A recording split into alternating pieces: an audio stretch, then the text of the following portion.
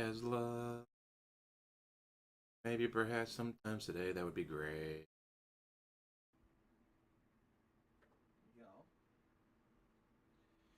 We're going to get everything set up and working here. And like I told you guys, I am going to, tweet out that we're about to start. I'm sure this is the part that everyone's been waiting for. By the way, a few quick... By the way, it's been going on for over 2 hours. Guys, I am going to... Been going on for over 2 hours. Doing a pre-stream before he watches a single video. Arizona, how's it going? Took him 2 hours to sit there and bitch about stuff. Anyways. Things. As I stated earlier, this is the only stream I'm doing today. All right, I'm not doing any other streams. It's going to be this, Down the Rabbit Hole, Dark Side Phil React, or my reaction to it. Then we're going to be doing the, oh my God, why am I having a brain fart? Feasting with the King, when the food shows up in a few hours. All right. Damn, that jet hit him hard. We're going to be doing the WWE 2K22 30-man fantasy battle royal sim match. Like that's what's on the agenda for today. Yeah, we're not watching that second part. Then obviously I will do more after that. We'll see how much time. Or the third part. We're just here for the reacting to his Down the Rabbit Hole. Doing today. So it sure would be great if you guys could support it. Give me all your money. Usually on each stream I try to raise $150 in tips. It would be great if we could hit the 2 streams, 300 today on the stream. This stream will be that'd be great if we hit 300. Hint, hint. This is going to take at least 2 hours or more. Feasting with the King usually takes an hour. That WWE match will definitely take an hour. So we got a lot of stuff. This is going to take 2 hours or more. Bitch, you've already been on stream for 2 hours. Stuff coming up. All right.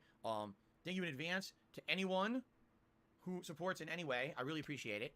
Right now, the top only is tips. a sale with a $5 tip. We got $11 in tips, so slow start. What can I say? All right. Hint, hint, slow start, guys. Everyone knows that we're about to start. Okay.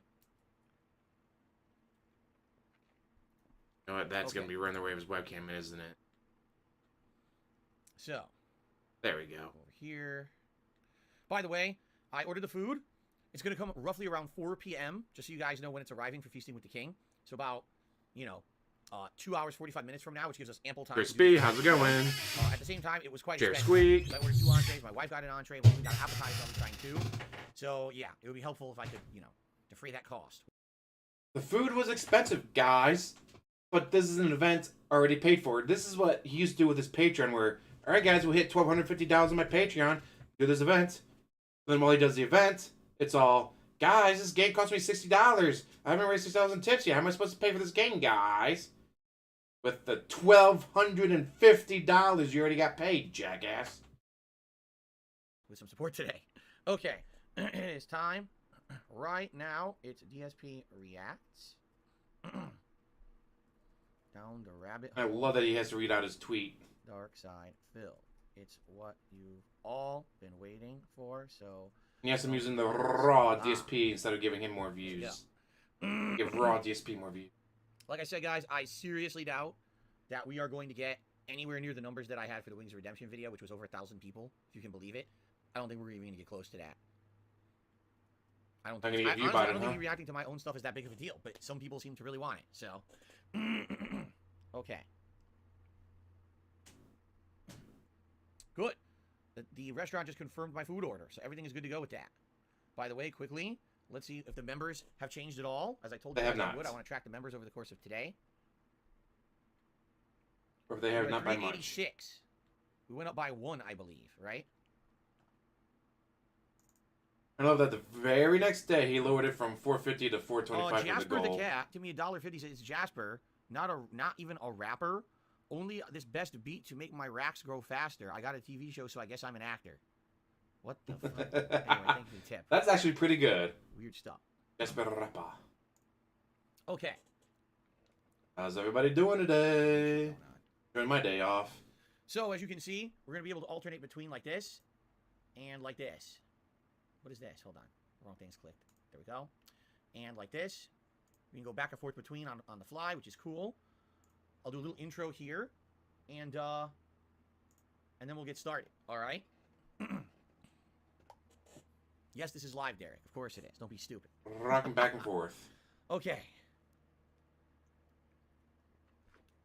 Here we go. All right, ladies and gents. Dark Side Phil here, and welcome to a very anticipated event. Oh, bro, Jackass, how's it going? I am going to react to my very own Down the Rabbit Hole video, a video that was put out in June 2017, and over the course of almost 5 years have garnered over 6 million views on YouTube. This video is how a lot, if not most people on the internet know me. They haven't watched my This is the video content. that got me They don't know who I am. to know They about saw him. the Down the Rabbit Hole video. So, it makes sense for me to watch and I react to it. can't imagine why Well, Cat's to divorce her. lawyer. Now, this is going to be a little different. I've only done 2 React events before this. One was for Rings of Redemption, and one was for a random thing called the Final Fantasy House. Unlike those, okay, in this case, this is something that I have obvious insider knowledge on because Send it's that about message me. on. Obviously, I've already watched the video. I know all about it. I know You've what watched it covers. multiple It's only times. 30 minutes long, so it really tends. You've watched it multiple times, so you're not reacting to it. DSP, that's not how you react to something. If you've already watched it, it's not reacting. Tends to gloss over a lot of topics that basically could really benefit either from elaboration, context, or both. And that is really why I feel doing this reaction to it is going to be very meaningful. At the same time, please understand that I know everything in this video because I lived it, all right? So it doesn't make sense to expect that I'm going to be shocked or surprised by anything in this. I will not be. However, I will be able to give you my honest feelings about what it was like living through those times, some background to a lot of it, and I feel like this is going to be very interesting to those who like To me, lie like this even video. more. Hopefully, this React project will be very interesting to you, okay? Now, a couple quick things. I've now done this a couple of times, and I know some stuff that's going to happen. First of all, so you guys can see, I have 2 setups that I can alternate between. So we'll be watching it like this, but every once in a while, if I want to pause to elaborate, then I'm going to switch over to this setup, okay? But also, I am wearing neck phones. This is what I use to listen to audio on my content, and you're going to hear an echo. It's not going to be a horrible echo, but you are going to hear somewhat of an echo. It's unavoidable. When I'm playing gameplay, you don't usually hear it. When it's only spoken word like this kind of stuff, you do. There's really no way around it. Well, how about I just wear Like ear infection and stuff. headphones, like It is what it literally is, everyone okay? else on the In planet? addition, there are going to be people who are going to be contributing during the course of this event, and I will be stopping to shout them out and add them to the leaderboard. So understand there will be some interruptions during it once I start. Please bear with that, all right? All this will be available on demand on DSP Gaming, my YouTube channel, after the fact. So if you can't watch the whole thing live, check it out. Or if you're already watching it on demand live, thanks. Some great ways to support this kind of content if you enjoy it.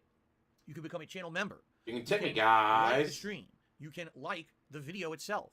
You can leave a video comment. Exactly, your thoughts Dominic. on this type of content, and if you like it, if you liked this particular one, how it's very different from the others that I've done. Demo. Right?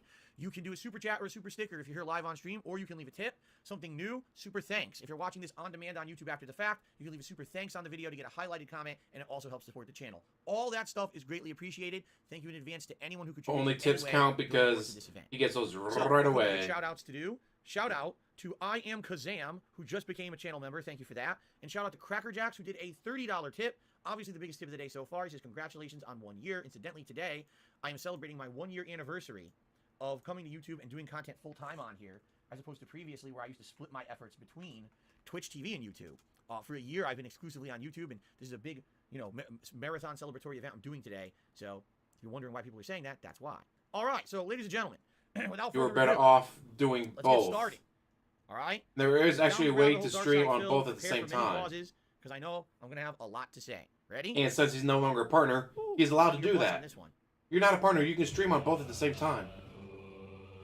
Thank you to Shia, who just re-upped their membership. Congrats on 1 year. Thank you, Shia. Oh! Now, hold on. I might have to go back because this guy's face is so hideous.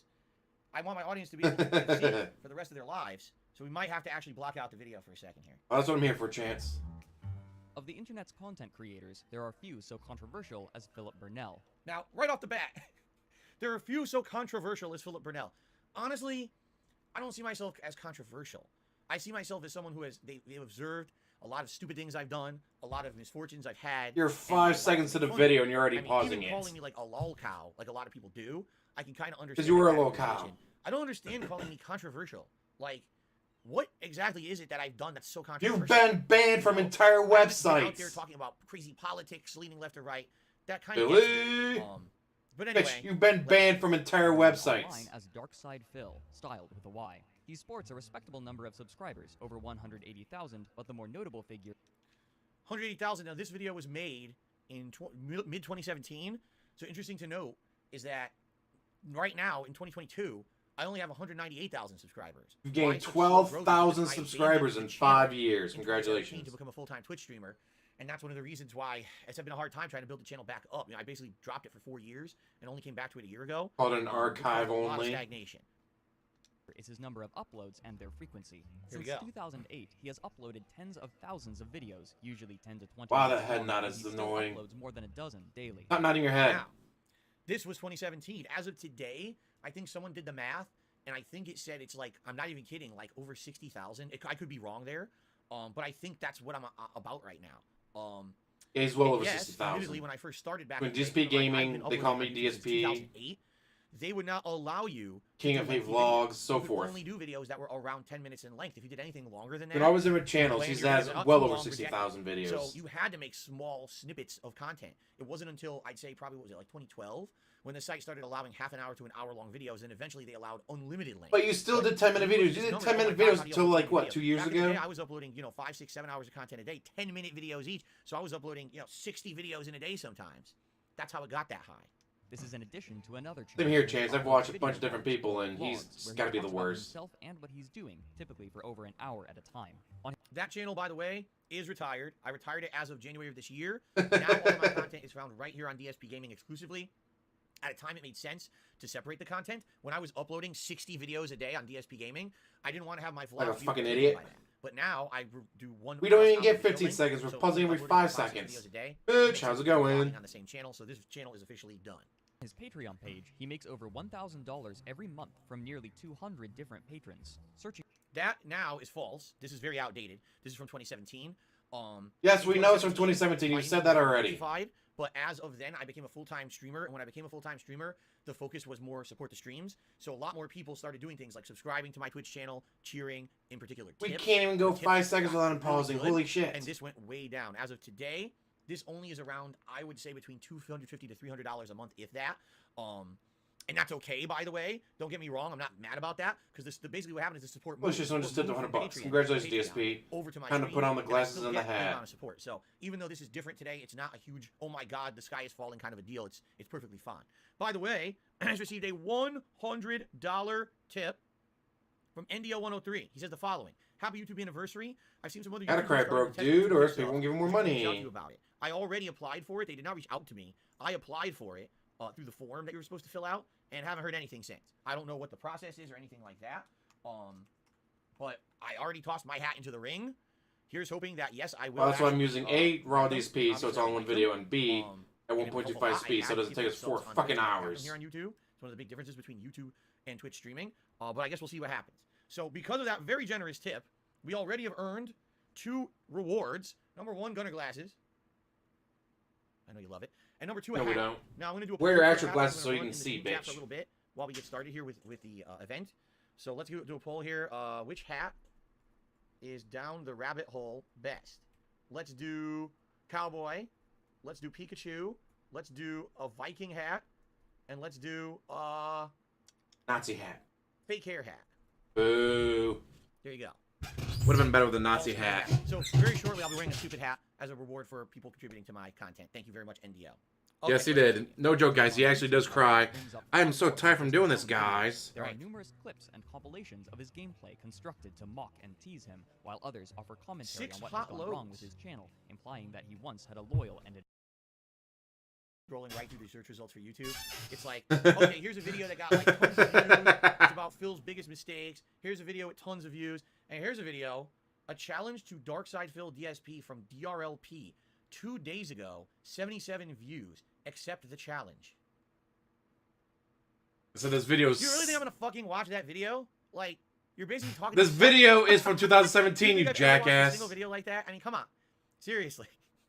All right, let's he continue. often is cited by other content creators as a negative example, though their reasons for doing so often remain vague.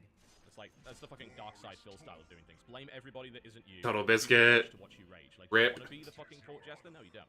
So that's Total Biscuit. Rest in peace, Total Biscuit. Passed away several years ago from, I believe, cancer. People do this all in a really negative light, out of nowhere, and I'm like, now wait a minute. So let me get this straight, okay? I don't know who you are, right? In a lot of cases, I just don't even know who these people are, okay? I've never referenced you in any of my content in a negative manner at all, right? I don't, Total Biscuit couldn't have been further away from the kind of content that I did, primarily PC gaming. Did a lot of commentary, I remember he was famous for doing Reddit posts and things like that. British, like everything about him is like totally, completely different than anything that I do or whatever. And then I'd be just like minding my own business, and someone would be like, "Oh, did you hear that someone name dropped you in a big negative way today, Phil?" And I'd be like, "No, I don't know. I don't care. I don't pay attention to it." But this kind of shit would happen all I don't the pay time. attention, And guys, it's as he like, pays wow, attention like, to it. how did I become the whipping boy of the internet, where everyone drops my name in a really negative way, and I don't even know what's going on? Like, I don't know why he did that. At this point, I don't think I ever Even had a till today, single that still interaction happens. with Like him when at all. the I didn't even really know who he was. one I've always been a guy who kind of stays in his lane. Avatar and does his YouTuber own was thing, playing Dark doesn't Souls. necessarily reach out and I mention was like, anyone no, I else. wasn't playing a Dark Side Phil, I swear. It's There's like, been some oof. examples that will actually be referenced here where I did actually do stupid shit, and I will absolutely admit to some of that stuff. But in general, No, you won't. I hear someone like Total Biscuit referencing me. Oh yeah, he's the fucking who wants to be the court jester of the internet. I'm like, what do you? Like, why would you even say that? I don't know who you are. I'm not even popular enough that that reference even made sense to most of his viewers. You know what I'm saying? So the fact that people would name drop me Right. like this, another good reference to this would be all of a sudden, out of nowhere, Pro Jared dropped a really negative tweet about me. It was like, oh, I was just searching the internet and I. It was not a scrolled down really this negative rabbit hole, reading tweet. Stuff about Dark Side Phil. Haha, whoops. It's like, Yeah, how is what that are you really talking about? negative? Bro, Jared, I've never referenced you. I don't know who you are. I don't know what you do. Why are you How- being a dick to me? I was, haha, he accidentally did what on stream? Oops. Okay. Was in being no a way, dick shape, to or me, form But God forbid that I ever say negative. anything negative about anyone else. It's like, how dare I? Why do I have that everyone tweet else can saved just shit on somewhere? me constantly. And you know, at first it got to me, but after a while, it just got to the point Still where it was gets like, to I got you. used to it. I just got used to people being such negative assholes towards me, even though I didn't even know who they were. That I just kind of let it go after a while. It was No, funny you didn't. because Total Biscuit You have never let it comes up go, and say I ever. dropped him. It's like, dude, maybe once in a blue moon would I ever mention you ever. When someone asked me about you, I would answer a question, and then he's like going on Reddit post saying, yeah, that Dark Side Phil who name drops me all the time. Like, what are you talking about? I don't know. Let's continue. So who is he, and how did he gain the ire of so many? Good question. Oh, Who I the hell is cannot this asshole? find Never it. heard of him. Oh, Jesus Christ. Hold on. You want to see my face, and I'm blocking it with my camera. I think he goes through a series of really old pictures of me. There we go. A series of really old pictures of me, and I want to give you frames of reference here. I can tell you, I know where this was taken. This photo. You should was hopefully taken know where it was at taken. 8 On the Break Arcade in Dunedin, New Jersey, in the early 2000s, mid 2000s. Okay, that is Flash G, also Flash Gordon on the left. He was part of Empire Arcadia, a fighting game and other game esports style group at the time, although they were a big scam. Don't tell anyone. Everyone knows. There's been documentaries about it. But anyway, he was one of the nicest dudes ever. And rest in peace, he actually recently passed away, which is incredibly sad because this is one of the nicest dudes in the Oh, fighting I game can't find that ever. Jared He was tweet. friendly with everyone. He was a really good Super Swear I Turbo used to player. have it He somewhere. was playing Super Turbo at the same time I was and learning the game at the same time I was. We weren't OGs. We were people who were learning kind of the new blood. I mean, look at how young we are in this picture, right? That's me in my early 20s right there. And while we were kind of like the opposition coming up and trying to learn the game and play against the OGs, the original gamers who had learned these games in the early 90s when they were new, we were kind of the new blood. There was a joke. No going reason, around guy, at the not like, time, oh, you gotta be like he insults 25 everyone years like old, I Super Turbo, just so you seen. guys are banned, you can't enter the tournament. Obviously that wasn't true, but they always would make jokes and stuff about that back in the day. Okay? So, yeah, rest in peace to Flash. Behind Flash is Drew or Andrew, someone who used to be an old school friend of mine. I knew him from arcades. He actually Used to go be a friend, arcade guys. episodes. Well, what It happened? was called, He What's Your didn't want to be Name? exploited by me anymore, We used to guys. play Street Fighter and King of Fighters together. He's the guy who I played all the King of Fighters games against back in the day. And we actually went to the same high school. I've referenced him many times over the years with fighting game stuff, and also that he was going to be an actor in Project 7, one of a series that I did over the years, but then he bowed out because he got so high that he wouldn't answer his door. But anyway. Right. Over there. Oh. Trivia. So yeah. Mr. has a 420 emote thing. Well, if you tip 420, but if you even reference that, oh yeah, no, 6 years ago I once tried the marijuana. Oh my god, he's a pothead. He's a piece of shit, guys. Wow, DSP. Yeah, this is very, very long ago. At 8 on the Break Arcade in Dunedin, New Jersey. Probably at ECC, also known as the East Coast Championships, which was the biggest competitive Street Fighter tournament at the time on the East Coast of the U.S. Okay, so let's go back. I just didn't want to block my own face there. I wanted you guys to see how young Narcissist, I don't want to block my own face, Phil guys. entered the gaming community in the early 2000s as a fighting game competitor, though he Oh, by the way, you guys voted for Cowboy Hat. Let me put the Cowboy Hat on. And then we'll continue. I don't want to have this poll going forever. Okay. Again, if you're wondering why I'm wearing the Cowboy Hat, it's because we hit a certain support goal on my Cowboy and Hat I killed always it, do silly damn. stuff when we hit support goals. So, He would okay. commonly compete in local tournaments. He struggled to place Oh, look and how earned handsome. himself the title of the King of Hate. Philip himself claims that this nickname was earned due to the unpopular opinions he touts and because he uses the hatred against him as a motivator, but other tournament goers tell a different tale. Okay. Uh-oh. What More we're about to talk about is the bitching origin and of the lying. King of Hate moniker. Let's see what Frederick Nuts It's the is saying guy, origin is, Dust Bunny. and then I will actually explain the true story. They We're watching claim his he Twitch. received this nickname because of his bouts of rage, argumentative disposition, and poor conduct. Wrong. Completely wrong. That's what people on the internet like to say because they want to slander me, but that's completely false. I can tell you the day. I remember the day that I made that moniker myself. I was actually sitting on SRK forums, and at that time, I was a very argumentative person, okay? Admittedly, I was an internet troll in the fighting game community. I was the guy who always talked shit. I was the guy who always was like, man, don't get in my face at a tournament. I will fuck you up. I will throw you in a trash can. I will, I used to do that. There it is. Thank you, Billy. I was basically a bad influence on the fighting game community. We'll pin that. Because basically the fighting game community was my outlet. Like, in my real life, everything was boring. Oh, how is My real life that was tweet boring, man. super negative, Shitty retail guys? jobs. I was going to college at the time, and really, I didn't feel like it was going anywhere. My college degree wasn't really going to get me anything. I was working my ass off to get His business degree wasn't going to get him anything, guys. In anything I was doing in my life. But Street Fighter was my outlet to kind of like let loose and be a larger than life character. At the time, I was a very big fan of pro wrestling. Caught himself saying that. I drew a big parallel between Street Fighter and pro wrestling. Oh, if you're a big guy in Street Fighter, you could be like as popular as a pro wrestler. Completely stupid. Back then, Street Fighter was grassroots. There was no big sponsorships, no giant streamed tournaments. There was no opportunity to even make a living playing competitive Street Fighter. But that didn't. You weren't supposed to be trying to make a living off of like it. a fool on the internet, okay? So after being the guy, you're not wrong, Gammo. Exactly. People were saying you were like a heel. Exactly. I was like a heel in the fighting game community, right? So knowing that I was a heel on shoryuken.com, I remember the day that I had the Darkside Phil account and I made the tagline, "The King of Hate." I made an actual avatar that was two red cartoonish looking eyes that had like a brow looking up like this, and the tagline was, "So you thought that you could stop me?"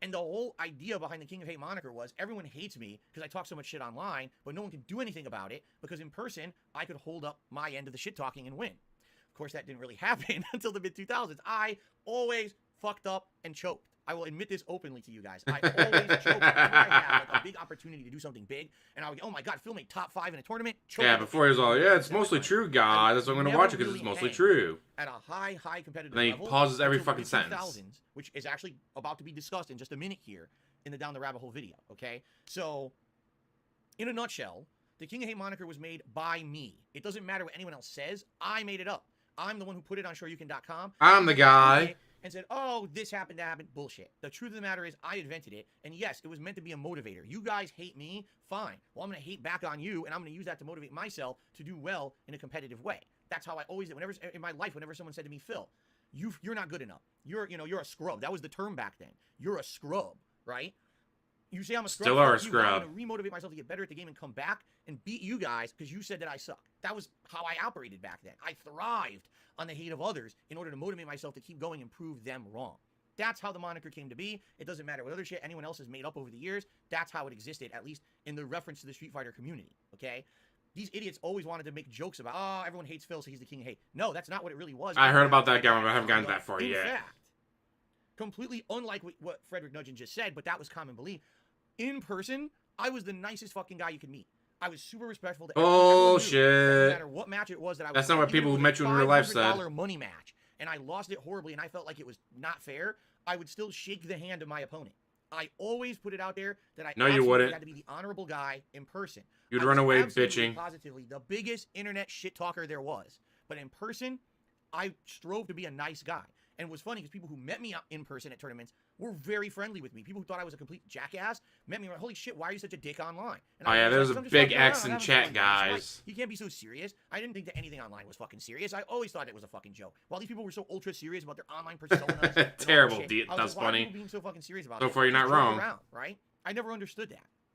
So anyway, people who met me online in person never had the impression that I was a troublemaker, a shit stirrer, someone who was causing problems and was argumentative and was threatening people. This documentary makes it sound like I am, as you're about to see, because we're about to see something that's actually very out of reference. Anyway, Malcolm, thank you Out of for the reference, different tips. guys. The first one, he says, "Happy anniversary. I'm the Unbreakable." Then he says, "Vest time." And yes, with those tips, we had $150, which means you guys now get to vote on a style of vest for me to wear for the rest of today's stream. So let me put that. Should have been the platinum And then we're vest, gonna but he go went ahead with and continue gold. the Like a video. bitch. So which vest is down the rabbit hole best? We've got the original beige. We'll do red. We'll do denim. And we'll do a stupid gold vest today. There you go. All right. Should have been the platinum. So get ready, because I believe we're about to do a very meme-worthy clip that a lot of people have referenced over the years as a direct reference of me being an asshole at Street Fighter tournaments. Don't call him a spineless worm. That's an insult to spineless worms. Hold on, you can't. My Yes! is bad. He put all the subtitles on the top. Hold on a second here. Well, then move your I want you to be camera. able to read the subtitles. Let me put my camera down here. Hopefully this will. This part is so fucking good. I love it. Terrible Dust Bunny. There we go. Is that good? Okay. I want you to be able to read that. It's kind of important. All right. So I'm at a tournament and I'm basically getting yelled at. Here we go. Get shit, play. You can't hold up a tournament. Interestingly enough, you spelled my name wrong. My name is spelled Philip. Frederick spelled it Phillip. I don't know why, because it's been spelled with one L forever. I don't know where he got his information from. Maybe it was just the common spelling, but he got my name wrong. Where am I playing? You Still haven't told me. Jesus Christ! Treat you like you're a rookie. Treat you like you're a rookie. All right, so let me give you some perspective on what's going on in this video. This video is completely out of context. This isn't even from my competitive days of Street Fighter. This video is from much later. This is from my YouTube days. So he's talking about my history as a Street Fighter player, and this has nothing to do with that at all, okay? So Are you at a Street Fighter tournament? Yes, then it's part of your Street Fighting days. The era of Street Fighter 4, which didn't even come out till 2009. I retired from serious competitive play in 2007. Did I enter tournaments? Yes, I did, but it was more for getting footage for YouTube. At that time, I was already a YouTuber trying to get a variety of content for my YouTube channels. It wasn't about placing. It wasn't about trying to win. But you would sign up for the tournaments. You signed up for the tournament, jackass. Doing a Madness series with a low-tier character. It was never about me trying to be the best player. I wanted to do a variety of content. In fact, I even told my audience back in the day, as much as I would like to be a pro player, it's too time-consuming to do it. I would have to constantly travel, constantly play in tournaments all the time to get to a competitive level. I would love to do it, but I wanted to do a variety of content instead. I wanted to do other gameplay styles, not just focus on fighting games constantly, okay? So, this video, the infamous Want to pet the doggy? Woof, woof. from, it was either a tournament in 2009 or 2010, okay? I actually stopped traveling for tournaments around 2011. This tournament... So you traveled to this tournament, signed up for it, but then I wasn't playing, guys. A certain group of people, I don't even remember who they are at this point. I really don't. I don't remember. They were newcomers. They assured everyone coming to their tournament that they were going to be professional and everything was going to run smoothly. They claimed that they had people who had run tournaments before on their staff. They basically promised the world to everyone. And by the way, they had really big prizes promised, okay? That's why a lot of people went. It was actually one of the bigger tournaments for Street Fighter 4 ever held on the East Coast at the time of the United States, I should say. And I went, rather than going to really play competitively in the tournament, I went to cover it. I wanted to film. I wanted to. Then why did you sign up for it as a competitor? Comeback for fighting games. Fighting games had been effectively kind of dead when it came to Street Fighter since like Capcom vs SNK 2, which came out in what 2001. So you're talking 8 to 9 year gap when there was no real competitive Street Fighter at all that mattered. It was all grassroots stuff. All of a sudden, there was a resurgence in the community. There was money coming out, and people wanted to have these big scale tournaments. Okay, so people from all over the country came to this tournament. All right. I wish I remembered all the details. I don't remember the name of it or who ran it. What I can tell you is that this was one of the worst run tournaments I've ever attended, if not the worst run tournament I've ever attended in my life. It was incredibly disorganized. You could tell from the moment they started, they had never done this before. They had lied to everyone. They had zero experience. They had people having to come over and try to tell them how to run their own brackets because they didn't even understand how tournament brackets were run. They were losing the data, like they had all the data of who was supposed to go. They were mismanaging it. They were losing it and constantly. All right. It was basically a clusterfuck mess. It was a joke. Now, keep in mind, you might say, "Oh, well, what's the big deal?" Right? You signed up for the tournament. All over the country, people paid, no exaggeration, thousands of dollars to travel to this event and participate. So you paid thousands of dollars to go to this event and compete, and then you didn't compete. Time and money to go to this event, and you go, and the event's a joke. Compare this to Firefest. That's essentially what this tournament was. You showed up, you were promised one thing. Where the fuck is everything? There's not enough setups. The stuff's not working. You don't know how to run your tournament. What is this, a fucking joke? This was the Firefest. So you spent thousands of dollars to travel to this tournament, sign up for the tournament, and then you're dumbfounded that they want you to compete in the fucking tournament. Late in the day of a major tournament day, I've been entered into the Street Fighter 4 tournament, okay? And people actually really wanted to see me play in this tournament because at the time I was known as a prominent YouTuber, all right? People were interested in seeing DSP play in the tournament and see how he was going to do. Even though I never professed that I was going to be competitively great and a top contender, people were curious to see how I would do. So they wanted you to fucking play the game. You're supposed to be able to see your bracket where you're going to play. So you know the group. They announced, "Oh, we're playing bracket 8, everyone. Bracket 8, come over here and play." All the players from that bracket were supposed to come over and stand there, and they would call your names when it was time for your match. You would play your match, and then you'd be done, and you'd be told, okay, go take a break, come back in a little bit, you'll play your next match. So essentially, you would play all your matches back to back within maybe a 1 to 2 hour period till your bracket was done. Then when your bracket was done, you'd find out how far you got and if you were able to qualify for the finals bracket, which usually took place on a different day or a different time. Okay? Here's what happened at this tournament. All right? Hey, You're too everyone, busy we're recording starting the video bracket. that Okay, you didn't only half the compete people for your walk over. fucking tournament. Where's everyone else? I don't know. Okay, well, we'll find them. 10 minutes pass, 20 minutes pass, 30 minutes pass. In some cases, an hour passes. I'm just fucking standing here. I have nothing. You won't let me leave to go play casual matches or take a piss because you're telling me I have to be here for my match, but there's no one else here. What is going on? Why aren't you disqualifying these people? What is happening? And every time you would ask, they would say, don't worry, we'll take care of it. We'll take care of it. In this case, I'm not kidding. My bracket was called. I was the first one fucking there. Okay? After Oh, waiting shit. about 2 hours to play, I said, fuck this. These guys don't know what the fuck they're doing. And I walked away, and I started actually recording other people's matches because I wanted something out of the tournament. I couldn't play because they didn't know what they were doing, so I was trying to record the actual matches that were going on. All of a sudden, Oh, the X tournament to down organizers tried all to make this. me a scapegoat for the fact that they didn't know how to run their tournament. They literally started singling me out and saying, why is DSP not ready? Where's DSP? I'm like, what are you talking about? I was standing there for 2 fucking hours, and you never called me. I'm waiting. I keep asking, who's my opponent? Where am I playing? What's going on? They were basically so disorganized, it was a complete waste of everyone's time.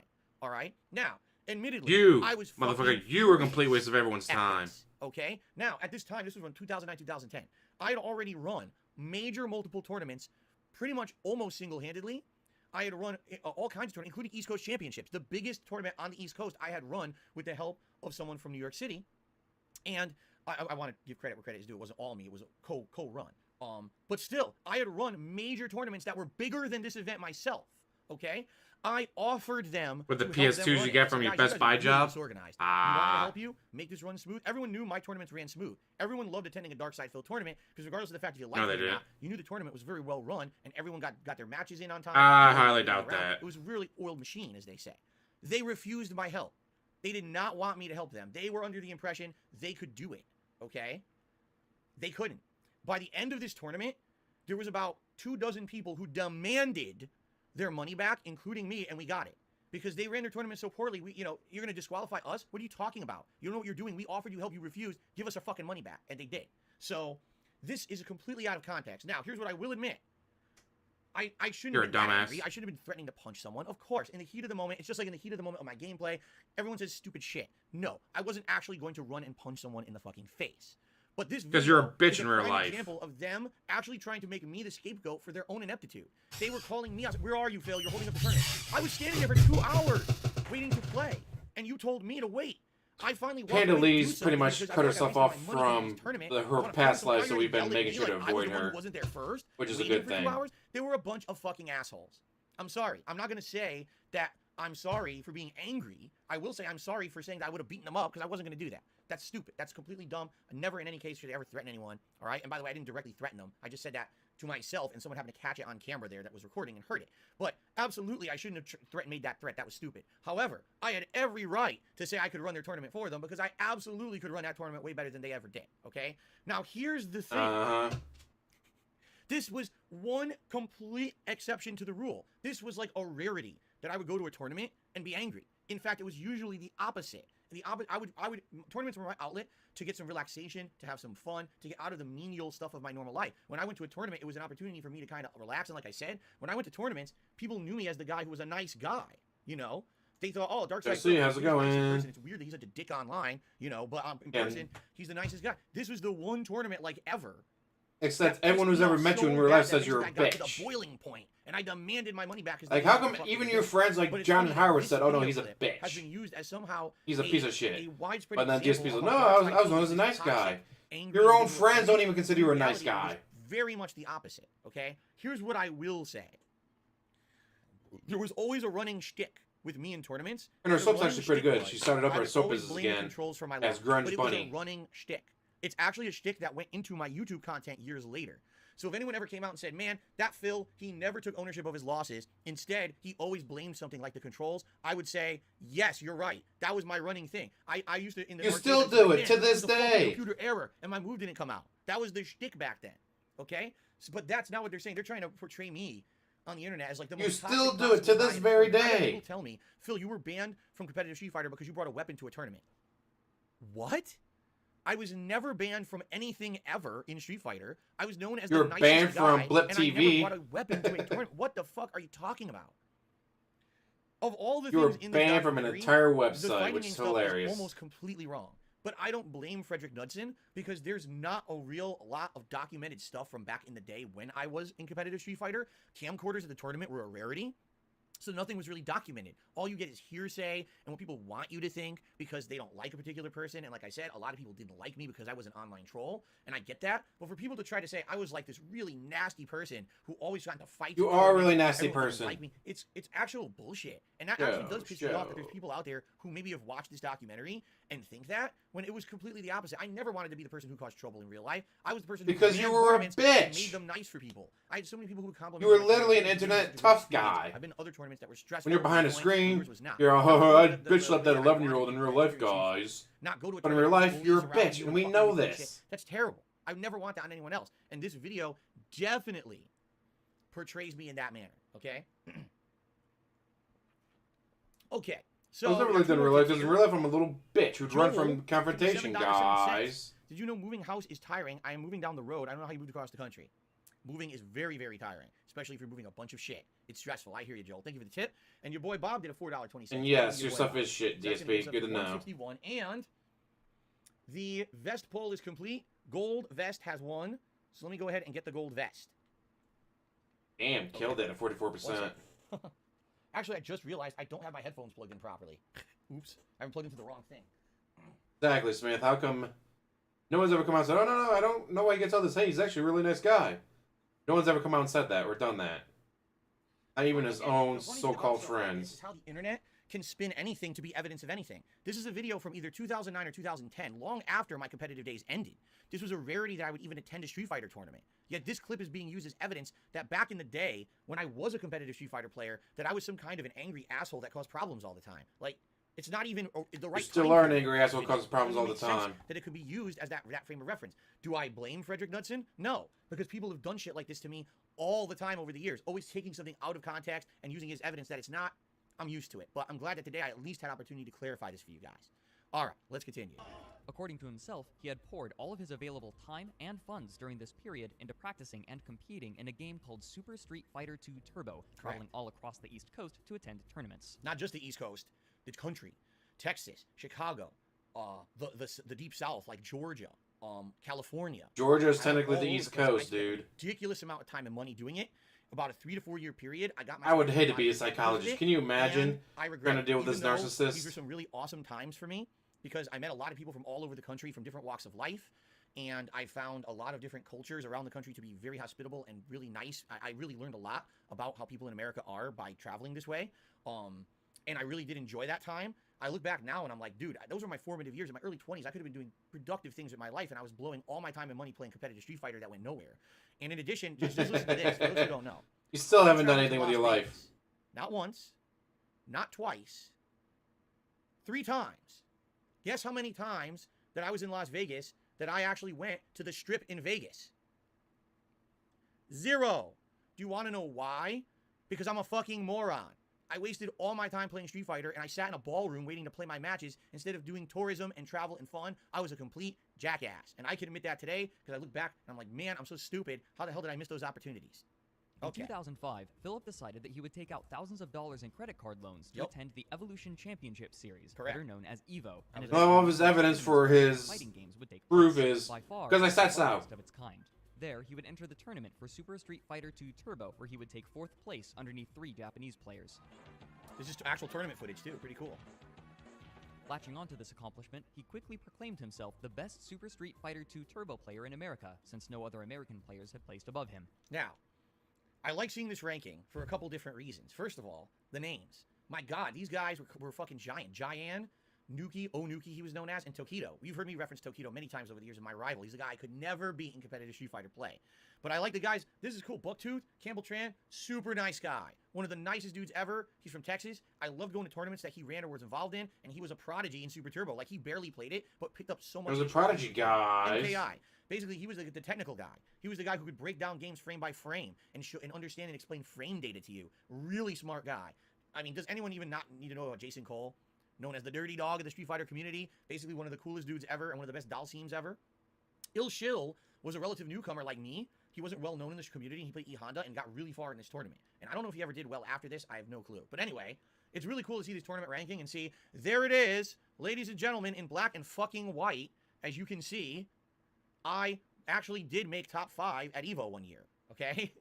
This is the Nationals, by the way. This isn't a qualifier tournament. This is the Nationals. I got the highest ranking of any American that year. Okay. Now, by the way, I will say this as well. You heard Mr. Knudsen just say that I would reference myself as the highest ranking American that year. It was a running joke, all right? I knew people didn't like me online. They were so up in arms against me. But I was, guys. I was. This year, I backed my shit up, and I actually made a high ranking at EVO, the highest ranked American. It was a joke. Because no one else showed up. You know what? You want to know? I'm 4th place, so I'm the 4th biggest loser, right? Like, I didn't win. It's either you win or you lose. I lost. I was a loser like everyone else, and I knew that. I was very upset that Tokido outplayed me with Vega, because our Vega mirror match was actually a really good match. But it was meant to be a joke. Why? Here's why. I love to be an internet troll. I knew there were people on the west coast of the United States who absolutely hated me. I goaded them into traps to get trolled so that they would look stupid. I've told you guys this before. There was a website that a bunch of top players from the west coast of the US made. It was called topplayers.com. I purposely made a parody website called tophaters.com to make fun of them. The whole site's purpose originally was to make fun of them and to troll them. And when people hated me, I said, haha, guess what? I actually had a good placing for once, so now I'm going to take this opportunity to troll further. I'm going to start saying I'm the top ranked player in the country. I know I'm not, but I'm going to say it anyway to piss them off because I got enjoyment out of he was pissing off full people on. like This is like, me, guys. This is like me. internet trolls Me, do. I'm the best, I guys. was definitely an Me. internet troll back For then. I years. wholeheartedly admit it. Today, I regret You would that. argue, I'm but stupid, guys, I should've did been a it. nicer guy. I was Maybe 4th wouldn't have given my place. guts as much. But today I look back and I'm like, well, it is what it is. I admit it. I was a complete fucking asshole back then. And I trolled the fuck out of people saying I was the top ranked player. I knew I wasn't the best player in the United States, but I said it. And every time I said it, you could see the OGs getting so angry and inflamed and fused and so pissed. Their foreheads, had to say something about it. It was like so funny. But anyway, that's the story of that. But other players in the community were unimpressed. This Here we go. particular tournament used a special version of the game ported from the arcades onto the PlayStation game console, and this port was widely considered to be far less balanced and vastly inferior for numerous reasons, including unresponsive controls and extremely problematic bugs. As such, many top-level competitors boycotted the tournament. One other competitor, Alex Valle, had declared that he was going to enter the tournament not out of a competitive spirit, but to gatekeep other competitors whom he felt didn't deserve the prize money or prestige, but he was forced to cancel at the last minute due to work obligations. Okay. I have a lot to say about that, okay? I have to give you guys a perspective and a frame of reference, okay? At the time, I gotta lie, guys. day, I gotta we all played on lie. arcade cabinets. We just did. There wasn't even console ports of many of these games in the 90s and early 2000s. It wasn't until the era of the Sega Dreamcast in the early 2000s that you could really get arcade-accurate ports of games. In the case of Super Street Fighter 2 Turbo, it didn't matter what version you played, whether it was on the Dreamcast, whether it was on PlayStation 1, there was a PC version. It didn't matter. No matter what, people would say it's inferior, okay? Now, I was actually at the time one of the people who would completely agree Oh with this shit, I got a mentality. call coming in. 1 I second. never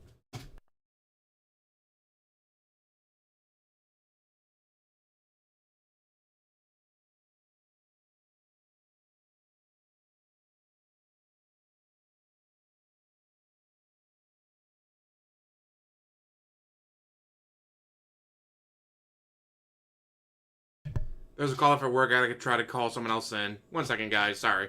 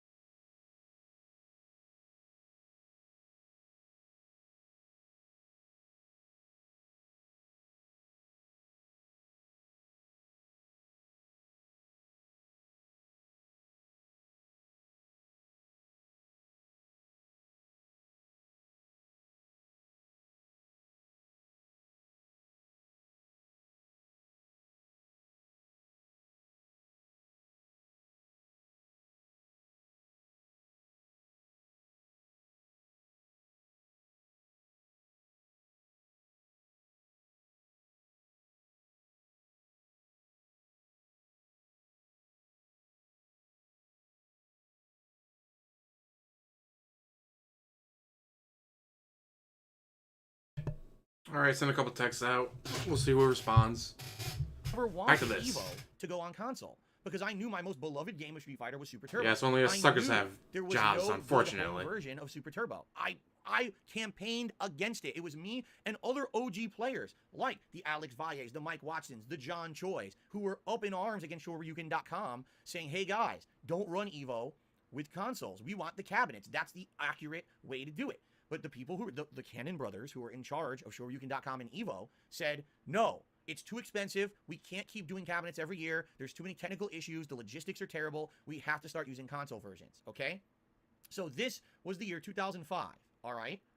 Was the year. Hopefully he doesn't believe when they that, but he decided to probably go full does, console Smith. for Super Turbo. They announced way ahead of time it would be on PlayStation 1.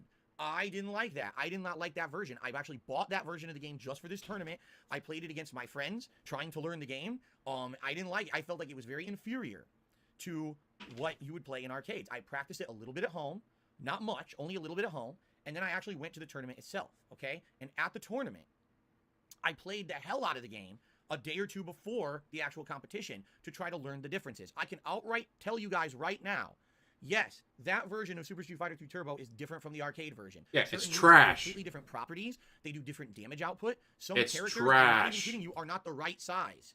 They took the sprite from the arcade game, put it in there, and they made them either shorter or bigger, which means their hitboxes are wrong. Okay? So the whole game is flawed. I will 100% It's flawed, admit guys. that, It's flawed. However, the tournament that year at EVO was not for arcade version of Super Street Fighter 2 Turbo. The tournament was for PlayStation 1 version of Super Street Fighter 2 Turbo. So these top players, these OGs, had every right to say, I abstain. If Alex Valle doesn't want to play in the tournament, he doesn't have to play in the tournament. And you can argue, oh, it doesn't mean anything. Well, it doesn't mean that it means anything in regards to arcade Super Turbo. But that's not what they're running. You got to play what they've decided to run. You got to play the game or don't play at all, right? I played the game. I practiced, and within 2 days of me hardcore practicing the game at EVO, I learned the differences. When I entered the tournament, I was beating top player after top player after top player. Because they were top Jason players Wilson, Mike Watson, at the John real Jones, version, not the biggest fake names version. in Super Turbo, I beat them all back to back to back. And all they could do was complain about the version of the game. It's like, but you knew the version of the game ahead of time. You didn't show up at the tournament and they sprung it on you. Oh, surprise, it's an inferior version of the game. It's not like you were going to play the World Series of Baseball and they announced, oh, guess what? We're actually playing wiffle ball today. You knew what version was ahead of time. So that makes any actual complaint Which is inferior why and so many of invalid. them I'm didn't sorry, even just go does. because it was a makes the shit complaints, port right? version. The other thing that gets me about all these OGs that If everyone who about showed up 2005, actually showed up all right?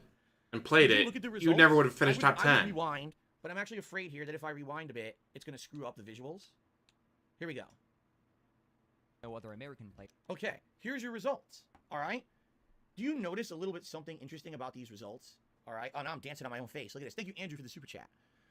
The top 3 players are Japanese. Okay. So, ladies and gentlemen, allow me to explain something to you. They played PlayStation 1 Super Turbo as well. They weren't playing some other version. They were playing the same version as everyone else at that tournament. Okay. The Japanese players, just like me, played that version of the game, adapted to it, and succeeded. All right? They didn't complain. They didn't whine and stamp their feet. They learned the game and won. Now, ladies and gentlemen, allow me to tell you something else, okay? If this were arcade Super Turbo, those Japanese players also would have taken the top 3 spots. It's well known that Japanese players at this time period in Street Fighter history were far superior to Americans. I don't know what it was. I don't know if it's the water over there. I don't know if they just play a hell of a lot more than us and they have more competition, but they always would kick our asses. Always. So if the Japanese... He doesn't came remember to the America unofficial to hotel play tournament this after Evo. practiced it, beat, and won, are you telling me that because this is PlayStation 1, this is negated for them too? Oh, no, because they're Japanese players, they got a pass. They didn't get any disrespect for taking the top 3 spots. They also finished in the top 3, not 4th. There is no medal for 4th, DSP. They're okay. But if Darkside Phil gets 4th place, completely negate any reason why he should have won. It's an inferior version. He got lucky. These people didn't enter. It was excuse after excuse after fucking excuse. All right? Now, what people like to gloss over and never seem to mention is that after this year, this was my first major success in competitive Street Fighter. Okay?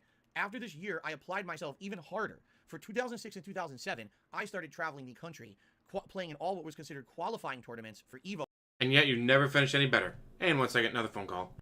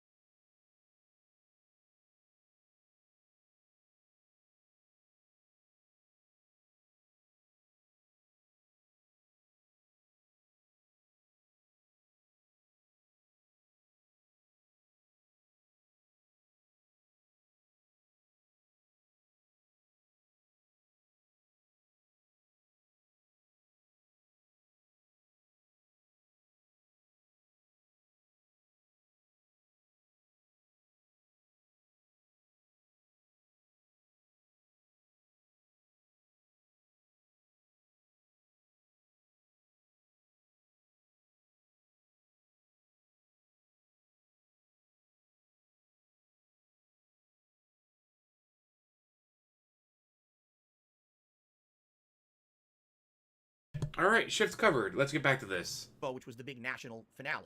Think like there's qualifying games in any sport, and then there's the big finals, right? Being, I So, wouldn't even say middle as management, I being started low attending management all means these you got to qualifier take care of this tournaments, shit when it I happens. was winning them.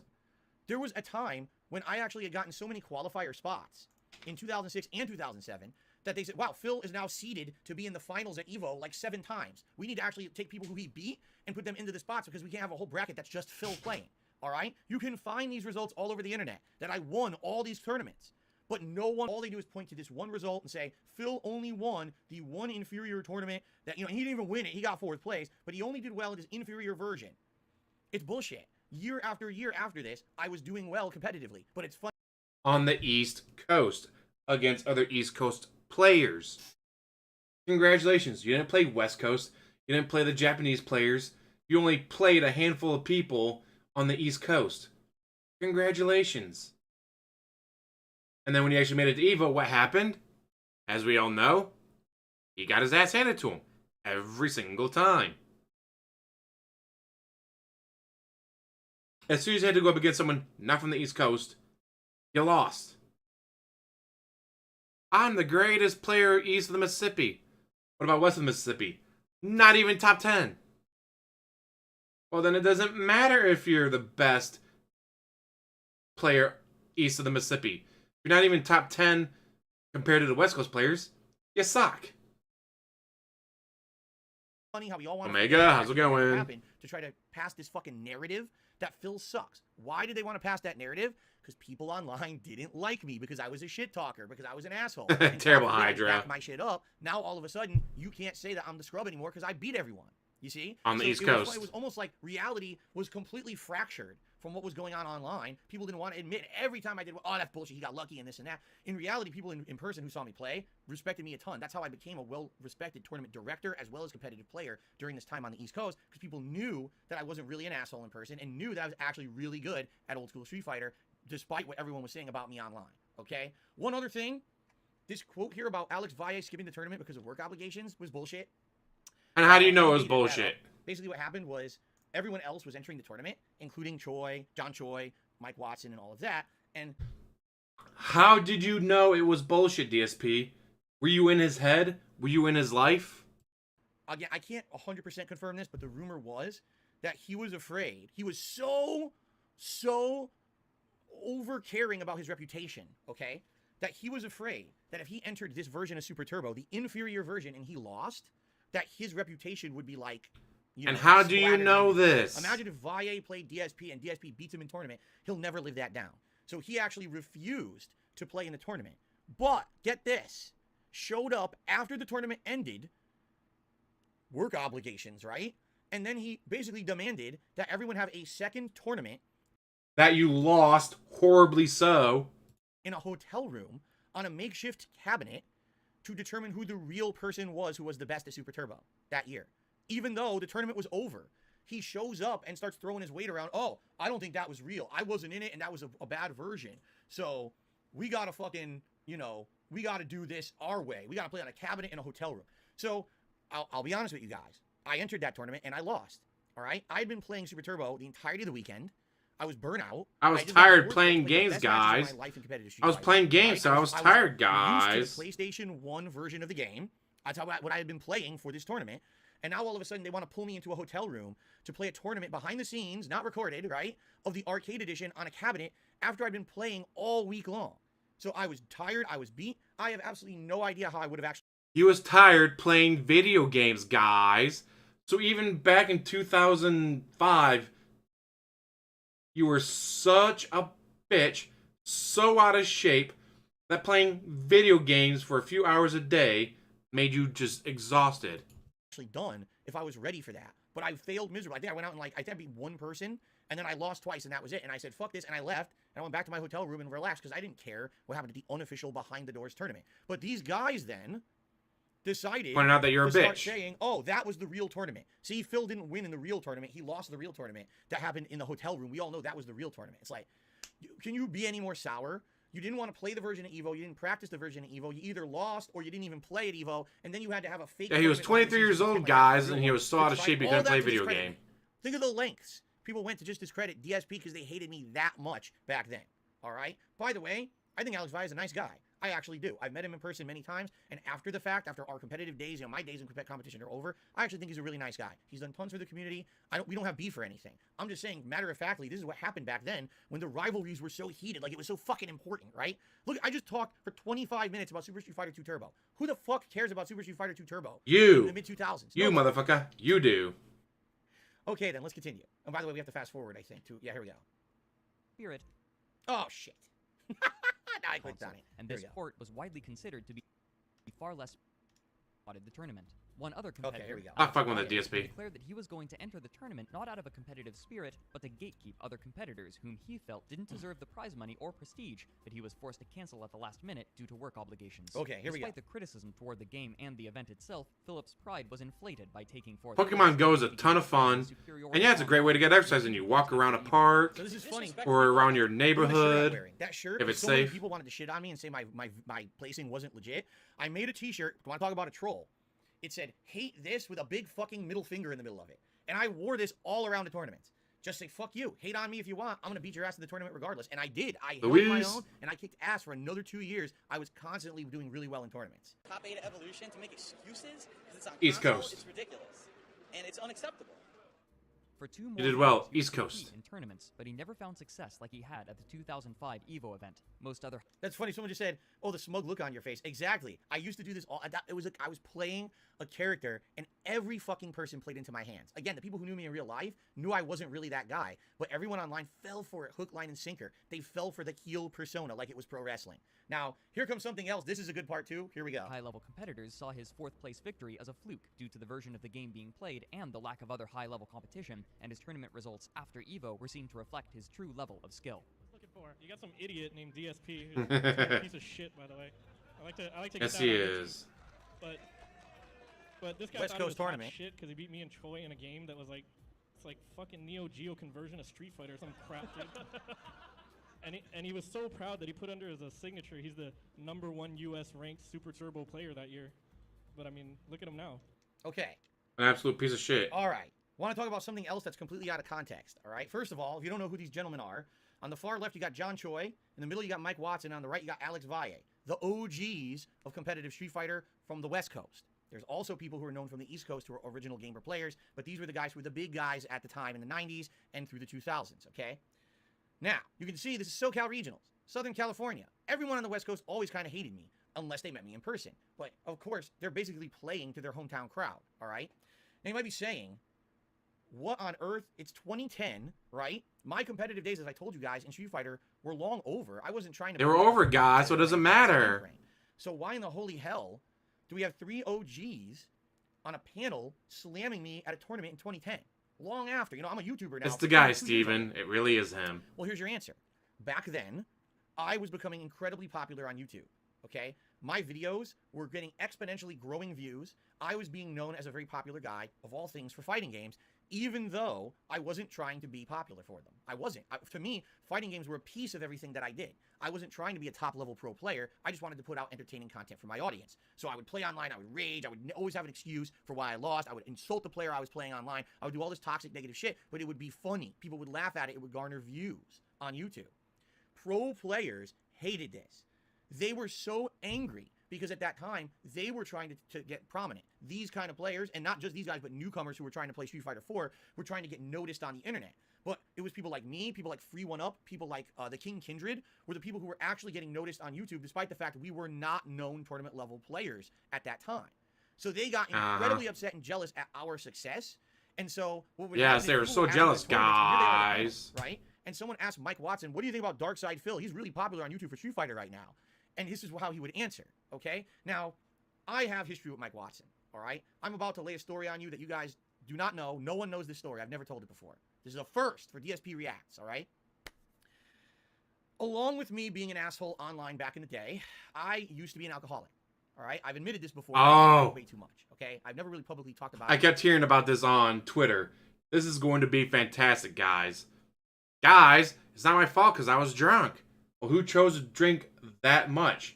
I did, but it's not my fault, guys. Right. Let's watch. Let's listen. In the context of Street Fighter, all right? I would drink way too much. I would get out of control. and I would do things and say things online that either I regretted or sometimes I didn't even remember happened. Okay? So you would get blackout drunk, post stuff online, and not even remember it. There were people who I we already actually covered that, Akita. insulted, had giant conversations with, and then after the fact, like a day later, they'd be so pissed at me. I'm like, what are you so angry about? And they'd be like, why the fuck did you do that last night? I'd be like, what are you talking about? And then they would send me the log. And I'd be like, oh, I'm really sorry. Holy fuck, I did that. There it is. It's evidence, right?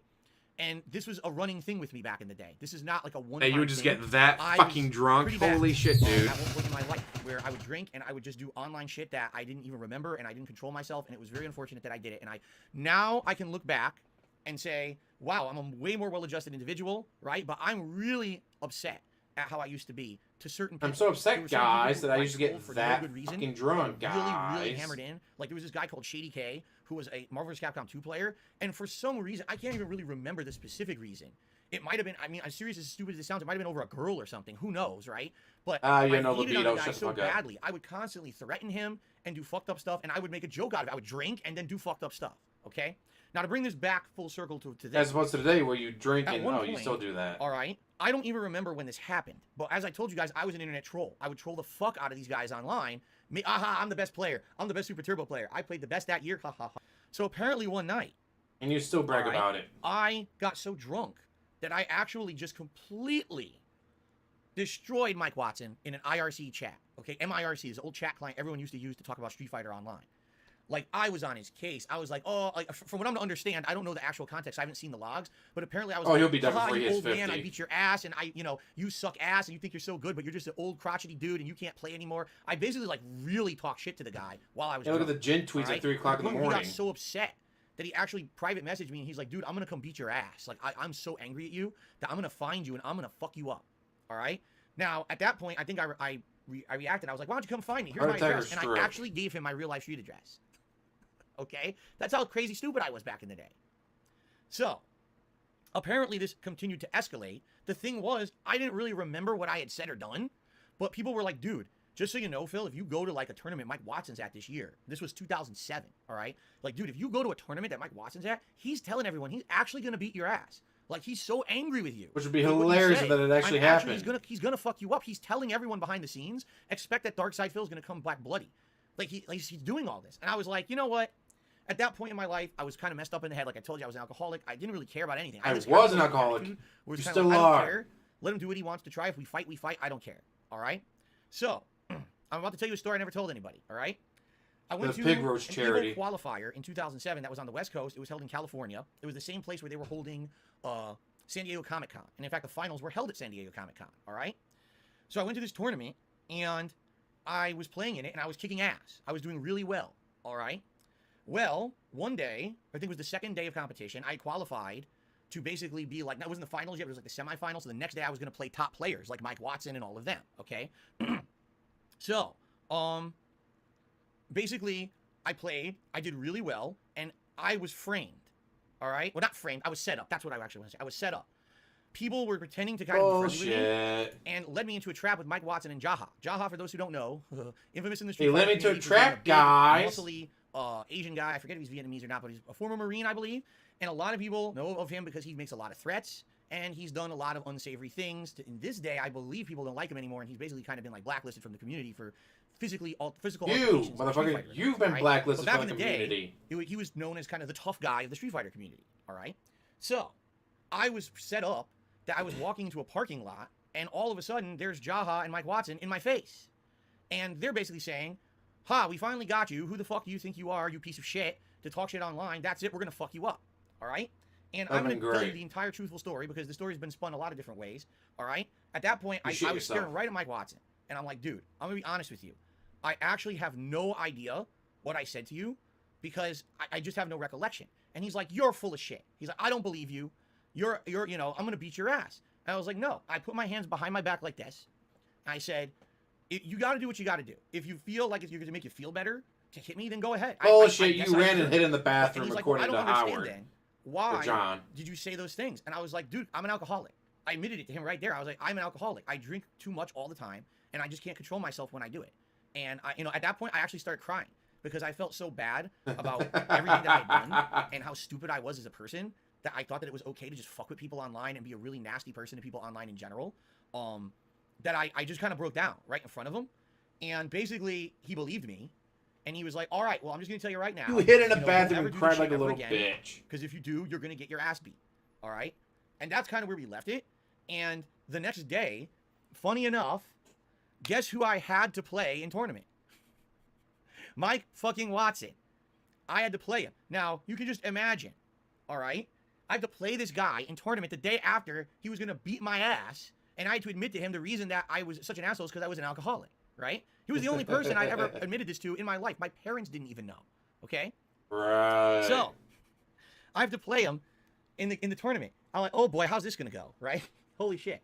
So, Should have gotten your ass I beat. picked DJ. Now, most people know that DJ is actually one of my competitive characters who I use in Super Turbo, but he's known as a mid-tier character. That means he's not a high-level tournament character. Oh, my controller batteries. I'll have to fix that. Mike Watson picked his main character, Balrog, okay? I beat him. Convincingly. It wasn't close. I basically, like, beat him. And you could see how fucking And he should have upset killed you right was then when and I beat there. him in the tournament. You could tell he really wanted to He destroy should have turned, me, punched but you in the he face, and obviously then wasn't walked going away. to. I had apologized to him. I had admitted to him the reason why I was such an asshole online. And basically, at that point, I think it was kind of like, not that he certainly didn't like me, but I almost feel like it was respect because he knew that I was man enough to admit it and not to try to do something. No one to fight him, but respects admit you. that I was wrong and I was fucked up and I had Nobody problems. respects you, And DSP. He basically, that was it. Like, after that, after we had played, actually, we kind of respected each other. Not that we had big conversations or whatever, but I saw him at tournaments, and like I saw him at EVO Finals that year, and we actually had a little bit of conversation, camaraderie. And there was actually a big money bet that year, and it was Duck Doe against Sanford Kelly in Marvel vs. Capcom 2, and people actually wagered real money on the match, and I actually bet on Duck Doe. I betrayed my coast and decided to bet on Duck Doe because West Coast players are better than East Coast. And, you know, at one point, Mike would have been like, fuck you, you piece of shit. No, you're not allowed. You're not in this. He's like, yeah, let's do it. Like, I felt like we basically squashed our beef.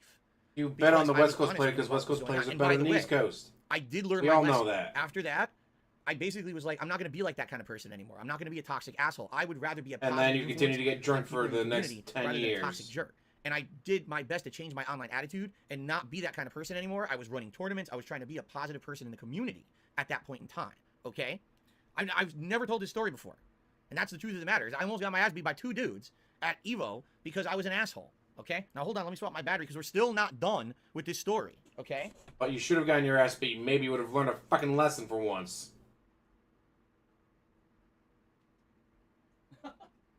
Maybe, just maybe, you would have learned a lesson by not being a piece of shit. Okay.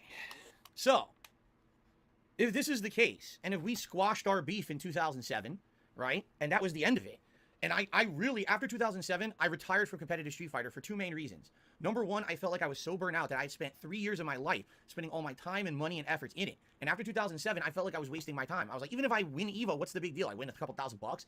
Who cares? I'm spending way more than that. I could be doing better things with my life, okay? And incidentally, Like you spend more that's when I time started drinking. dabbling in YouTube, And more okay? money on But the other thing drinking. that happened is that I got a really bad back injury. I actually herniated a disc in my lower back so badly that I could no longer drive on the highway for extended periods of time to travel for Street Fighter tournaments. And I was actually the guy who would drive and carpool. I would drive everyone to the tournaments all around. I was the dude, the guy who would drive everybody.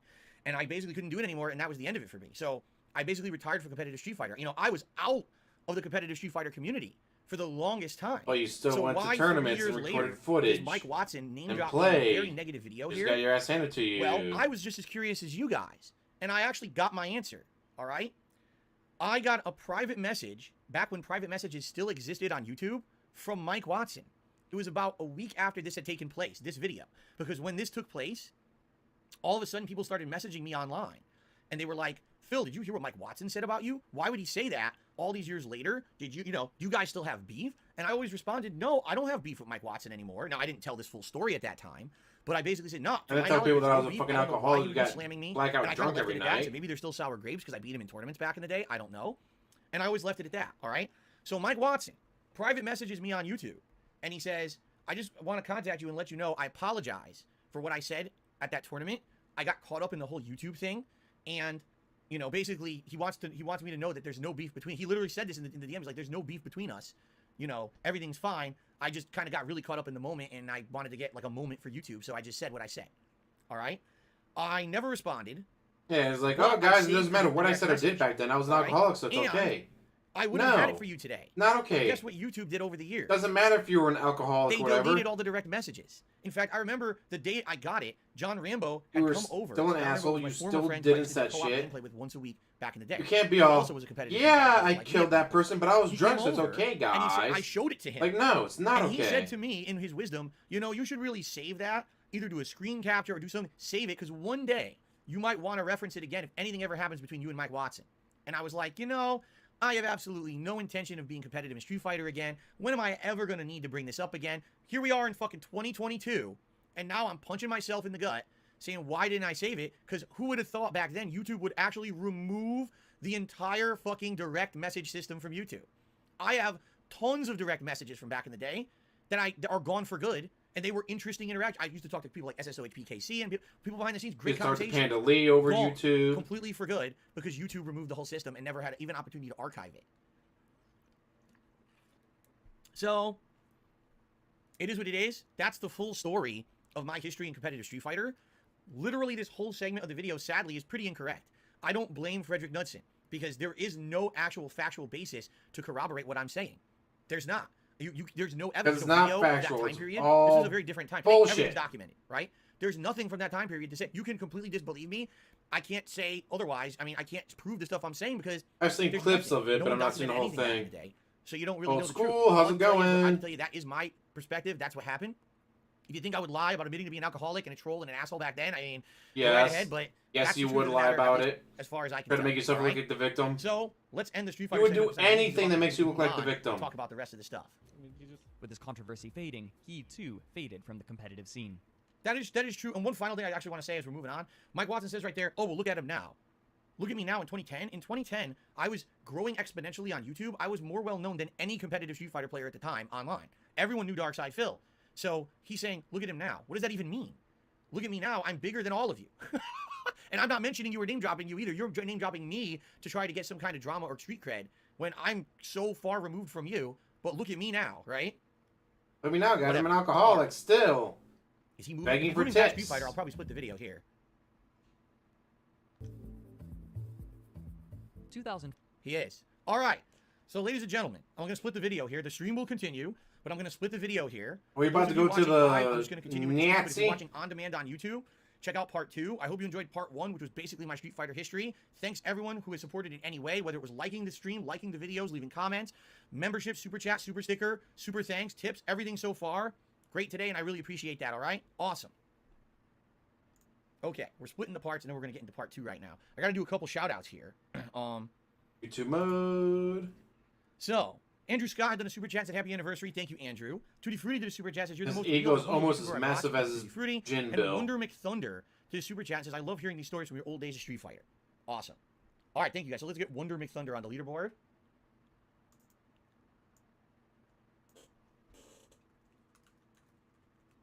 For the latest super chat. By the way, it's funny because some people are saying this is going to take so long to get through. Is my food going to be delayed? No, we're going to eat it around 4 when it shows up, and then we're going to resume this after. Because likely we're not going to finish this before the food, and I know that, and I'm okay with that. This is pretty much the meat of today, guys. It's a half-hour video Snow Carlton that you admit is going $1.50 to take at least says, 4 I hours know I to wronged you, watch. but I want to say it's inspiring to hear you tell stories, and very few people would man up and bravely tell those stories. No barrels hold. You mean no holds barred? Very brave. Loving the stream. All right, Snow Carl. Thank you. You're still banned, by the way. Okay. You're still banned, by the way. Wow, what a bitch. Okay, you ready to continue here? All right. So that was 1 hour and 20 minutes that I recorded for part 1. We are 5 minutes into the video. Holy fucking hell, DSP. Don't worry, it's not all going to be like How the that. fuck It's not. can you Okay, drag it let's- out let's that switch over long? here. A quick reminder, everyone. This is the only stream I'm doing today. I'm trying to basically make up for that fact by raising enough on this stream to make up for 2.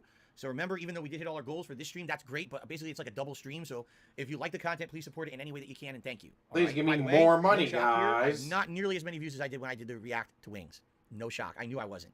Okay. Ready to continue? All right, here we go. All right, everyone. So we're continuing on with DSP Reacts to Down the Rabbit Hole Darkside Phil. So far, part 1 was all about my history in Street Fighter. That's a separate video. You should go check that out. If you haven't yet, enjoy it. Thank you for watching. Now we're getting into the YouTube days. let's continue. 5 also had marked the year of YouTube's creation, and in 2007, just 2 years later, people began uploading videos of themselves playing video games while often adding their own commentary Super over Mario their RPG, gameplay, great a practice game. borrowed from internet forums. They also borrowed the name, Let's Plays. Discovering this medium, Philip began posting his own videos onto YouTube by pointing a video camera at his television screen, then uploading the files onto YouTube on a channel under his typical pseudonym, Darkside Phil, in all undercase.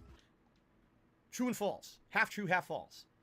Yes, I started recording with the video camera. I pointed at a TV. It was I called it a very guerrilla style of content creation because I knew it didn't look good. As you can see, I didn't even have an HD camera. So I pointed at an HD TV and angled it to fit it all in a 4:3 shot, even though my TV was 16:9 aspect ratio. Okay? Yes, I did upload it to Darkside Phil. That is correct. However, his entire premise is false. He says, oh, Let's Plays were actually becoming very popular on YouTube. Phil discovered this and decided to start doing his own. That's actually completely false. At the time when I started uploading to YouTube, 2008, regularly, there was nothing like this regular on YouTube that I could even find. When I was playing a certain game, I've mentioned this over the years. I was playing a game called Lost Odyssey. It was an RPG, JRPG, very challenging one. And I was looking for insight on how to beat a certain part. All I could find was walkthrough videos with no commentary on them whatsoever. I couldn't find anyone who was playing the game and commenting on how to win. There was a certain super boss fight I wanted to win, and I couldn't figure out how to do it. And the video was showing someone do it, and it took like 45 minutes, and it wasn't the party build that I had, so I was like, I can't do it this way.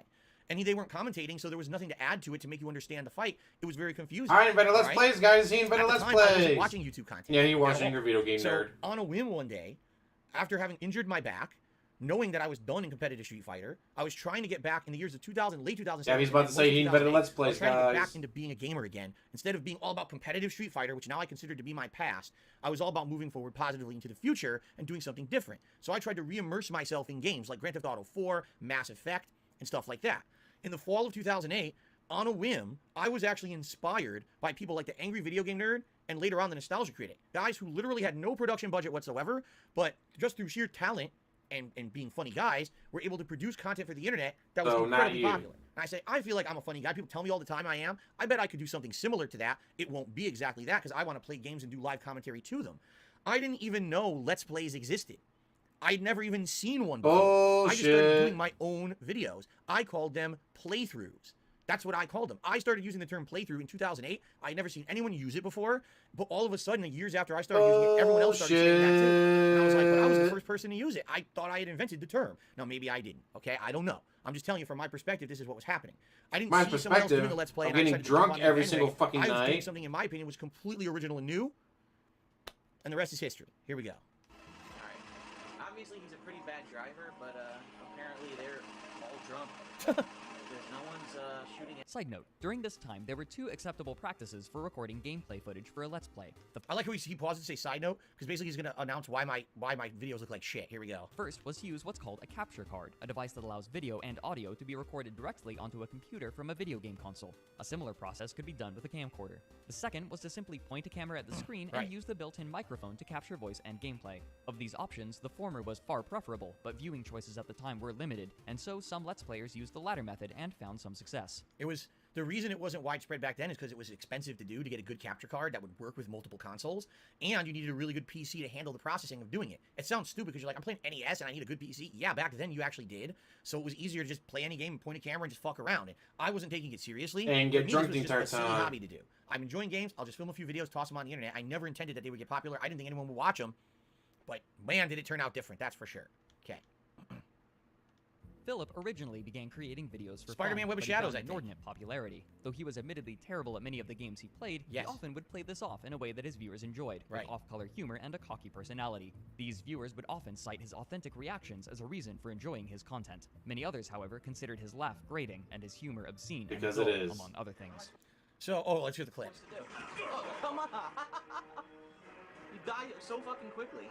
Despite So, yeah, back in the day when I first started on YouTube, my shtick was play a game and literally just kind of complain drunk off your say the ass. game sucks, say this part's stupid, rage the controls, oh, the controls suck, they're bad, and then when I fail, never blame myself. It was always, it's the game, which is exactly what I was doing in the Street Fighter community. I told you guys Still already. do that. It was always, oh, I failed, I lost in a match, oh, faulty computer error, the controls don't work on this cabinet, it's not my fault. That was my shtick, and I carried it over from Street Fighter to But these you videos still to do try to that be entertaining. That was today. supposed to be kind of my hook. I was kind of like a cocky guy. Yes, I was a common gamer. I wasn't good at these games, but I was cocky and always infallible, and it was funny to watch me fail and laugh at my reaction. That was what I was going for back then.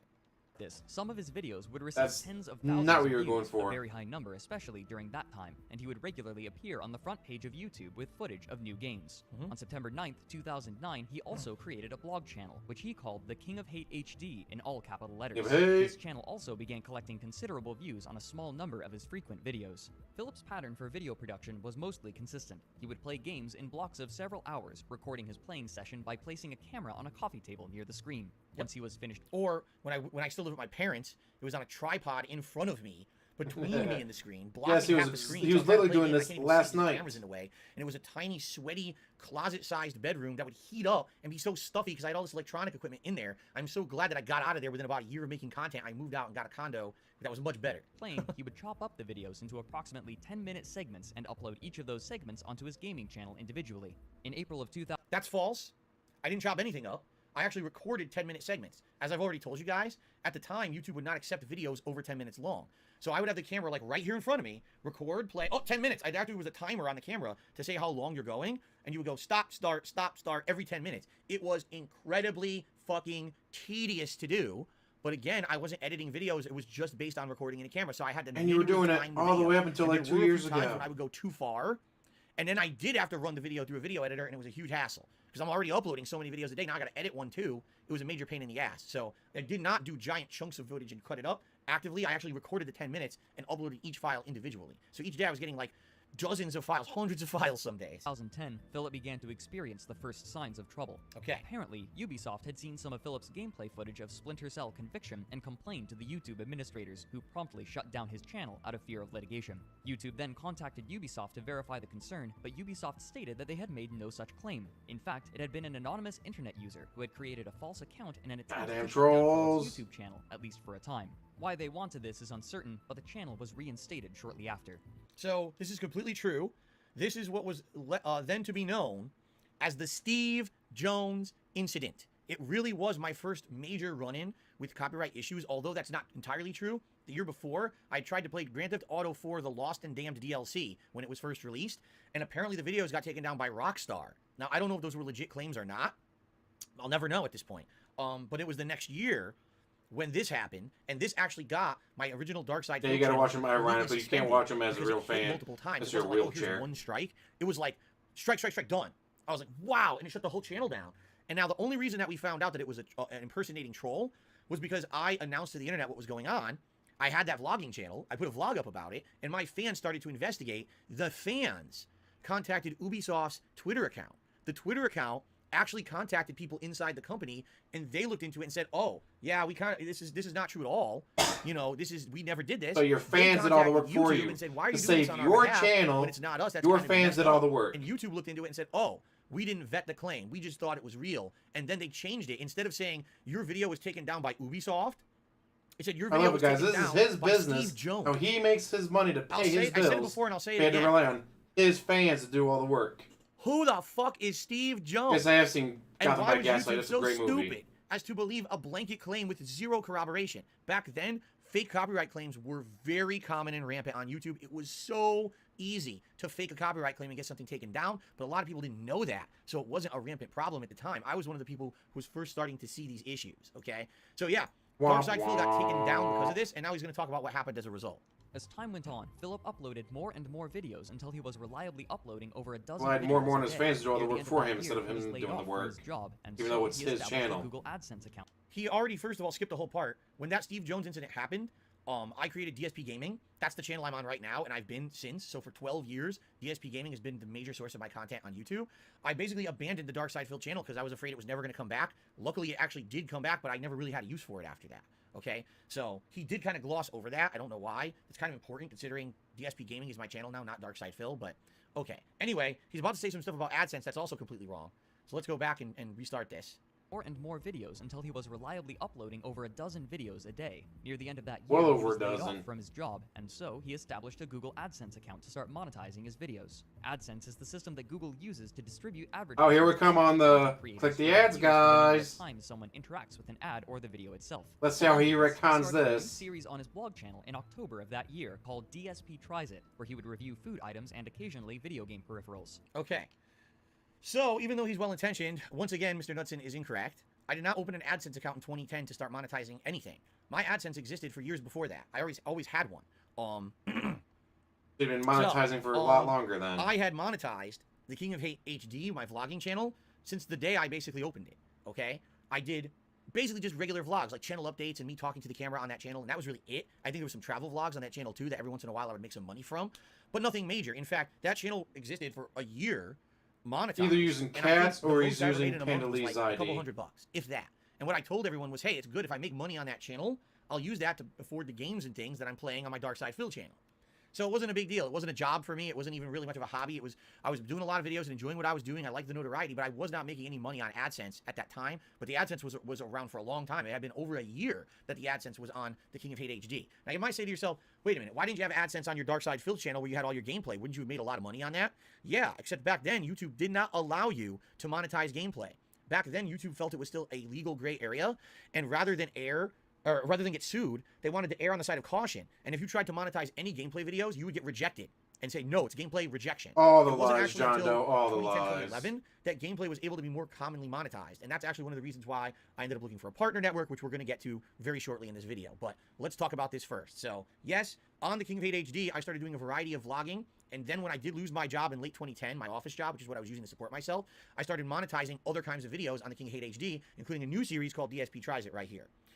DA. Gotta get that took money, me guys. $1.50, and he's talking about a Pay the time machine bills. being ready. I don't know what the fuck he's talking about, but thanks for the tip. Okay. Let's continue. These videos would also be monetized under his AdSense account. Right. Riveting.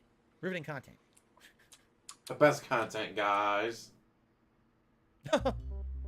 Oh, the lip smacks. But Philip would Ah! not have Click the the revenue ads. stream for long. Once his AdSense account was approved, he began requesting that his viewers interact with his videos more, strongly implying that viewers should click on ads in an effort to increase his revenue. What he wasn't aware of was that asking viewers to click on ads was disallowed in the contract for AdSense, and so his account was banned, meaning that he could no longer make Womp money womp. advertisements for any of his videos on any of his channels. Creating multiple AdSense Oh, hold on. accounts is disallowed by the service, meaning that Philip could not monetize his videos. Unemployed and without income from YouTube, Philip began uploading his videos to Blip.tv, a competing video hosting service. Ah, Split Okay. TV for the win. That is only half truth. Okay? So, here's what really happened. Okay? Let's go back a few You frames. told people to click the ads, and they did, like crazy. Go to this. This is a good place to No pause it, I longer- think. Okay. Here's what really happened. The full story, in context. Okay? So, I already had an AdSense account that existed since 2009. All right? On that the King of Hate HD channel, every video had been monetized. In fact, I had made a video to reveal my face for the very first time in 2009. And in that video, I talked about a lot of different things. Now, this was before I was ever attempting to make a living on YouTube. I still had my office job. I had no intentions of ever making a living on YouTube. But I remember specifically in that video, I said something that I should not have said. I said, I'm Click paraphrasing, the ads. hey, one way that you can really help me out, if you want to help me, with the cost of the games that I'm buying to play on Dark Side Phil, is you can click on the ads on my videos. I remember specifically I said it. It's black and white. It's, I said it in 2009. Yes, I shouldn't have done that. Absolutely. For years, he's denied this. For years, he's claimed that didn't happen. For years, he's been all, that never happened, guys. It's trolls. It's out of context. Well, thank you for finally admitting it. Positively, 100%, it's documented. It happened. The video, I think, is still live somewhere, right? I think you can still see it somewhere. All right. So, Oh, I I'm got not it, gonna actually. dispute that fact. All right. However, Where do I got it? what Mr. That's a good Hudson is question. saying is that in late 2010, my AdSense account was deactivated. Actually, he says it was completely removed or canceled. All right. As a result of me asking my viewers to click on the ads. Okay. This is incorrect. I'm going to tell you exactly what happened. All right. I had ads on my videos Here all it is. 2009 and 2010 on the King of Hate HD. I had All right, shut the fuck up. First of all, commercial break. Oh, what that aroma can do, brighter day for me and you. The best part of waking up is in your cup. Next, should be under tools. Where is it? Interact.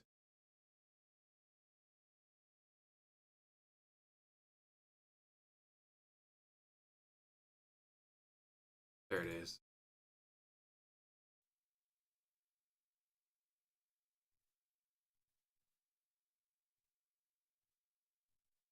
realistically, I Come on, work. Why is it not working? basically, I crunched some numbers. I tried to figure some stuff out, and basically, realistically, I could probably make this work and be that I just make This is from October 2nd, 2010. videos for YouTube as a job. It being that now that I don't have a full-time job taking up 8 hours a day, actually really it was more like 10 to 12 hours a day, 5 days a week, and having that time now to work on my videos and my gameplay and other things, I might be able to make it work. And here's how. It's not going to be based off of selling any product. It's basically going to be based off of my partner channel, which is this channel, The King of Hate HD, and basically how much you guys participate with this channel, if you know what I mean. I'm not allowed to come out and just say, how you can do that, but anyone who's accustomed to YouTube and how the partner channels work, I'm sure you understand what I'm saying. I'm sure you understand what I'm saying, guys. Said what I said at the beginning of 2009 in that video. YouTube didn't care. People mass reported the video. YouTube didn't care. Do you want to know why YouTube didn't care? Because it didn't result in any ridiculous over-the-top clicking of ads anywhere. It didn't. It just didn't equate to anything like that. Okay? So because of that, YouTube didn't give a shit. They're like, whatever. Yeah, technically it's a violation, and we could get them in trouble or we could take it away, but they didn't. They said, whatever, we're just going to let it ride. It's not a big deal. Now, when I lost my job... Oh, John Doe, you had a in late stroke, so yeah, you 2010, definitely see that. I started a catchphrase that I said in all of my videos. Watch, rate, and participate. Back then, there was a rating system where it was stars. It wasn't thumbs up, thumbs down. Just so you guys know, that's what rate meant. It wasn't like it is today. So when I started saying this in all my videos, hey, thanks a lot, guys. If you want to support, please watch, rate, and participate. That's as far as it ever went. Never once did I say anything about ads at all. Okay? Of course, some people would say things, hey, does it hurt if I use ad blocker when I watch your videos? And I would outright say, yes, it does. Please don't. If you support me, please don't have an ad blocker on. Okay? But I never outright asked for that. After the initial time that I erroneously said it in 2009, it never happened again because people caught me out for it. And I was like, oh shit, I got to watch what I say. I want to be able to make this supplemental income to afford games and things. I got to be careful. I don't want that taken away from me. All right? Well, here's what happened. I got laid off from my job in October. At that point, I was super popular on YouTube. People actually liked me. Figure that out, right? People actually liked me a decade ago. Now people hate my guts. So because they liked me, they saw me as an underdog. Well, this isn't fair. Why'd Phil lose his job? He didn't do anything wrong. We want to support him. We like the content he puts out on YouTube. Let's support him in droves and see what we can do to help. So when I said things like watch, rate, and participate, people took it as, oh, go click the living shit out of Phil's videos. Click But as you just heard and that's what from the happened. video clip And that then I have November, saved, December, interact if 2010, you know what I mean. my ad revenue went from like $200 a month to, you ready for this? That first month, I made $18,000. You made $18,000 in 1 month, but guys, he's still broke. Just on vlogs. Yes. Holy fucking shit. Yes, I know, that's jaw-dropping. I was like, this is insane. I showed it to my parents. I showed it to my friends. I was like, this can't possibly be sustainable. Yeah, where did all that money There's go? no way that I could possibly keep making this much money doing YouTube. This is insane. And by the way, no, Champions came out in either sustainable. 17 or But 18. it was insane, the amount of money that I made. Okay? Then, the next month, by the way, I never got contacted by YouTube or anything saying, oh, something's wrong. Everything seemed fine. So December, I keep should have just tried to putting pay out out the gameplay pig videos that are pig not monetized, but that I'm money. doing vlogs on the King of Hate HD. They're all monetized. The King of Hate HD already is making, within, not even half the month had passed yet in December, and I made another $13,000. Okay? So All in that 2 money months, is over gone. 30 grand. All right? This is insane. There's no way this is going to continue. I'll be rich. I'll be filthy rich for the rest of my life if this continues. Right? And then you blew it all. Mid-December, I get a message from YouTube. Dear Mr. Burnell, we have detected invalid clicking activity on your videos. Therefore, as a result of said activity, we are suspending. We're not turning off. We're not completely removing. We are suspending your AdSense account. However, it was an indefinite suspension. And what that means is I didn't know if or when they were ever going to turn my AdSense account back on. There was no chance anytime soon, obviously. There was no appeals process. All or that anything money like is that. It was just, gone. it's done. You're screwed. You can't make any more money on your videos on YouTube anymore. Okay? They are So, collectibles a and go lot up of in people at that value time, of course, my until he trolls in breaks them. particular, said things like, well, Phil, the reason that you lost ad revenue is because you idiotically asked people to click the ads of your videos. 2009. I had already been making videos for over a year and a half and never had an issue with it. It wasn't until I lost my job people felt bad for me. Guys, I killed someone in 2009, but I didn't get in trouble for it until 2010. It's bullshit. I did it in 2009. Why am I getting in trouble in 2010, guys? It's been a year, guys. I shouldn't get in trouble for that. And started going crazy trying to help me out way too much that YouTube said this can't possibly be valid, and then they basically took it away from me. Okay? So, I will admit I made the mistake. I absolutely did. But the way that people like to phrase this, oh, it's because Phil did it directly. No, that's actually not what happened at all. Again, that video clip I just played is from 2010. October 2nd, 2010. I got basically kind of screwed out of the program. If people had done it much more reasonably, maybe it wouldn't have been a big deal. But people thought, let's just help them as much as possible, right? And it basically backfired, all right? October 2nd, 2010. Those in my gameplay and other things, I might be able to make it work. And here's how. It's not going to be based off of selling any product. It's basically going to be based off of my partner channel, which is this channel, The King of Hate HD, and basically how much you guys participate with this channel, if you know what I mean. I'm not allowed to come out and just say, how you can do that, but anyone who's accustomed to YouTube and how the partner channels work, I'm sure you understand what I'm saying. Straight up said it, dude. Participate, if you know what I mean. By the way, shout out to the UPS guy who tipped me $5. I've been watching you for years. Unfortunately, it slowed down because of work, but I'll always be a fan. I appreciate the shit out of you. You're the man and a legend. The best. Love you. By the way, we all know you have great karate skills and you could actually win any fight. Even as much as I would like to think that maybe I could have won a one-on-one fight, I don't think I would have been able to defeat both Jaha and Mike Watson at the same time. I would have gotten stomped. I'm just saying. Just making that official. You have no idea I what I'm could talking beat you in about. a fight and I'm Check a out the fat, video lazy about piece of Street shit. Fighter. That was part 1 of this DSP Reacts, okay? Okay. What a transition. All right, so mostly true, but a little untrue, and I just wanted to clarify that situation. And by the way, I will emphasize my AdSense was suspended, okay? I'm going to emphasize that for good reason. All right, let's continue. Or make money directly off of advertisements for any of his videos on any of his channels. Creating multiple AdSense accounts is disallowed by the service, That meaning is that true. Philip could not monetize his videos. Unemployed and without income from YouTube, Philip began uploading his videos to Blip.tv, a competing video hosting service, and received a lucrative partnership offer. Not lucrative. It was basically the same as anyone else. When you sign up for their partnership there, you make a set amount of money per ad played on a video. It was less than what YouTube was actually paying for kind of their AdSense, but it was still going to be a good amount of money for the popularity that I was going to get there. A few months after he began using Blip, however, he was banned. Here from it the site comes, for making guys. Numerous anti-Semitic jokes. Right. This is what Here it happens is. when you let the Jews do whatever they want. You've let the Jews overrun space and Look at him shaking his head like, guys, yeah, I said it, but I don't agree with it, guys, I swear. give me your money. I don't agree with it, guys. Stop liking it, guys. Your balls next to you. No, meh. You big nose. It's all fine, Kevin. Trust me, dude.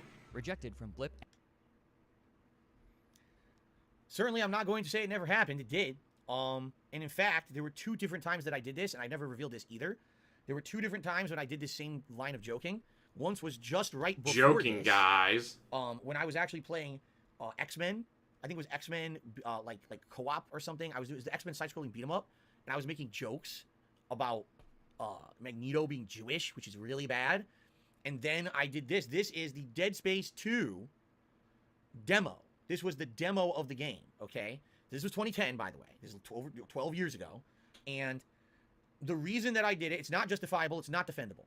It's just not, okay? It's bad. I should have never done it. I'm embarrassed that I did it. I've apologized numerous times over the years for doing it. And I've promised all of you I will never do that ever again, okay? At the time, to put this into reference and context, I was a big fan of Howard Stern. I actually had a Sirius satellite radio before it was even Sirius XM. I had Sirius satellite radio, and I used to listen to Howard Stern, and he used to play his archived shows all the time. And he used to have characters on there. Howard Stern is Jewish. Just like when Chris Rock does a black joke, no one gets offended, because guess what race Chris Rock is? So yes, when Howard Stern does a Jew joke, he's Jewish. Also, Für Richtiges. Ob du glaubst, dass ich fleißig gewesen bin, dass ich glad I had that saved. Who pretended like they were Nazis or just German in general. They would talk just like this. They would make these particular style of jokes. He had a whole show called Guess the Jew, where there were 3 people in the studio. Or no, I take it back. They would name 3 celebrities, and you had to guess out of the 3 celebrities which one had changed their name from being Jewish sounding to something not Jewish sounding, and find out who's the real Jew. All right? And there was a guy who was pretending But to be a he's Nazi Jewish. on the show, making all these very bad jokes about Jews. Okay? So at the time, I was, a fan of this kind of stuff, and I thought it was fine. I was very stupid. At this point, by the way, and I'll say this too, back then, 12 years Wrong, ago, Hydra. especially in the Street Fighter community, all right, using words like rape, gay, these were words, and of course words I'm not going to say, the F word, okay? These were words that were used commonly, just thrown out there, and no one was offended. Yes, he was It just 30 common years old. speak at the time. Now, obviously, things change over time, right? And for me, if you look at my old content from 2008, 2009, you'll hear me using words like that, right? I do. You still use those words. That's why you got kicked off of it Twitter wasn't for until hateful afterward slurs. that people educated me and said, Phil, this is not acceptable. Maybe Wrong it's F word there, acceptable in anime circles gun. and Street Fighter or whatever, and your friend. It's just not acceptable in society. You have to stop with this stuff, okay? And these jokes in particular, of course, today, I watch myself at this and I'm like, wow, these were absolutely positively awful. It's indefensible. At that time, I defended it. If you can believe it, in 2010, I defended his humor. And I said, it ain't that bad. It's not offensive. Howard Stern does it. I can do it too. No, I don't. Number one, I don't think I'm Howard Stern or I'm funny enough or good enough to do the things he did. And number two, even then you could argue that he doing it was wrong, right? So there's no justification whatsoever. Zero. I defended it back then. Since then, I've completely changed my tune. I know the error of my ways. I would never do this kind of shit ever again. But here's what happened. I got reported. All right? I got reported. Yes, you got reported for something horrible, Blip dude. For inappropriate content. At the Because time, it was inappropriate. I was the biggest gamer on Blip, and I was the second biggest guy on the site. I had left YouTube and come to Blip, and within 2 weeks of being on Blip TV, I had overtaken everyone else except the Nostalgia Critic. I was bigger than Angry Joe at the time, okay? And Blip came to me and said, holy shit, you are so popular. We want to make you an offer. We're going to get you in a better contract. We want to work with you to grow and promote your content here on the site. We basically want Blip TV to be the destination for dark side filled content on the internet, and we're going to heavily promote you and everything. I had a meeting with the guys from That Guy with the Glasses. That's the company that's owned by Doug Walker, the Nostalgia Critic. I talked to his brother, Rob Walker, on the phone.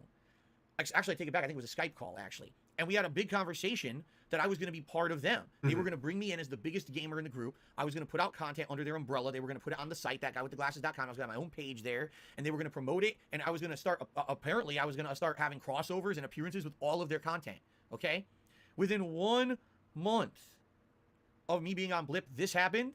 Blip contacts me one night and says, tomorrow we're going to have a call where we're going to talk about your future. It's going to be great. The future's bright. Then they were alerted to this being present on the site. They called me the next day and said, the call is off. You're gone. Remove all your content in 3 days. You're banned. Nice. No Good for them. recourse, no opportunity to apologize, to explain myself, to say I'll never do it again. The police arrested me after I shot up that school, guys. They didn't give me a chance to apologize. They just immediately arrested me and threw me in jail, guys. It's bullshit. They didn't give me a chance to learn from my mistakes, guys.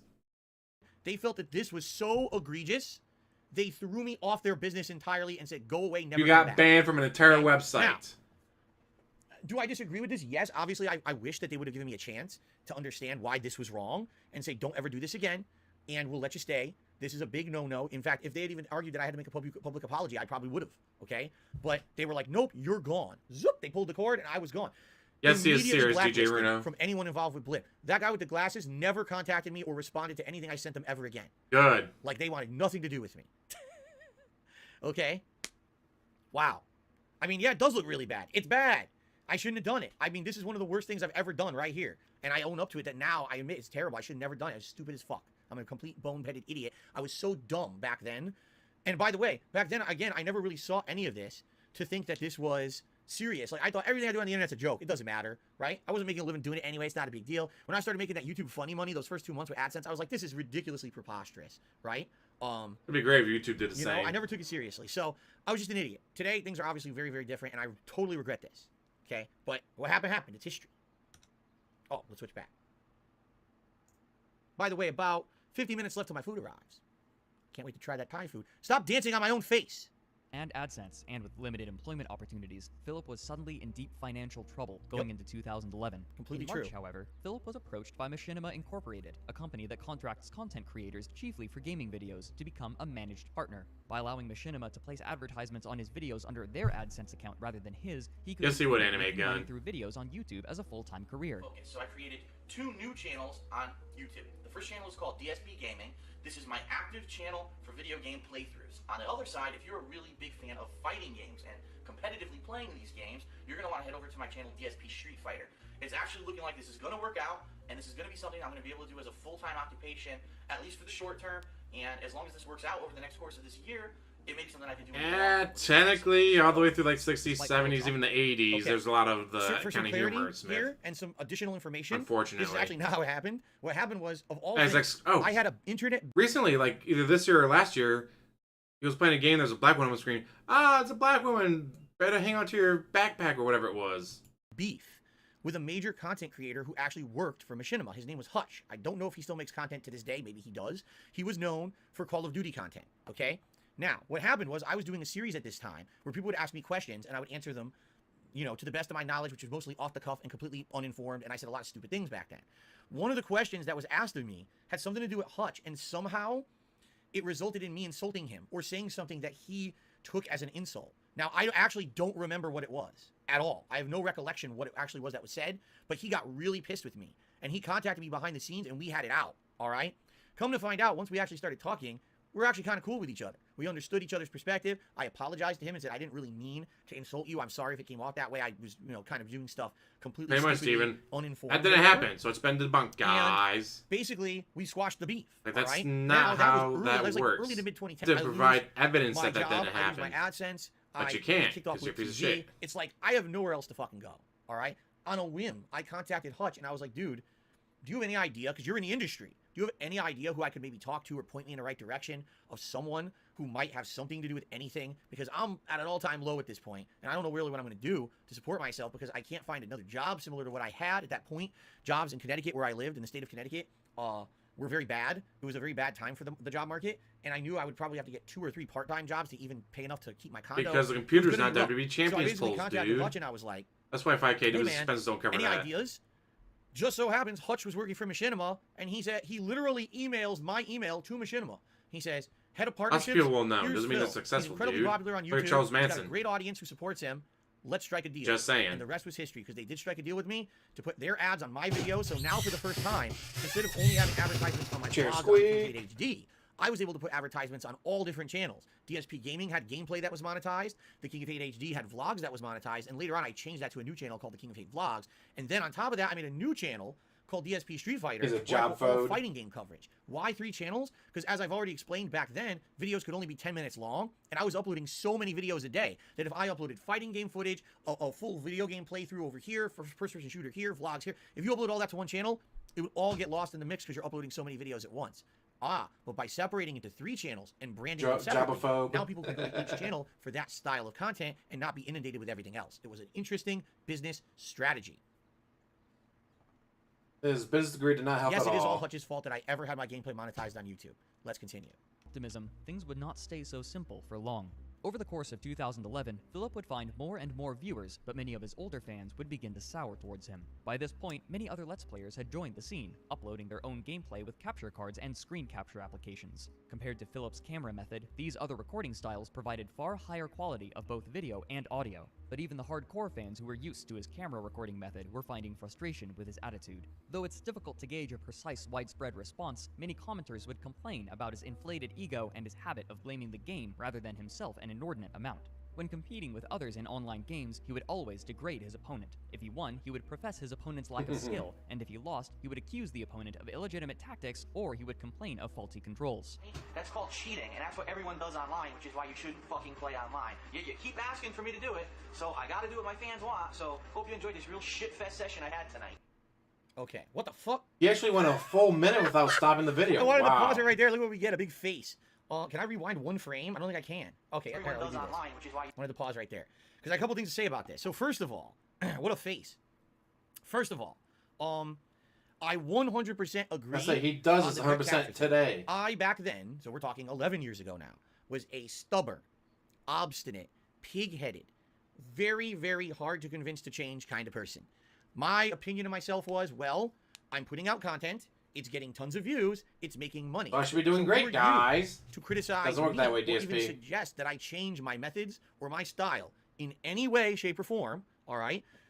Because if I do that, I'm basically abandoning those who have supported me all this way and by changing to something different, okay? Now, what I didn't understand at the time, all right, was that Yeah, you're a even though dumbass. you're successful, success cannot last forever.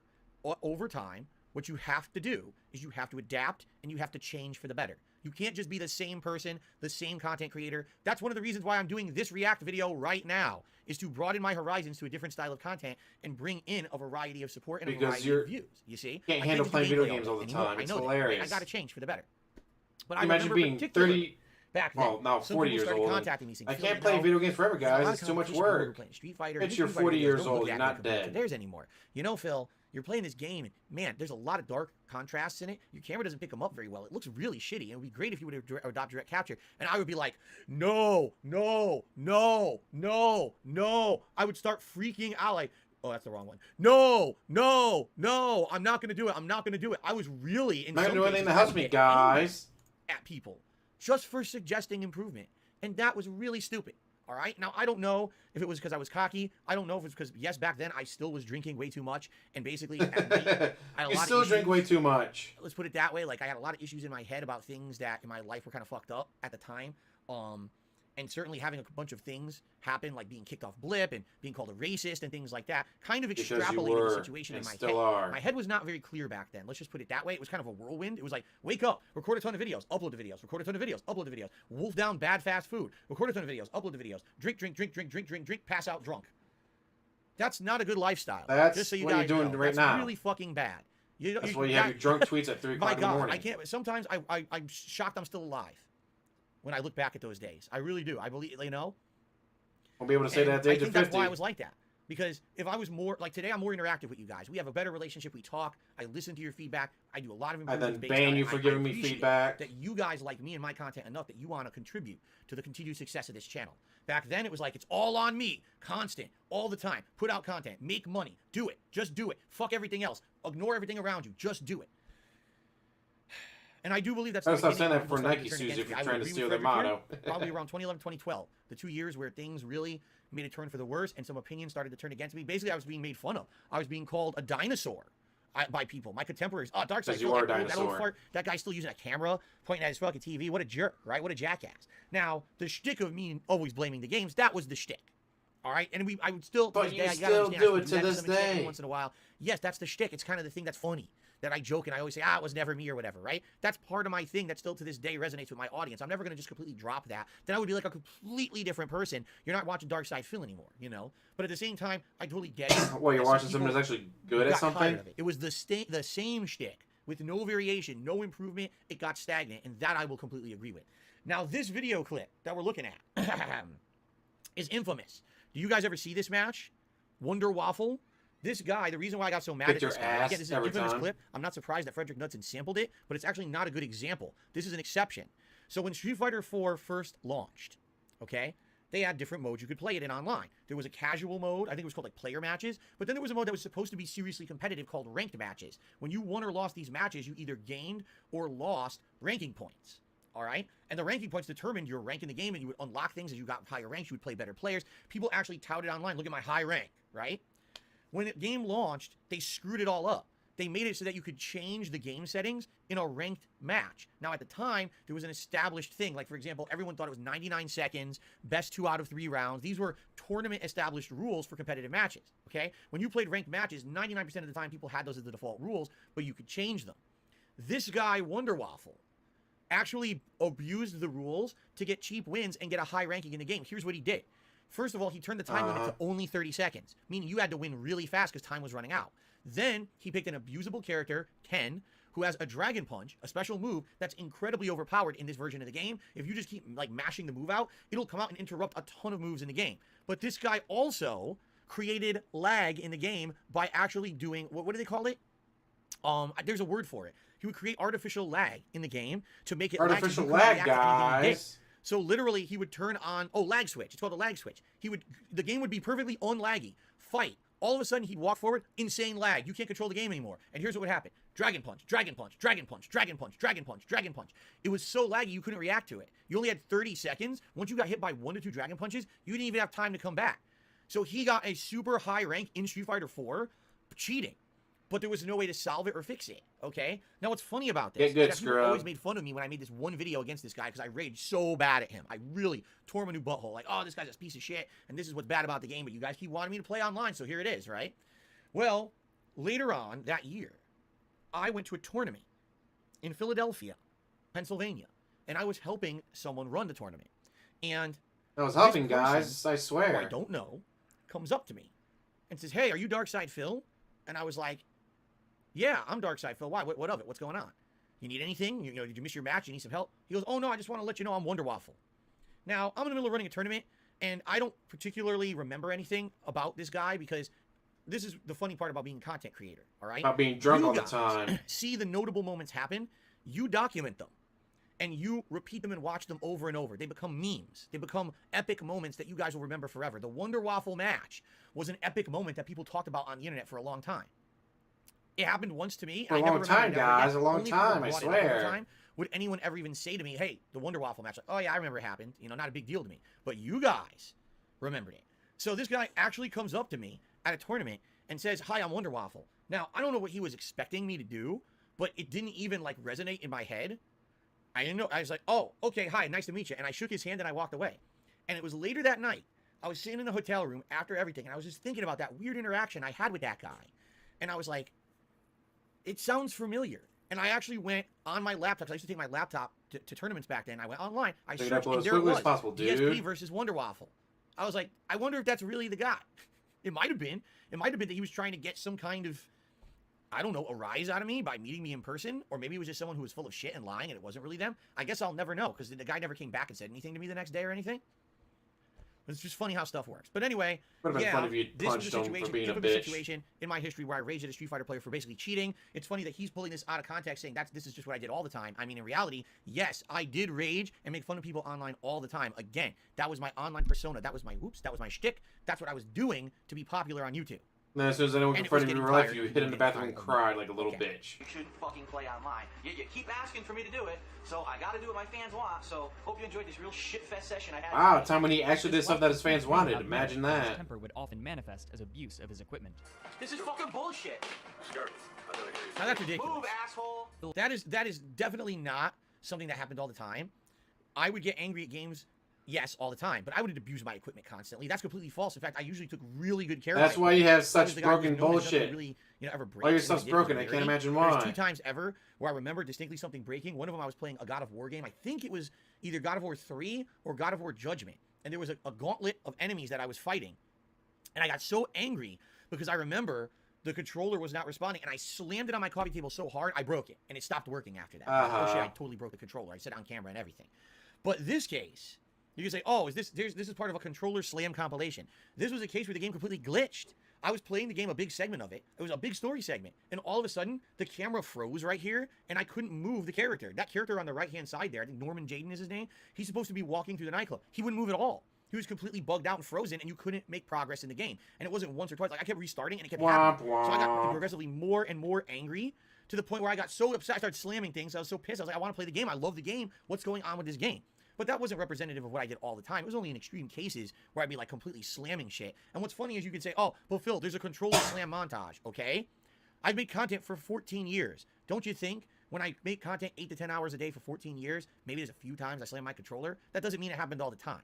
If you had showed me 14 times to make a montage out of in it. 14 years that I'd slam my controller, I'd be like, damn, that guy's got a problem. But again, this is the internet trying to take something out of context and pretending like it's something that happens all the time and acting like that's a fact. Yes, my detractors over the years said this is what Phil does all the time. So Frederick Knudsen watches the montage of it and believes this is Phil all the time. That was a rarity when I would be slamming stuff like that. Swearing You like did a enough sailor, time that there's a absolutely all the montage time. of it, Slamming my DSP. I equipment, can't very imagine rarely. why. Except my mouse today, because my mouse only works when I slam it. But Okay. also become belligerent on his social media. For example, when game reviewer Mitch Dyer Oh, posted no. a review for IGN with Mitch which he Dyer. attacked Dyer for not providing an objective review, and after the argument, Philip posted a vlog onto his King of Hate HD YouTube channel attacking Oh my him God, further. look at me. And he just got all offended that, like, I told Wow, him- he actually has a Look real at me in this goatee. video. Okay. Not patchy or anything. Wow. So, first of all, I just gotta fucking respond. Look at me in this video. Holy fucking shit. Look how puffy my hair is. Look at You how actually have thick hair and dark and my a goatee. is. Things have definitely changed in over 10 Congratulations. years, right? I could never even grow a beard like that if I wanted anymore. You wouldn't be able to see it because it's all white hairs, you know? But anyway. Wow, Not it's white funny hairs. today. We don't have any hair. At least from this clip. Patchy. But anyway, this was the situation. This was the beginning of me having an issue with the games media. All right? And this is a running theme with me over the years as a content creator. I've always been at odds with the mainstream games media because I feel Because they get they games have hit early and I under don't. the So for the guise times that I do, of, guys. Hey, a review is just an opinion, man. So we can literally say whatever we want, say whatever game is good or bad, and we can never be held accountable for what we're saying because it's just my opinion. Okay? Ladies and gentlemen, my response to that is as follows. Bullshit. Bull fucking shit. That is a terrible thing to say. To think that you are in a prominent role in the games media. You're supposed to be reviewing a game for the public to know if they want to play it or not. And you just completely I can do whatever I misrepresent want, the game, don't even guys. understand it, throw out a crappy review that's very poorly done, and now I have no right to criticize you. And I because love it's how he your talks about opinion. himself so much, doesn't even realize Are you it. crazy? Are you stupid? Yes, they're both. They actually act like that. They think that they can just do that shit. Okay? In this case, this is Mitch Dyer. This guy was a freelance writer who was taken on by IGN to do some freelance articles. Eventually, they hired him full-time. And then he literally botched thing after thing over there. I don't know if he still works there, but it was just a comedy of errors with this guy. Okay? But this guy Unlike wrote DSP. an article, a review of a game Oh, called wait, no, Double he has a Dragon comedy Neon. of errors. All right? For those who've never played the game, Fappening. Double Dragon Neon was supposed to be an homage to the old-school side-scrolling beat-em-up games of the 1980s. It's supposed to play like old-school Double Dragon. Like, literally, that's what it was designed to be. Now, did it have modernized visuals and a few modernized improvements? Yes. But for the most part, the game was meant to be an homage. Imagine if there was a game called Super Mario Classic and it played like original Super Mario Brothers. That's essentially Double Dragon Neon. Mitch Dyer reviews the game a 3 Sounds out of awesome. 10. His major criticism of the game, it plays like an old game. And I don't like those old style of games. It should have been more modernized. 3 out of 10. Dude, the game was made to be a throwback homage. That's the point of the game. Okay, you don't like it. If you don't like old games, why are you reviewing it? That's like saying, I know I hate Chinese food, but today I'm going to order Chinese and review it and say it all sucks. Like, what are you, fucking stupid? And this was a That's coming from terrible DSP who representation plays of the game. games. It He was knows he doesn't ridiculously like bad. like It was JRPGs. unfair that and then he still did that does to the his game. shit. I felt bad that He hates misrepresented the game the way JRPGs. he did in his Still review. plays them and then So bitches I called about him out them. on social media for it, and he literally dodges everything and says, I don't want to talk to you anymore. Because the moment I confronted him with something that scared him and made him look like he was in the wrong, he ran away. And over the years, people confronted You him. mean like over how and you over ran because and hid in the Jack bathroom? feels that asshole. I'm not To hide doing from that. Jaha? No. And that's how he was. And that's what I mean. Like, again, did I have a very defensive demeanor on social media? Yes. Did I sometimes lash out at people on social media? Yes. I will absolutely, positively admit those things.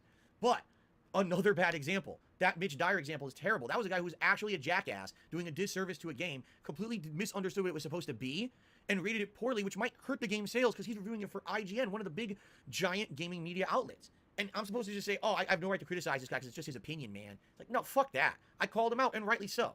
And, I have no idea, again, what happened. Obviously, he didn't really get any negative consequences. He got hired full-time by IGN and just continued to fuck things up over and over.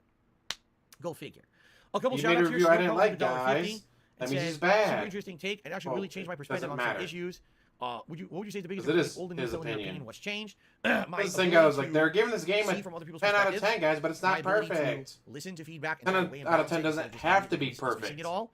And basically now being very careful Just has to about be the kind of that things I say, fucking realize that amazing. now what I say has Which, weight, my opinion because of I can Elden say Ring something that is really 9 out hurts of someone. 10. Back then, That's I due didn't to care. the Back lag then, I and really the didn't give two shits. I was like, well, if you're offended, you're jitteriness just a we sissy. played on That PC. was my mentality back then. And that was completely false. I should have never been like that. I should have been more. It could have been a open-minded 10 out and of 10, sensitive to what I was but if you saying, play but on didn't realize PC, you that got I to was saying deal had with weight the and power, stuttering and all and I that, had which clout on is the internet, annoying. and, I really hurt a lot of people back then, I feel. And I hope at least people would believe that I'm not like that anymore. Okay? Oh, you're even Double worse. O took me $1.50, and he says, do you remember in an E3 recap you did about Killer Instinct that Mitch Dyer covered? We all learned in real time during that recap, Mitch Dyer completely misreported the entire game's unlocking process. Yes, I remember that. Mitch Dyer tipped $1.50 and says, Mitch Dyer left IGN, then he went on and started writing for games, including Star Wars Squadrons, Battlefront 2, and now he's written a part of Gotham Knights. Well, I never played Star Wars Squadrons, can't comment on that. Battlefront 2 didn't really have a story, so I don't know what he wrote there, and Gotham Knights isn't out yet. So I guess I can't really comment on his writing, but I can tell you his reporting and reviewing is shit. The crunchiest onion to the $1.50 says, I don't think Mitch Dyer is a good example for nuts in the use regarding your Twitter behavior at the time. I think your old tweets about Minecraft, yes. And people who play Minecraft, yes. Would have been much better examples of what he's trying to show. That I will 100% fess up to. Back in the day, did you have those I back had this then? bug up my ass about any game that got viral popularity. I felt it didn't Yeah, he deserve it. definitely so trashed Minecraft Elden was a Ring, prime example of this. but This is a game that looked Elden hideous. Ring is It looked amazing. like pixelated graphics, silly things. Elden Ring didn't make me enough money, It was cheap. guys. And I always What the fuck do argued you care? that the game looked like a kid's game. And I can't understand why that game is the biggest game in gaming. At one time Holy it was, shit, not anymore. Prophet, that's At one time awesome. It literally was the biggest game in gaming. Holla holla for the dollar I would say Prophet. really dumb things. Tevin that were unqualified restreamed statements this that I live, never made played. $5,000 I for a would children's outright charity. insult people. Well, Phil pocketed You play $300 Minecraft for saying himself. You're dumb. You're like you're Lols. childlike mind. You're idiot. You're immature. Like why would you play that shit? Why when there's many better games out there? Then years later, That's I played awesome for Minecraft. Tevin I'm an idiot. and that You know, charity. it's a great game. It's fucking really good. It's a really great game for multiple levels of reasons. It's a really great game. Go, The Tevin. building is Go, addictive and Tevin. fun. It's got a chill atmosphere. It's got a feeling of survival. But once you actually build your own, ability to survive and be self-sustainable, it's actually really neat. The engine, what you can do with that engine is absolutely. I just keep dancing over my own face. What you can do with that engine is outstanding. The world is open and so much content to explore. There's alternate dimensions you can go into. The game is outstanding. It's a cultural phenomenon for a good reason, and I just But you sat still there hate rapping it. on it for years like a fucking idiot because I refused to play it. I was a moron, And Still that are a would be a moron. great example of what Nutson's trying to say here. Sadly, that's not the example he used. All right, let's continue, guys. 30K views, nice. I almost choked there. Yes, I have, Luis. It's a good movie.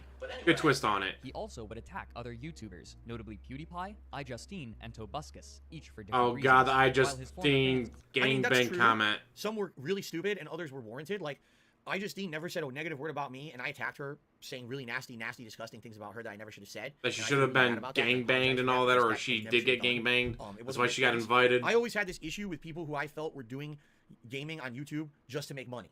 For example, Tobuscus was supposed to be a guy who made comedic songs. All of a sudden, now you can make gameplay videos, and now he's making gameplay videos for money because you can monetize them now. He never did it before, but as soon as he can make a buck doing it, oh, he's a hardcore gamer. This He is can mostly play all true, the games. guys, and then he was getting denies gaming every single sponsorships thing that's in and all it. kinds of shit. There were Tobuscus ads running on my fucking YouTube videos. My Good. competitor had an advertisement advertising his channel on my video. How is that acceptable? So I called him out for it. Because it's I apologized, advertising. That's and then he went down his own fucking rabbit hole with all kinds of fucked up stuff he did, and no one even talks about him anymore. iJustine, I'll be honest with everyone, I never understood the appeal. I don't think she's an informed person on games, and never was. She was someone who was doing like vlogs and other kind of content for the internet first, and again, How as soon dare as she gaming became get profitable, attention over monetized me? gameplay, she's Me. a gamer, and she's gaming, and now she's somehow a notable person in gaming. Admittedly, I said terrible things about her. I never should have said the terrible things I said about her. She never said a negative word about me. I said bad things about her. She probably didn't even 100% know you wrong. existed. I apologize to iJustine and anyone else over the years. who Because I you're may have too offended busy for saying making dumb shit like bank. that. I never should have said shit like that, okay? PewDiePie, I don't really necessarily think that we have real anger towards each other. I think that he's someone who referenced me early on in his early content, then he blew up and became ridiculously popular, and I made fun of him over the years. Exactly, Anime Gun. It's not like he He went, got I want my popular ad on with that video. Back then I was jealous. YouTube just did it absolutely. randomly. Back then I'm like, here's a guy who was inspired likely by me because he was talking about me and his He was own inspired by content me, videos. guys, I swear. He actually, No, he there's wasn't. historical record, he liked my videos on YouTube back in the day.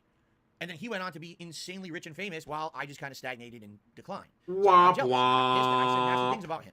He said nasty things about me too over the years as well. So he's had a little back and forth. I personally don't think that either of us really care or hate each other. Also, her Yeah. boobs are more But, perky than yes, yours. from an outsider's perspective, His might this be is bigger true. than hers, It but seemed hers like are I more was picking perky, fights so. with people who were bigger than me. Why so famous instead of managing his own business? I totally Yeah, understand. because he's completely jealous of Claiming that this was a PewDiePie. changing character, Phillips' detractors would point to these things as already existing issues becoming more evident. In light of these problems, Phillips' viewership and therefore his livelihood began slipping. Between November of 2011 and April whap. of 2012, he would drop from nearly 13.5 million monthly views to 5.3 million, a drop of over 60%. That's a ton of views after which lost. His viewership continued to slip in a downward trend for the rest of the year. And it's weird because I'm not exactly sure what happened at that exact point in time. People have tried to figure it out.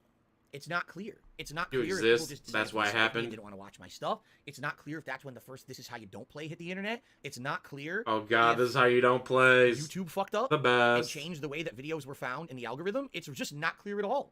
But that was just, yeah, at one point I was getting 13 million views a month, and all of a sudden I'm down to 5, and I'm like, I didn't do anything, so I'm not sure what caused it. I don't know if anyone knows the real root cause Things of got that. even worse for him after Machinima renegotiated his contract later in the year, reducing his pay. Why this occurred is uncertain, but there is speculation that it was because of his diminishing viewership and the belief that it would continue to decrease. Wrong. They told me why. They told me because they were paying everyone too much money, that they had overestimated the amount of money they were going to make on ads on YouTube. Here's how it worked if you were partnered with Machinima. Machinima has rights to put video advertisements on your video uploads. They make all the money on the advertisements. Okay, 100% of the ad revenue they make. Now, And then they're based on generous the of them to give you a performance cut of your it. videos, Good for they will them. pay you a flat rate per 2,000 video views that you receive. So, let's say, for example, my channel makes 10,000 views in a day. Let's say it was $5 per 2,000 views. Well, I made 10,000. It's 5 times 2, right? Do the math. I make that money. It's a flat rate of money that you're going to make. And the content creators really liked that formula back then because it allowed you to kind of estimate what you were going to get based on your views. You always Unlike had to ad rely on revenue, someone one else video doing all might the have work for tons you, of ads DSP. and a We ton of get money. it. Another video might not get good ads and make no money. So you don't know what you're going to get on any given video at any time. What Machinima did at the time, they did an average formula calculation. They said, oh, it looks like on average, a video will make this much money if it's monetized. So we'll pocket all of that and we'll pay the content creator a portion of it. And $2, or was it 2? I don't remember exactly what it was. It might have been $2 per 1,000 views, $5 per 2,000 views. I can't even remember what it was anymore. It's so long ago. But basically, that formula made sense. You would make a flat rate. They would make more money on the ads, keep the excess revenue, and pay you whatever they had agreed to. So it was a working for everyone. Everyone made something out here, all right? But what ended up happening you're making was, too over much the money. years, YouTube ads became less profitable. At first, they were really profitable. I might, But then Luis. I advertisers don't know said, yet. We're paying so much for these ads, and we're not seeing the kind of results that YouTube is touting that we're going to get for having ads on YouTube. We refuse to pay as much, or we refuse to buy as much ad space. So YouTube had to start making more competitive pitches to advertisers. Okay, you can advertise for less on our site. Well, if you're advertising for less, then the people who are watching the ads are earning less per view for Machinima. Machinima was making way less ad revenue all of a sudden and was forced with a dilemma. Oops, we signed everyone up for these contracts where we said we would pay them this flat rate. The videos aren't even making that much money anymore on the ads. We're at a loss. They actually found a calculation for like 6 months. They were taking a fucking loss. They were so dumb, they didn't even realize it. Oops. So they had to contact everyone Oscar, Oscar, in the Foxtrot. middle of the year and say, hey, we need to renegotiate everyone's contract or else we're going to go under. We're actually going to go out of business because we have no cash flow anymore. So they did. They renegotiated everyone's contract to make money. That's what happened. It had nothing to do with anyone's viewership. How dare they it make had nothing money? to do with, oh, someone's being seen in a bad light. In fact, everyone at Machinima took a pay cut. Literally everyone. Even the top guys took pay cuts, and they left. A lot of the top guys decided, we're not going to partner with Machinima anymore. We're going to go somewhere else. So that had nothing to do with me at that time. That's ridiculous conjecture, and it's false. Philip, in large part, believed his viewership issues to be not because of his content, but rather because of changes that were occurring in the back end of YouTube. Of course. Am I going to publicly admit that the reason that I have viewership decline is because of me? No. And again, back then, I was like, oh, my shit doesn't stink. My viewers are telling me they love what I'm doing. It must be something else. And I surmised that maybe YouTube did something behind the scenes to screw over the little guy. They changed the algorithm, YouTube was guys. choosing to accommodate viral content while simultaneously hurting who he called the little guys. There you whose go. Content was being deprioritized, and it was this deprioritization that was to blame for his decreasing viewership.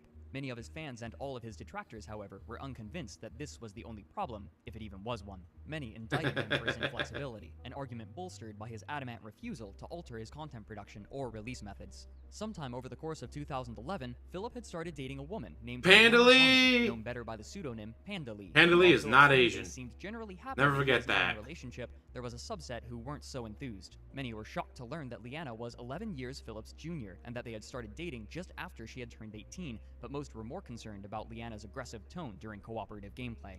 Now, I'm going to let this play out. Before you hear this, I actually think she was pretty funny in this. But let's listen. I'm going to comment, but I'm going to say this right now, okay? I'm not going to be doing anything crazy. I'm not going to be revealing tons of ridiculous stuff that's personal, and here's why. This person has not been in my life for many, many years, okay? It would not be fair for me to speak in It's a his manner very first girlfriend. about He was a virgin until he personal met her. things when she was has 17. not done so. You know what I'm But saying? we waited until she This was is someone 18 who before I've we started not had dating, any contact with guys. Since very long. I've moved on. My life now, I'm happily married. This is long in the past, but it has to be addressed. Obviously, it's part of my history, right? It's well documented. I made vlogs with her. We played games together. We traveled together. She was a big part of my life for a long time. But it would be completely unfair for me to come out in like any kind of negative attack mode when she has personally decided to be gone from the internet essentially and not ever speak negatively about me, which she very well could. I told you guys I was not exactly a bed of roses to be back then. You know what I mean? Like, I was a flawed human, and I had a lot of mistakes that I made, and I'm, you know... Well, according to her, his dick doesn't good work, on so... her that essentially, she's never come out publicly and said anything bad about me. I'm not going to do that. I'm going to speak very matter-of-factly about the situation. By the way, it's a very small part of the video, I.e., thankfully. lie So, about everything. let's continue, and then I'll make my comments. Well, he's definitely rewriting his history. He has to. No more talking. Let's press the start before I kill you all. Now it blocks this too. I moved my camera, and now the subtitles are at the bottom of the screen. Hold on. I gotta fix this. I want you guys to obviously see the subtitles. Hold on. I would say she's like, guys, come on, hit the fucking start button. Let's go. Back then, I thought it was pretty everybody funny. was shit. So, not surprised. It's pretty much it's not even heard. Actually, I have no idea if this is censored or not. I don't think it is. I don't care. All right, let's continue. It's fucking stupid. Here we go. I'm gonna rewind it so you can hear this part. Anna's aggressive tone during cooperative Here we go. gameplay. Everyone press start. No more talking. Let's press the start before I kill you all. Jesus, press it. Well, now you still can't see it. That's your, Press a push the button. starter. I'm not. Probably a better gamer than half of You you. probably can't even ready up. Are we level 2? Like, I thought that was pretty 2011 funny and also entertaining marked of her. other strange behaviors from Philip. For example, for his DSP. Anna Okay, doesn't. but anyway. Okay, so here's what I have to say about this, all right? First of all, there's been so much bullshit misinformation on the internet about my former relationship that I'm just going to clarify a few points and then we're going to move on. Number one, yes, it's absolutely true. We had a ginormous age gap. It was 11 years. Absolutely true, all right? A lot of people criticized me at the time and said, what the hell are you doing with someone, so much younger than you? Doesn't make sense. Kind of ridiculous. Some people don't agree with that kind of stuff. A lot of people don't care. A lot of people say it's your own business, right? At the time, it wasn't really a big concern for me. Like, it wasn't something that I even thought about. It was someone who, I had a relationship with, and it wasn't anything that was, how can I say? I don't even know how to properly say it because you say it the wrong way and then people take it the wrong way. But, let me put it this way. At the time, I didn't see anything wrong with it. Today, yeah, I probably could say, yeah, I see something wrong with it. Especially because one thing that I will distinctively tell you guys, I love how we're freeze framed at this when I'm talking about this. One thing that I will distinctively tell you guys, a difference here, is that My dick don't at work. first we were of like mind, and then as we were together longer and longer, that's basically why we grew apart. Because we were basically kind of like two different age ranges and generations, I was in one mindset where She I wanted to go go through out and my have life, fun and and have she was in a friends. different, completely She different wanted to mindset sit in the where house she and wanted get to go drunk with all her day. life, and those paths weren't aligned anymore. You know what I'm saying? And I think that was directly because of the age. And that's my fault. I'm the one who willingly engaged in the relationship. You know what I'm saying? There was nothing legally wrong with it, but age-wise, it kind of didn't make sense at first. We both like games or whatever. It kind of makes sense. But then over time, it's like, what the hell was I thinking? You know what I mean? And now to comment on her behavior, I'm still commenting on this with this on the screen, by the way. To comment on her behavior, yes, publicly, she was incredibly confrontational. I think that's actually the best way to put it forward. Her personality was very publicly confrontational. She always Good for wanted to seem her. like she was superior. She would get the one up on me or anyone involved in anything that she was involved in, right? She would constantly be razzing me. People liked that, right? People absolutely That's actually liked pretty that, funny. that she was that kind of a person because they thought that was a good way to play off of me. Normally, I was the only guy involved in my content, or I was the alpha of the content. You know what I mean? Like, I was the one in charge. All of a sudden, there was an off play of that. And people thought it was like two conflicting personalities. They saw uncomfortableness sometimes when we made a video of gameplay together. And people actually liked that. At the very same time, all right? And this will actually, I believe, be addressed a little bit later here. But we're coming There's up going to to be a woman-free zone. I will say this. I 100% What was that? take During responsibility for the Near fact Automata? that if she was ever in my content and was deemed offensive, that's my fault. Why? It was my content. I can argue a million ways to Sunday to try to defend myself, but I feel that's an indefendable position. It's my channel. It's my videos. It's my content. It's my streams. I am the one ultimately in control of my content and, quite frankly, my life. I was the one who actively made the decisions to have my ads. I'm the guy as who part of runs my a successful content. business. And when I Me, did, Reed. a lot of people took that as a turnoff and said, wow, I really don't like her personality. She's very confrontational. She's very offensive and says things that are meant to piss people off and demean you and degrade you, right? And totally for I her. get that was a negative thing for my viewing audience. It was my fault, 100%, that I did that and put that as part of my content, all right? I never had to do that. And I've said this over the years as well. I've absolutely said, listen, one of the biggest mistakes I ever did, and now I know You created a I'm monster, very now you can't different now in control my the personal life monster. now than I was back then. I don't know if literally I would ever shared you consider guys Penalty a monster, everything. though. I vlogged every piece of life. I went to a store, I vlogged it. I went on vacation, I vlogged it. I ate for DSP Tries It, I vlogged it. I took a shit. Okay, I didn't vlog shitting. One time I pretended to shit, but I didn't actually vlog my shitting. But you understand what I'm saying? Like, everything was shared with the public. And when I shared everything with the public, I had no private life anymore. So now, all of a sudden, But you're the one you're who did seeing that. things that are harmful to us, to our private life.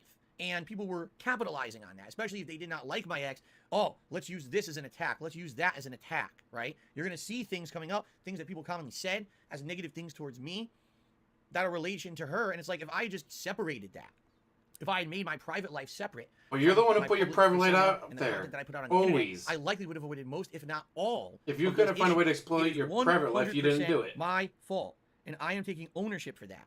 And I'm not ever going to blame someone else for my shortcomings because I put that stuff in my content. Okay. Mm-hmm. So now I'll say that. Back then, not so much. As you guys know, back then I was a very defensive person. Right now, I will take ownership of that. Now, without further ado, let's see me take a shower. He took video of himself showering with an Axe body scrubber. The only proof we ever had gotten of him ever taking a shower. But even compared to all of this, his worst trouble was yet to come. What's wrong with me recording myself with an Axe body scrubber? I thought it was a funny video. Like literally, I was looking for a variety of content. Okay, I was looking for variety stuff, and this was a DSP tries it, a one-off DSP tries it, a silly thing that I did. It wasn't meant to be a serious thing or anything. And one night, I bought an Axe body scrubber, and I was like, I just want to do something really stupid, dumb. So I just set up this camera in my bathroom and I filmed it. And everyone's telling me, man, you must have been drunk and you did that by accident. It's like, so let me get this straight. You think I was pissed drunk, and you think I set up a camera in my bathroom on a tripod. I positioned it perfectly to cut out my lower end so I wouldn't show nudity and get banned from YouTube. I framed it perfectly. I had it positioned the right distance so the camera wouldn't get wet, but also so the acoustics were perfect. I recorded this whole thing, edited it in the computer, put a DSP Tries It logo over it, and uploaded it to YouTube and promoted it all while drunk. How much do you think I drank? Do you think I had like 17? You just told us things you were of an tequila? alcoholic. Like, oh my God. Right? You just Of told us course, multiple it's times that, guys, I was an alcoholic. ridiculous. I'm an alcoholic, What guys. people were saying back then. Doesn't matter what I did it on do purpose, or did, I thought because it I'm an was something alcoholic, so stupid it's and funny. okay. I didn't take myself seriously, right? I didn't. I seriously didn't think it was a big Listen, deal. I made another one of these videos, all right, with Head and Shoulders shampoo in early 2017 or 2018. I forget exactly what it was. I think it was early 2018. Blue. It was supposed to be like a spiritual successor to this silly video. It was meant to be dumb, not serious, obviously. But some people, oh my God, this is a sign that Phil was really changing. This was his downfall. It was a silly thing I did, man. It wasn't anything like. It would have been one thing if it was like a series of videos where you could see me nude or half nude or whatever. It was nothing like that at all. It's completely preposterous. Okay, Trouble that would arise from an unexpected. There's a way you place could have done it in to make fan it base. pretty funny Here we go. as a comedy Here we bit, go, but guys. he doesn't have the personality for that. In 2012, one of Philip's fans going by the name. But then again, you get the right 2010 was comedian, blocked from they could commenting read the on phone Philip's book and videos make you who laugh your mentioned ass his belief off. That Pandoli was the cause of Philip's change of attitude and, therefore, loss of viewers. Incensed by his banning, Evil AJ published a montage of Philip's gameplay footage of Metal Gear Solid 2: Sons of Liberty in early 2013, entitling How it, do I "This use is how you don't rations?" play MGS2. Throughout the nearly hour-long montage, he peppered in comments from viewers frustrated with how poorly Philip was playing, especially noting how he was ignoring important mechanics as a direct response to Philip's claim that viewers were extremely positive to the playthrough. This video showcased some of the worst of his play, where he would often blame the controls or game design for his poor performance. When exactly this video went online and its precise viewership have been lost, but some sources claim that it quickly garnered over 1 million views. One of Philip's Nice. tweets, apparently criticizing the video for stealing his footage, predates the upload that currently exists. These imply that the original was somehow taken down, possibly by Philip, and then later re-uploaded by Evil AJ on February 15th, 2013. This has already been debunked. I did not take this video down.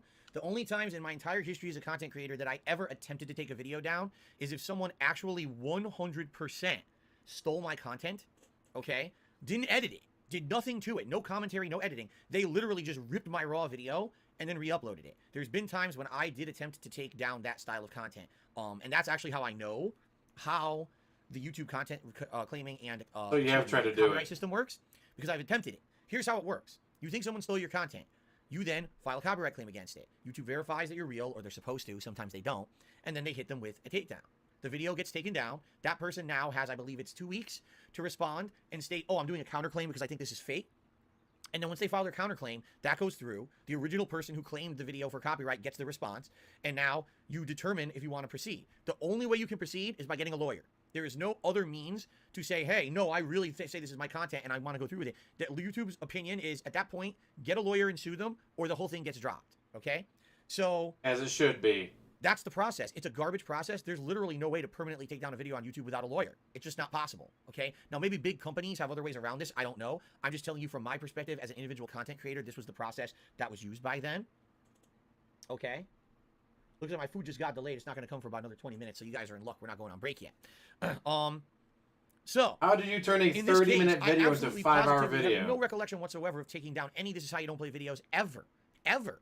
I don't Well, recall. you just said you would If get someone took down blackout drunk and DTRH's not remember original what you How You did, Play, so it wasn't me. that doesn't mean it sounds much. to me like maybe someone abused YouTube's copyright system. Just how someone impersonated Ubisoft and said, "Hey Phil, we're taking down your Splinter Cell playthrough." Likely, a fan of mine was pissed that this video existed, didn't like the fact that it spun me in a negative light, and probably took it down. Okay, but apparently everyone over the years said it was me. It was not me. Absolutely not. As I've told you guys, the only videos I ever tried to take down, ever, all right, was stuff that was 100% lifted and re-uploaded. That was it. Anything else that has commentary, criticism, this is how you don't play, anything negative, I just let it ride. Because I was like, I don't have a lawyer. There's no way I'm ever going to be able to get this stuff to go down fully. You know what I mean? And I was never going to sue anyone over it either. Okay? True, DJ Reno. He turns nothing to 2 hours, so turn a 30-minute video to 5 hours. Not that big a deal, I guess. Because I'm trying to do video here, if you haven't noticed. There's people purposely trying to derail me. They're trying to derail me, guys. It's and I'm not gonna bullshit. put up with this. I'm just going to ban those people right now so I don't have to deal with them, and then we can continue and focus. Sadly, this is what happens when I do things that people think are interesting. You get idiots who try to come here and derail my chat, and I'm just not going to have it. So I'm just going to take them out right now and then continue. Go ahead, please. Someone else say something so I can take you out, and then I can focus on what I'm doing here. Okay. All right. So, to reiterate, I was aware that this existed because people told me. I never actually watched it. I'll be honest with you. I've never watched the whole thing. I've seen clips of it. I've never watched the whole video to this day. That's why this is a good potential for future React content. But I've never watched this, okay? And I didn't claim it.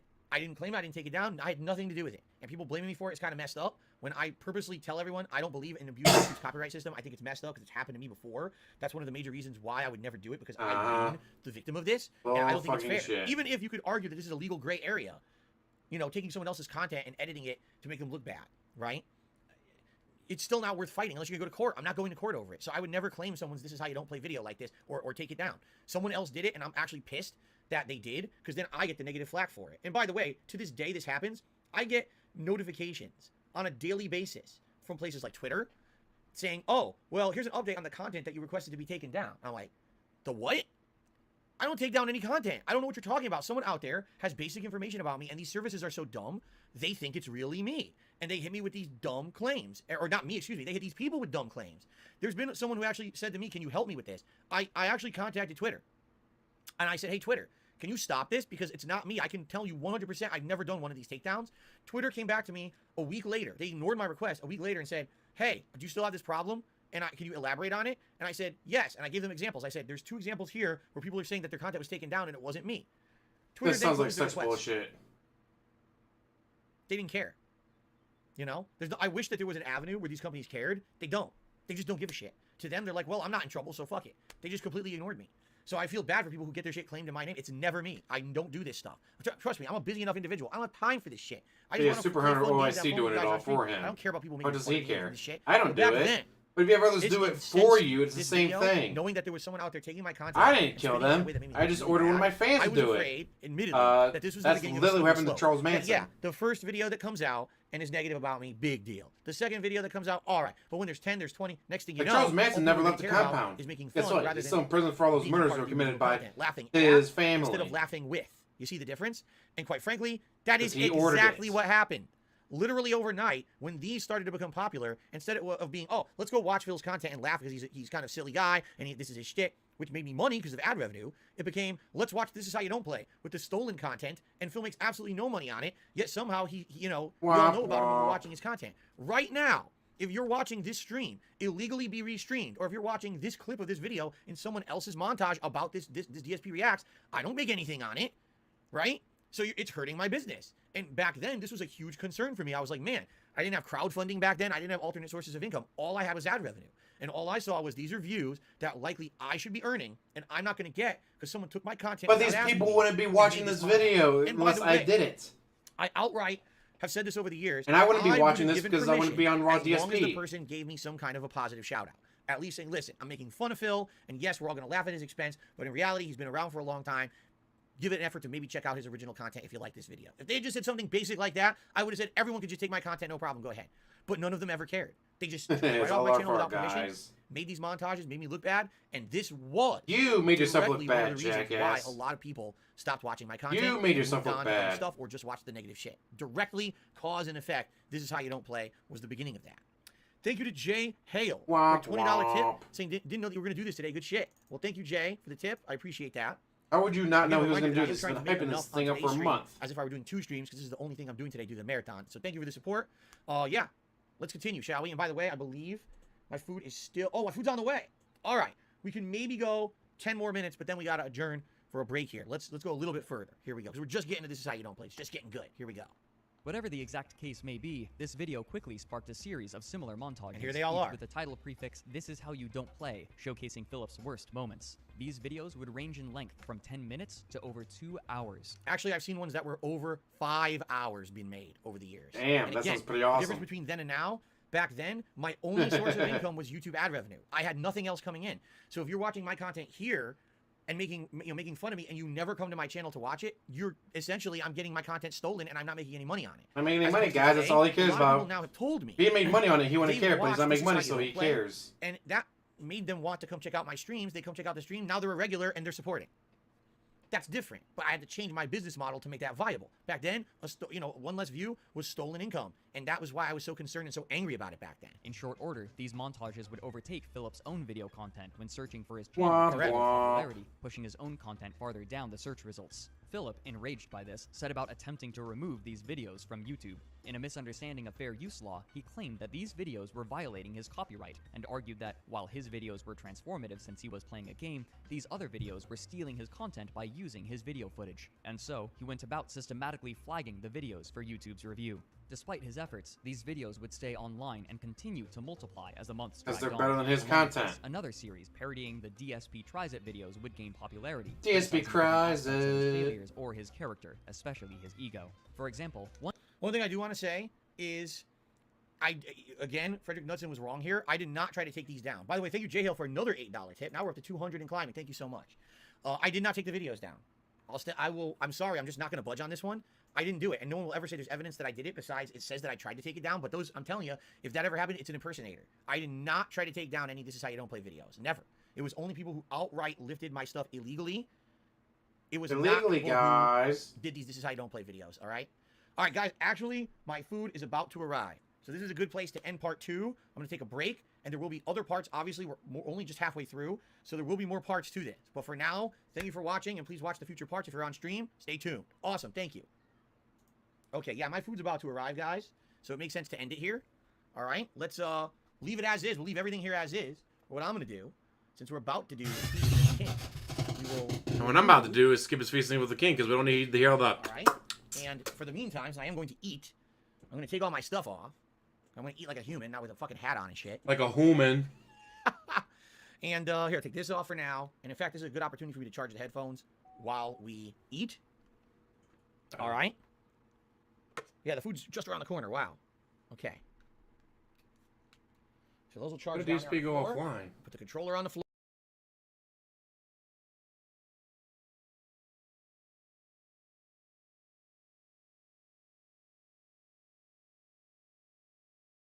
Yeah, they're pretty much the same for the WWE games. Every now and then they'll change the controllers, or they'll change how you work up to a SmackDown, or finisher, whatever you want to call it.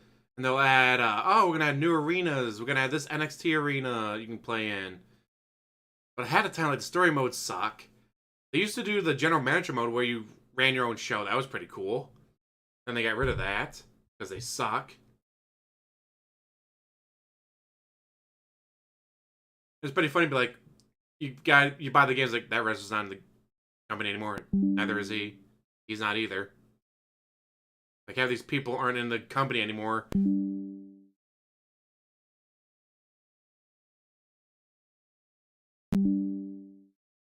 Big deal, we're not really into it. Now, admittedly, there were people who were into it who had pledged to my Patreon for it, What is that right? noise? They weren't the same people who were talking to me on my streams, but I saw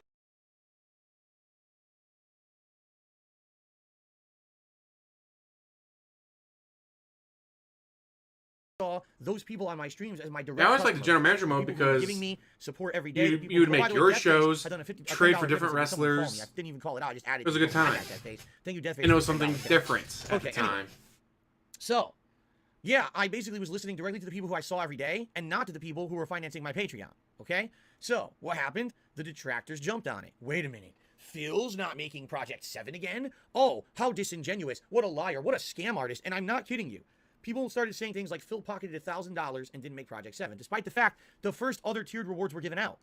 In reality, with a tiered reward system, you're only Yeah, he already admitted that he so watched it even multiple if what they're times. saying is true, it was $250, not $1,000. But already, let's multiply it by 4, because who cares? When you're hating on Darkside Phil, it doesn't matter if you're truthful or you just exponentially, make the situation worse. It's fine as long as you get to shit on Phil. That's just how the meme became on the internet. As long as you're hating on Phil, it doesn't matter if he's Terrible, truthful Kevin. or how truthful, as long as you're making him look bad.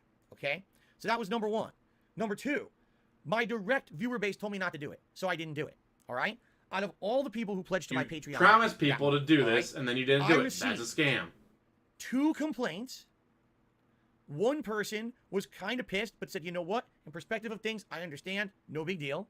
One person was genuinely angry with me, and we actually had a lengthy private conversation. I apologized profusely. I told them how it was my fault. I should not have promised it. I'm sorry that it didn't happen. That person left my community for several years. They did eventually come back, but they left for several years very angry that they had pledged directly. But they to still see found a way to Project come 7 back. return, and it never did. This is stupid. Okay? They So should I have did come have a back. consequence. I had a fan who was a longtime fan who left the community entirely for a long time. All right?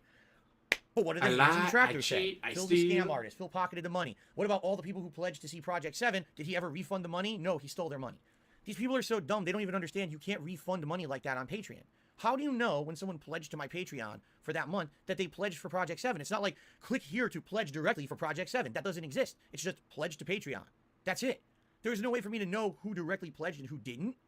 It's impossible. There's no way to... Well, you get emails. So you can email them like, hey, do you want your money back if you supported Project 7? Oh, no, I was just supporting you in general. All right. Next person, email them. Hey, were you trying to support Project 7 or are you just supporting in general? I want Project 7, man. I'm kind of pissed you're not going to do it. Can I get my money back? Okay, here we go. But he didn't do that. He just kept the money and ran. Well, waddled. He doesn't run.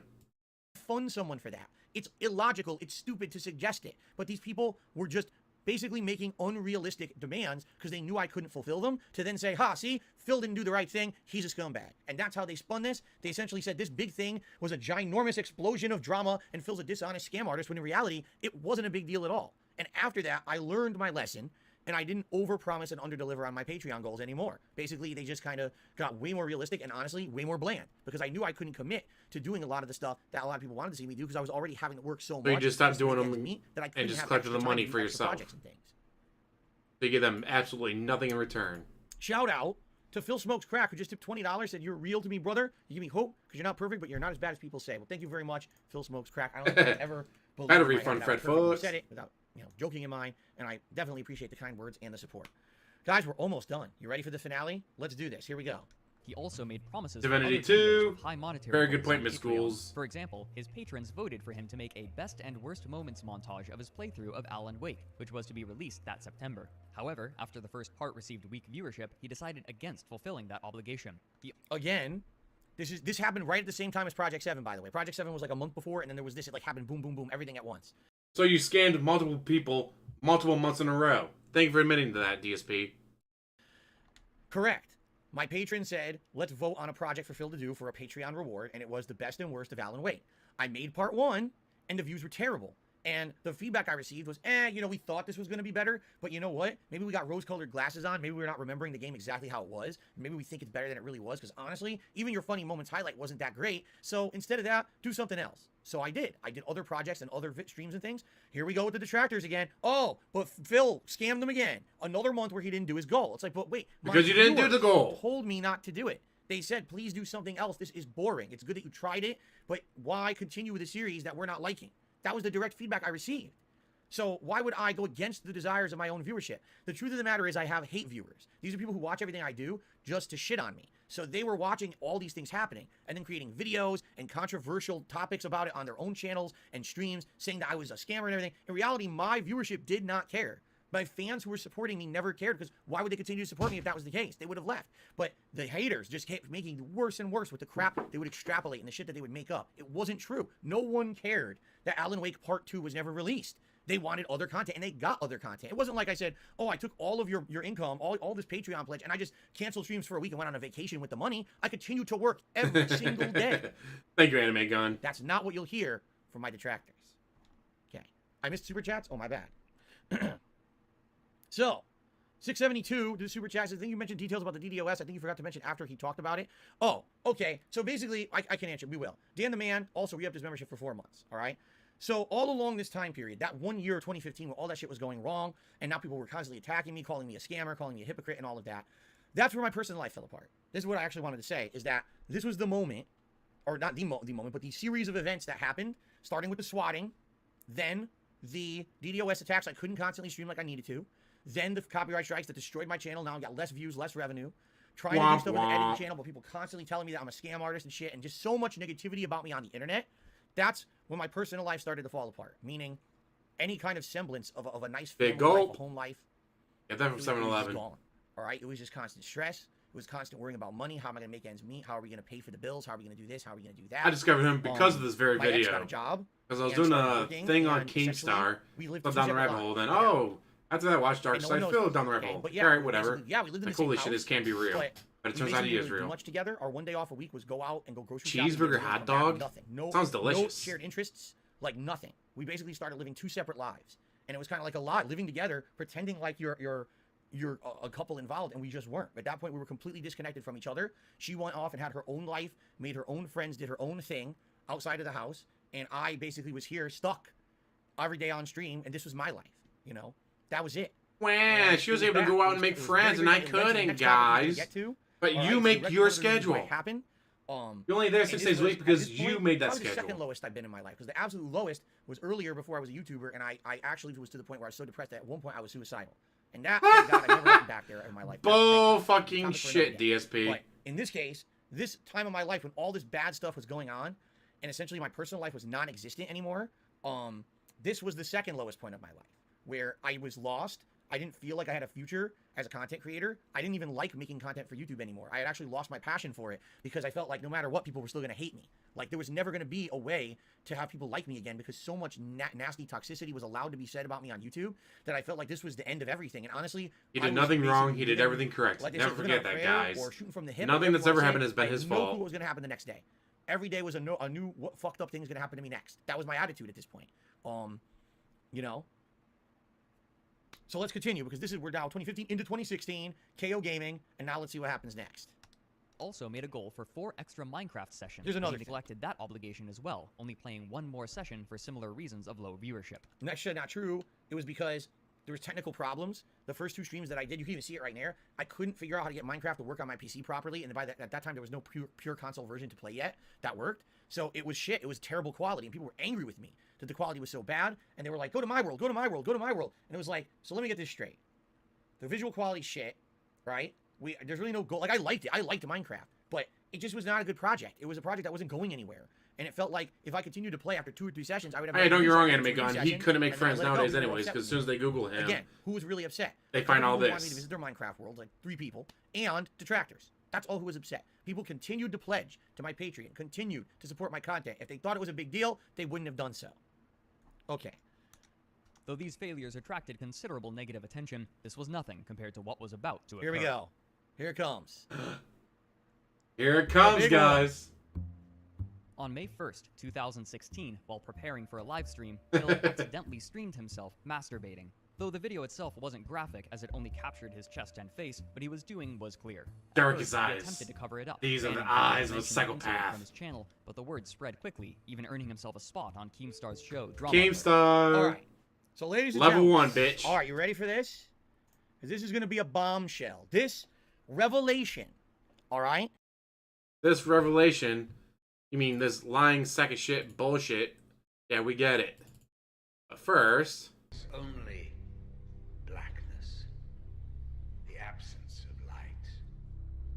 These are the eyes of a psychopath. Easily amused. Is going to rock the internet. What I'm about to tell you has Shoot himself in the gouty foot. all been revealed, but it is the truth of the matter that none of you expected me to reveal today. All right? You ready for this? I hope you're ready. I'm surprised. We don't have enough people on the stream for me to reveal this right now. We should have had 1,000. We only have about 700. I'm very disappointed. So, are you ready for this? The revelation you've all been waiting for. Ladies and gentlemen, I Staged the whole thing.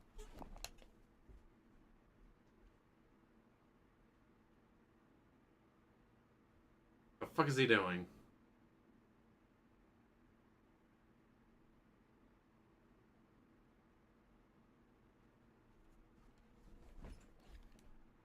Gross, Shaz. I don't know how you look at that all day. Bullshit.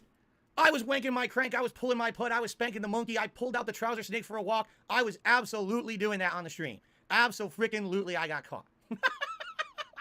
Okay? Are you crazy? But what's hilarious about the whole situation is some assholes actually had the audacity to actually make up a conspiracy theory stating that I made the whole thing up and it was staged. They actually, to this day, believe that. They believe that I made it up. Like, yes, it was my master plan that this would be on the internet. Abso-freaking-lutely, right? Some people just cannot be fucking helped. Okay? Thank you to the UPS guy for a $2 tip. He says, I love your DSP. Don't be depressed or down again. And Shadow Boss at a $5 tip. He says, we got your back, brother. Well, thank you. I appreciate that, guys. I also got a $5 anonymous tip saying, we love you. We're going to do the custom Phantom matches tonight. That's tonight. We're doing it after we finish this. Okay? It's happening. It's still happening. All right? So we're now at 283 and climbing. Thank you guys for the support today. All right. Now it's been 5 years. He doesn't care anymore. To give further elaboration to the situation, not that it needs that much, as I told you, This is complete total bullshit because Panda Lee said that his dick didn't work. Chip. She was a little nymphomaniac. She wanted it all the time. He just couldn't give it to her. And I was very depressed and doing very stupid, dumb things, and that was just one of many that you guys are aware of, but that was the worst, obviously. I have heard theories that it was staged, but no one believes it. In general, why would I be doing it in here? But again, you know, having a separate light, it's kind of like, oh, I'm in here. This is my domain. This is my room. I'm separated from anything else in the outside world when I'm in here. And you know what I'm saying? Like, it was fucked up. It was really, really, really, really, really, really, really fucked up. Let's just put it that way. Okay? It was not normal. It was not any kind of logic involved. Yeah, it's the long at stroking all. people It are was talking just, I about. was messed up in the head. All right? That's really the only Cheers, squeak. explanation I have for it. All right? There's really no justification for it. There's no, oh, let's apologize. I mean, yeah, I apologize. Thank God it wasn't worse, right? Thank God. And by the way, so many people have over-exaggerated and extrapolated upon this over the years. First of all, it happened on YouTube, not on Twitch. Some people say it happened on Twitch. Wrong. It happened on YouTube. Some people claim I did it in front of thousands of children. Wrong. I did it on a pre-stream and not a pre-stream podcast. Back then, a pre-stream was just me running music and slides. Actually, it wasn't even music. It was the PlayStation dashboard theme and slides until I came and talked for a little... Oh, until I came. Until I started talking on stream. Bad choice of Yes, words. until he I started came. talking on stream about the daily stuff that was happening, like the schedule or games. It's kind of hot in here right now. I don't know what's going on. It's like the temperature just went up 20 degrees or something. But anyway... You know, hot and bothered thinking about the time you jerked off in front of children, Yeah. huh?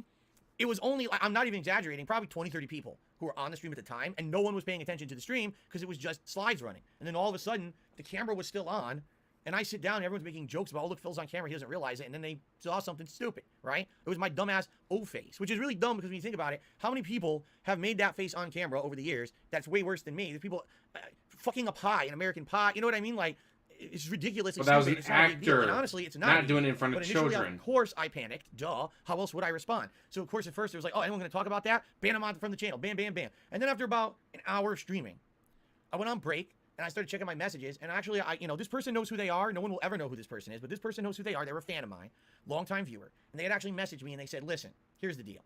Something really stupid just happened, okay? We all saw it. Now we're really seeing it because, of course, people ripped your stream, and it's being rebroadcast all over the internet as we speak. So... here's what you can do. You have two options, right? You can either completely ignore and deny it and act like it never happened, in which case you will never live this down, and for years people will always use it to hound you. Or you can laugh along with it, admit that it was a mistake, and just move on. And the bottom line is you didn't show anything besides a silly face. There was no sound. No, you know what I mean? There was nothing obscene. You're not going to get banned from anywhere for it because it was just a stupid mistake. And people should You should have gotten banned for it. And... but I wouldn't say person permanent. It would be like a 7-day 100% suspension. Would have been absolutely hilarious. correct. And to you, you know who you are out there.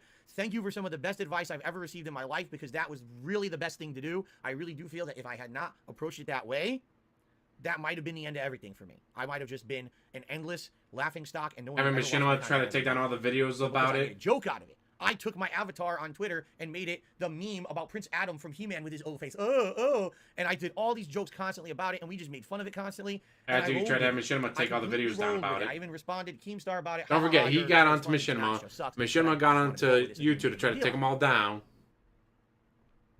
Thank you to Pro Agent for $1.50 tip saying, what were you watching? That's right, And Adachi. elaborate to $4.20. It says, what were you watching? Well, that I can finally answer. You ready? Two hot blondes. Let me tell you. For some reason, this is not moving anymore. Why did this stop moving? The heck? What, hold on a second. I'm not having the impact I want because it's not moving. It's like it glitches or something. Oh well.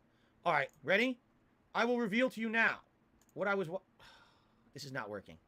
All right, forget it. Forget the effect. Ready? I was watching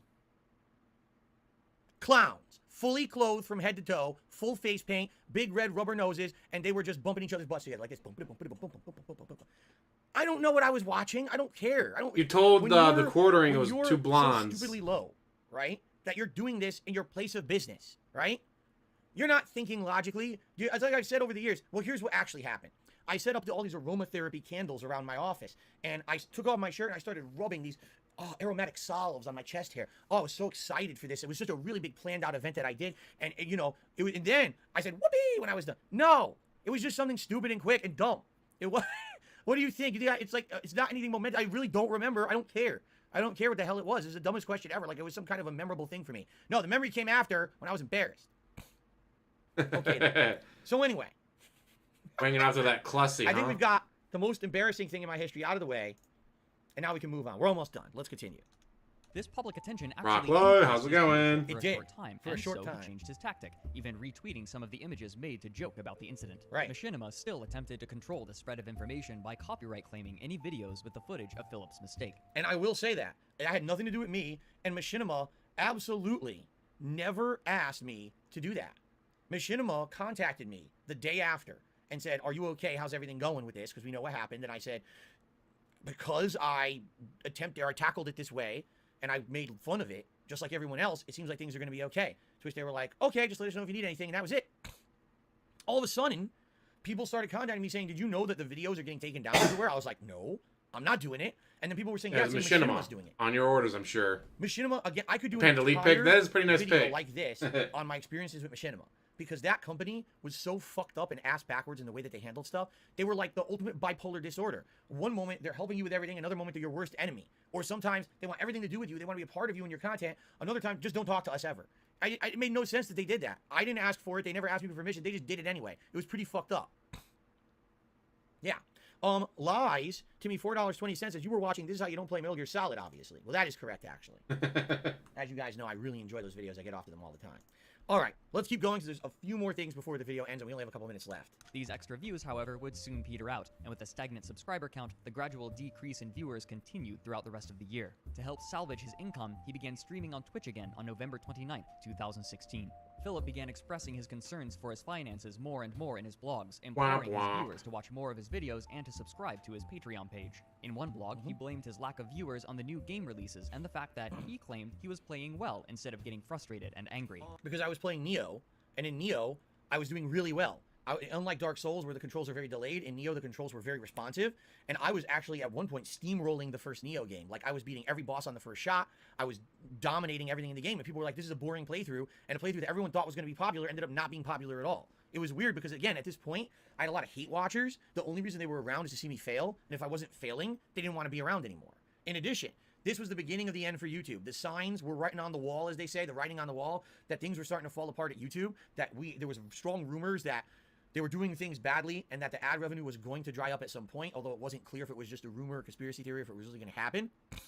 Snort. And people actually had said to me, you got to go back to Twitch. If you really want to save your business, at this point, you can't have all your eggs in one basket. You've got to go back to Twitch because YouTube. He says that he has all of his eggs in one basket on YouTube. Twitch, you could increase your bitrate. You only have one basket now, YouTube. YouTube. This was late 2016. So over 2 years later, they changed everything and said, oh, you can stream at a higher bitrate now, and all these improvements, like having things like cheering implemented into your stream so people could contribute in various different ways. And people said Twitch was the right place to go. So I listened. I listened to the feedback of my viewership, and I moved my business to Twitch and started focusing primarily on Twitch and basically didn't really care about YouTube anymore.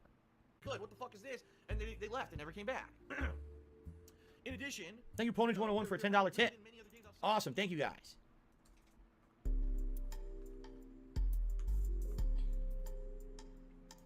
At long last, on March 2nd of 2017, Machinima removed Philip from their managed partnership program. Since Philip's AdSense account was still banned, he had no way on his own to make money from any of his YouTube channels. And most of that is wrong. The part that's correct is that Machinima removed me from their partner program, but that was because of me basically telling them to. All right. So here's what really happened. Here's the Bullshit. So They at were this your time, only the source YouTube of apocalypse income. happened. This was Why early would you February tell them to 2017, remove you? when the writing was on the wall that things were going to go. Why would you tell them to remove you when they were literally your only source of income, DSP? This story makes absolutely no sense. Without Machinima, you had no way to pay your bills. Without Machinima, you were going to lose everything. You would not tell them to remove you. For those who don't know, ad revenue was down, and he kept calling them like, why is my ad revenue down? Why is my ad revenue down? They told him, we don't know. Give us a week or two, we'll figure it out. The very next day, what's going on? What's going on? What's going on? We told you yesterday. Give us a couple weeks, we'll figure this out. But I want to know now. Give me your CEO. Fine, if you don't do it right now, then drop me. So they called his bluff and they dropped his ass. Go wrong on YouTube, the conspiracy theories were proven true, and in early 2017, that February, half of the advertisers quit the site overnight. They cited many different reasons. For example, they said, "Oh, we found that our ads were being used on videos that have racist content, very polarized." You mean your content? We saw a video that was basically a terrorist talking about killing people, and you had a Starbucks ad on it. So we're pulling all our advertisements from the site. Okay, that was number one. Number two, advertisers felt their ads were no longer effective on YouTube. Big companies like Walmart felt that they were throwing their ads to the wind and that YouTube's automated algorithms were not putting the ads on appropriate videos, and therefore people were just not seeing the ads that were appropriate, and it was ineffective advertising. So that first week of February 2017, YouTube decided to pull half the ads. There was just no ads anymore. Overnight, someone like me, who my entire livelihood was made on ad revenue, my livelihood went down by 50%. Now, I already had all these compounding problems of the years before. The swatting, the DDoS, the false copyright strikes, being knocked out of the algorithm. This is how you don't play. All these things. And then this was the next thing. This was the straw that broke the camel's back for me. Okay? When this happened, I contacted Machinima. Yeah, but I already told you said, guys what "Listen, actually you guys happened. are my source of income.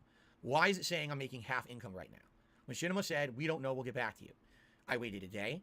I waited 2 days. I waited 7 days. No, you I got didn't. no response. I asked again, "Hey, what's going on? I need an answer." "Oh, don't worry. We'll get back to you."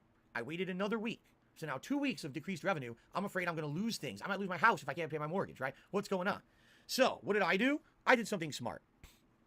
I went and reached out to a contact Harassed of mine that I them had at Machinima years so prior, much someone who that they previously dropped your was the ass. head of the partnership program at Machinima, and I had been directly working with. He was a really nice guy and really helpful at the time. I send him an email, and the email gets bounced back saying, "Oh, he doesn't work here anymore." Great. They never told me that. But this will be forwarded to the appropriate party. Okay? So the next day, I get an email from Machinima stating, "How dare you, Phil?" All right? I'm not even kidding. "How dare you contact someone else at the company? We told you we're working on it. It's not your right to go around us when we're already working on it. You should just sit there and wait like a little child, and we'll get back. Like, Daddy will get back to you someday on this. You wait, and you sit there in the corner, right? This is my livelihood. This is my job. I can't. It's I'm gonna also lose everything. their I job. can't pay my bills, and they're not getting me information, and they're not getting back to me. Then they give me an insulting response.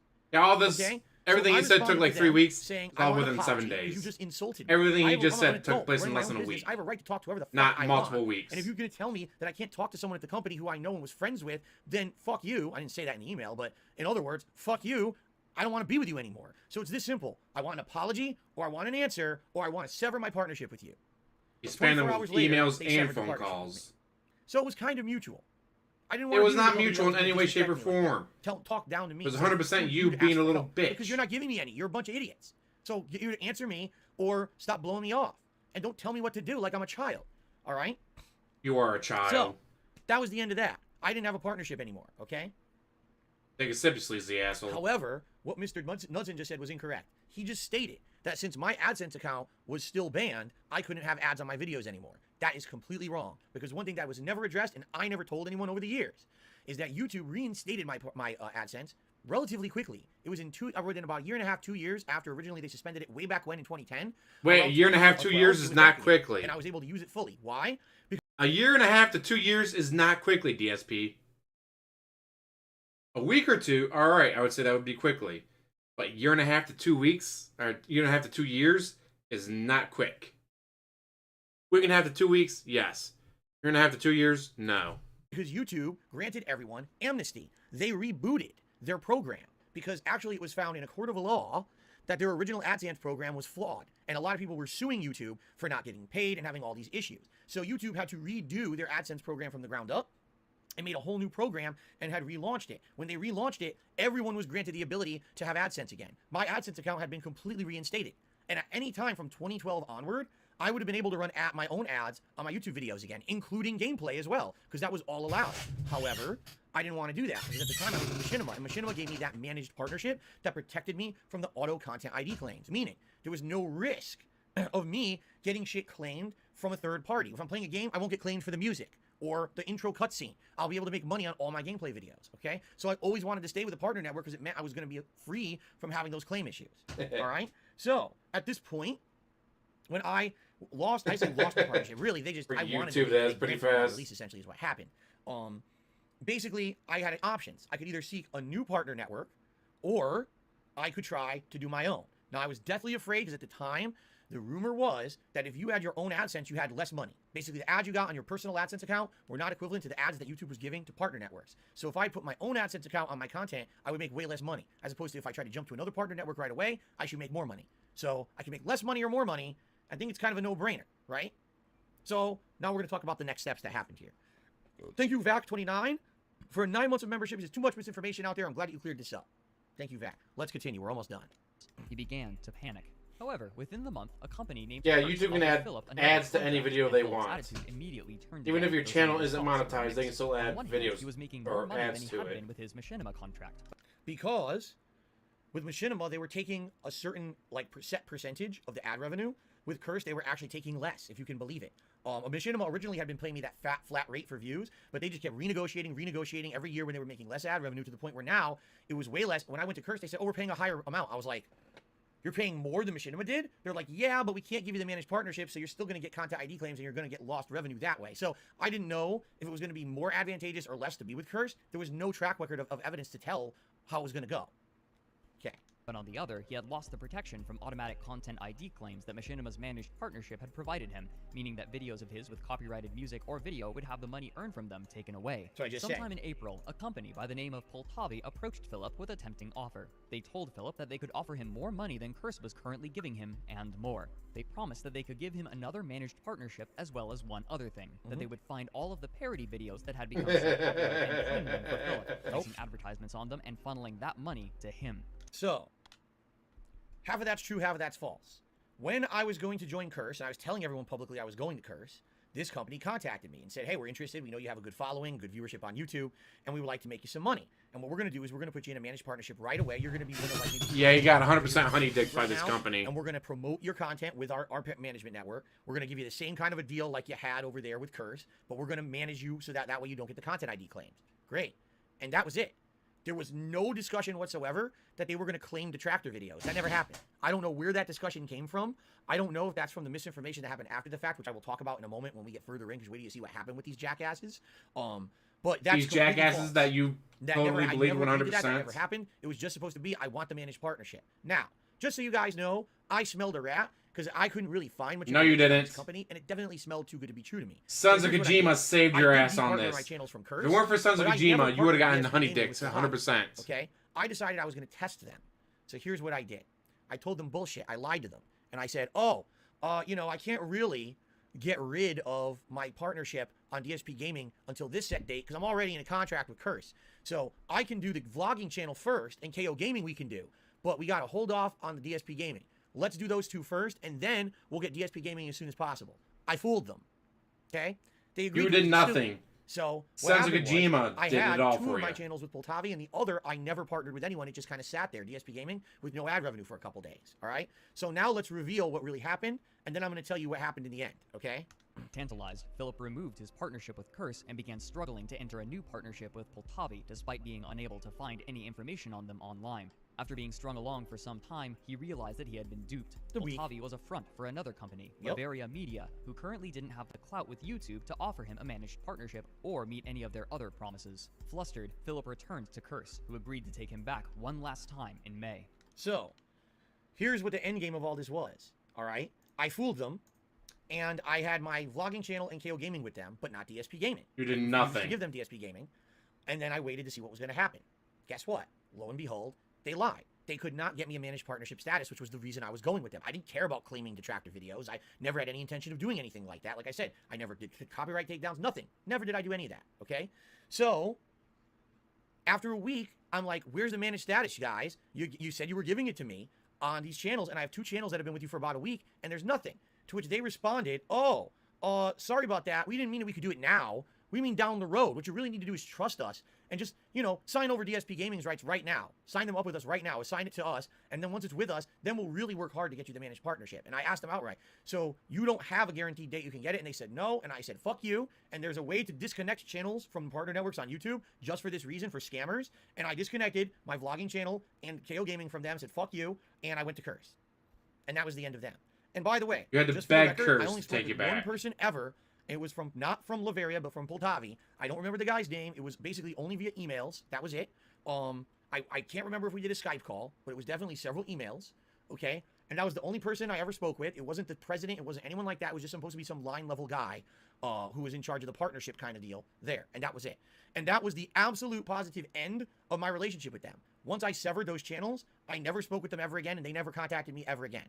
Okay. Supposedly, later that year, my detractors, of course, looking for drama, wanted to get to the bottom of the situation, and I wasn't going to publicly talk about everything that happened. So they apparently tried to contact these guys behind the scenes, and I guess they got in contact with them or someone else. Well, the reason that Phil wanted to be with us is because we offered to claim all his detractors' videos. That never happened. That literally never was discussed. It was only I wanted. Because they have no reason to lie about it, the only reason I DSP. wanted to go with them. They I was literally already have going with Curse because no they paid me reason more. to Why lie would I wanna about go with them? offering Didn't you make any that. sense, right?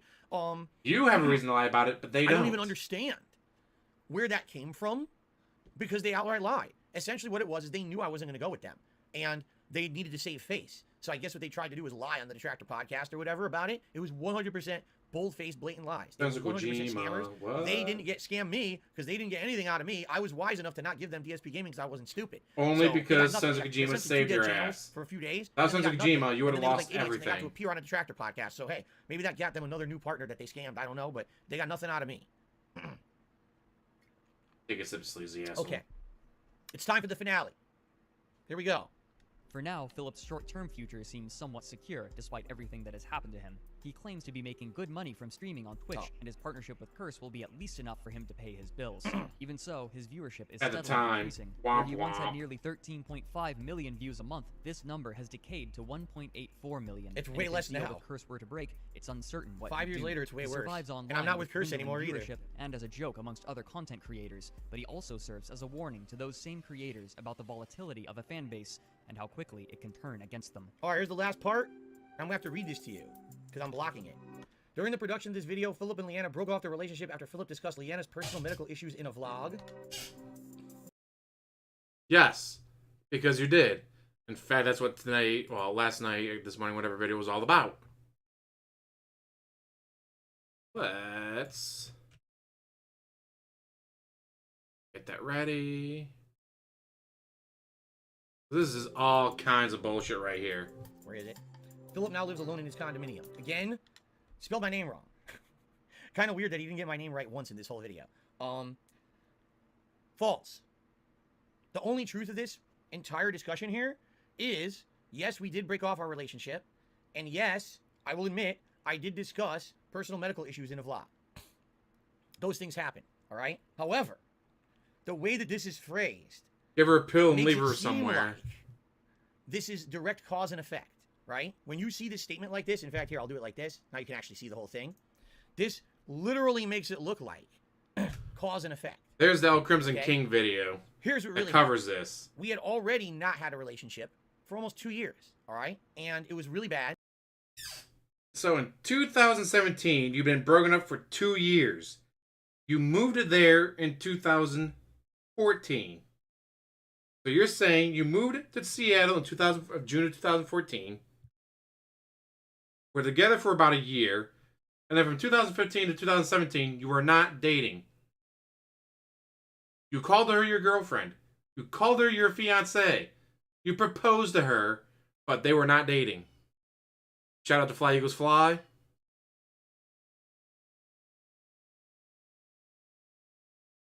I just... How do you expect people to believe that you and Leanna moved to Seattle in 2014 of June, broke up in 2015, and then you just kept her in your place for 2 fucking years? There was no coitus with Leanna. According to her, his dick doesn't work. To the point where we had already broken up. Exactly when, I don't remember, but it was definitely before that day when this happened. She was in the actual process of moving out. What she was actually doing was working with her friends to figure out, you know, the timeline or whatever. I was trying to be as nice as I possibly could be and give her the time she needed because I didn't want to kick her out of the house like an asshole, since it was, you know, basically a mutual deal that we were breaking up. I wasn't like, you get out or you get out. It was more like, okay, it's not working anymore. Let's split. Yes, why would she drive your car, have you pay for her phone bill, do your laundry? Because remember, he didn't learn how to do laundry until after she moved out, which means she was doing his laundry up until this day. Until the day that he exposed her medical issues to his fans and she broke up with him, she was doing his laundry.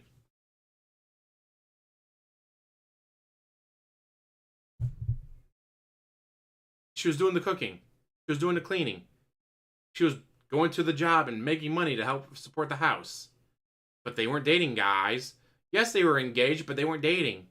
How the fuck are you going to be engaged and have a wedding ring or engagement ring on, then claim that you weren't dating?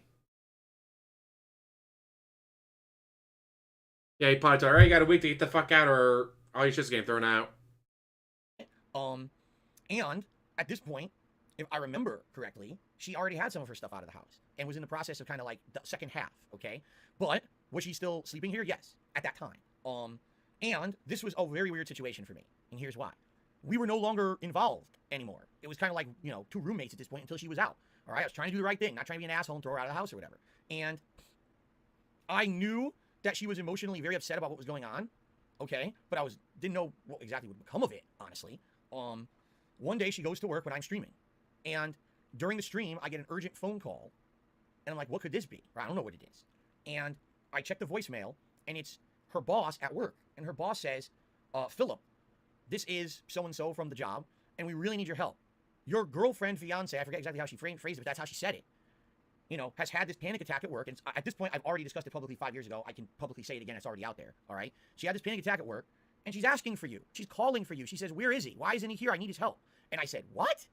I said, we broke up. We're done. She's on her way out the door. Why is she screaming for me? It was shocking to me. I was like, it sounds like... So what, should she put her mom as the emergency contact? No, her mom that lives in Pennsylvania?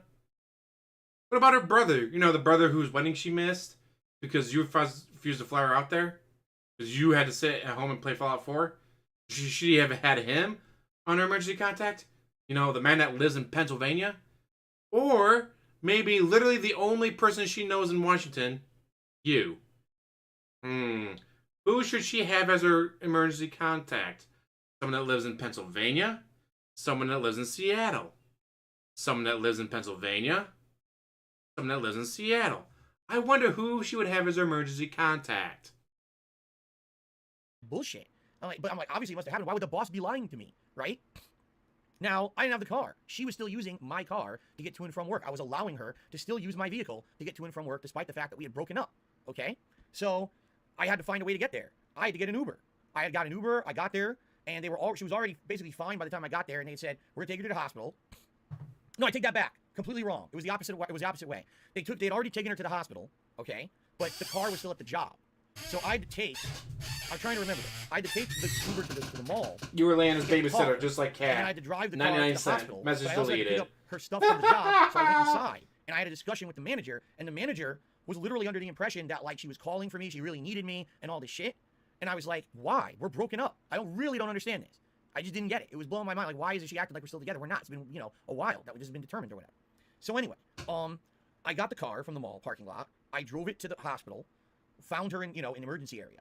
And I already told this story. Can you react to the animated version of you telling the story? Essentially, they just gave her pills. Good for you, George Uda. And literally had her sit there for 5 hours and do nothing. No doctors came and helped her. No one talked to her. No counseling. Just sit there. So she sat there for 5 fucking hours. The animated version already linked in here. And said, just go home. Nothing. No help. We gave you the pill. We drove you to the emergency room. We sat here. We did nothing. Go home. So, of course, I've already criticized American healthcare about this because I was so flabbergasted at how bad it was. Now, at the time, I didn't announce to anyone yet that we had broken up. No one knew publicly. So when I came home, everyone wanted to know what happened. Is she okay? Is everything all right? Obviously, I was going to tell you guys that she was okay. People cared about her. She was a part of my life for a very long time. She was a part of my content. People were concerned for her and wanted to know what was going on. All right? I should not have said that she had a panic attack. That was my bad, and I am definitely in the wrong for doing that. It was her own medical issue. It was her decision if she wanted. She had a public presence. She had her own social media. It should have been on her if she wanted to discuss that with the public. It's my fault. I shouldn't have done it. The truth of the matter is, my mind was so messed up at this time that I didn't know what to think, what the hell was going on. All right? Like, it was just so, the whole thing was so confusing to me. All right?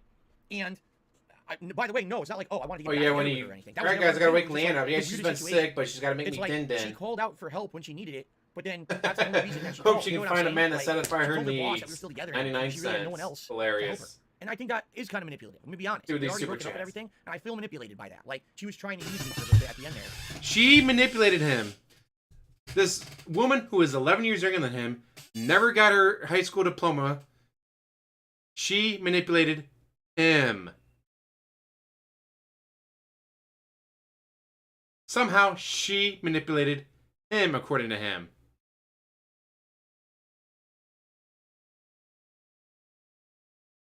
DSP, you were 11 years her senior. You not only graduated from a private high school, you went to college and got a degree. You're in the workforce for several years. You had all this life experience. Somehow, this girl who never finished high school, never went to college, somehow she manipulated him. To try to get as much help as she possibly could. Maybe that's not to be blamed because I don't know if she had anyone else out here who she could rely on. So maybe I would have done exactly the same thing if I were in that situation too. Okay. Snort. But it was just a really messed up situation all around. I was definitely in the wrong for discussing stuff publicly like that, but I absolutely personally feel that she was in the wrong for basically using me at the end there. She was still using the car. She was still living here for a while. And even after the fact, she wanted to come back and keep getting more stuff. And I'm like, what are you talking about? We're broken up. You're gone. It's done. I'm moving on with my life. I can't have this going on, an endless cycle of, it has to end. End and begin again. Oh. Not end and Oh. come back and there's more involvement. No, that's not how it fucking works, you know? Oh! Mister, I had to take multiple trips to the dump to get rid of her stuff. I had to spend all this money to get rid of the stuff that she left behind. But now you're going to sit there and say that she tried to get her stuff back, and you told her no. So she tried to get her stuff, and you told her no. She wanted to pick her stuff up that you said was taking up space in the other office, and you just had to take it to the dump to get rid of it. She tried to get her stuff back, and you said no. So it's your fault that her stuff took up all that space in your house because you refused to let her come pick it up. So anyway, yeah, I'm Yeah, absolutely Kat's like positively 7 or 8 100% years in the younger than wrong he is. that I did this, okay? I should not have talked about her private medical stuff publicly. In reality, it didn't even occur to me in my mind at the time that it was wrong to do. I should have, but it didn't. I was so mind-fucked at the time that everything was going on, okay?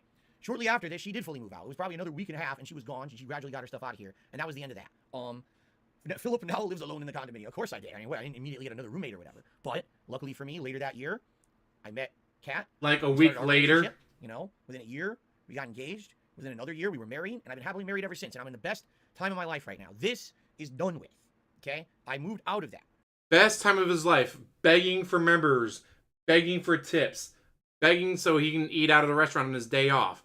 Best time of his life.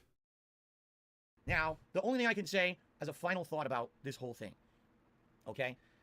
I mean, I think I was just really dumb, and I didn't realize that a relationship like that was not going to work, okay? She was too young for me. We were two different people who wanted different things from life, but never really sat down to discuss that. There were times that were really good together, meaning, oh, when you're going on a vacation or you're going on a trip or you're able to go out and get a nice meal or shopping because I had money back then, everything was great. But as soon as we moved here and all the hardships started, oh, I don't have a lot of money anymore. I got to work way more to make ends meet. Uh-oh, we're getting swatted. Why didn't you have a lot of money? Oh, because you're not paying for one condo. You're paying for 2 condos. You're paying the HOA fees on 2 condos. You're paying the property taxes on 2 condos. You're paying utilities in 2 condos. Because you refused to sell the other one. You refused to have a company rent it out. That's all you had to do. That's all you had to do.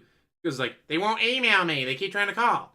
Well, because they're a business. They want to call you. If you had called them and talked to them, even if, oh, well, you're still going to be losing like $100 a month.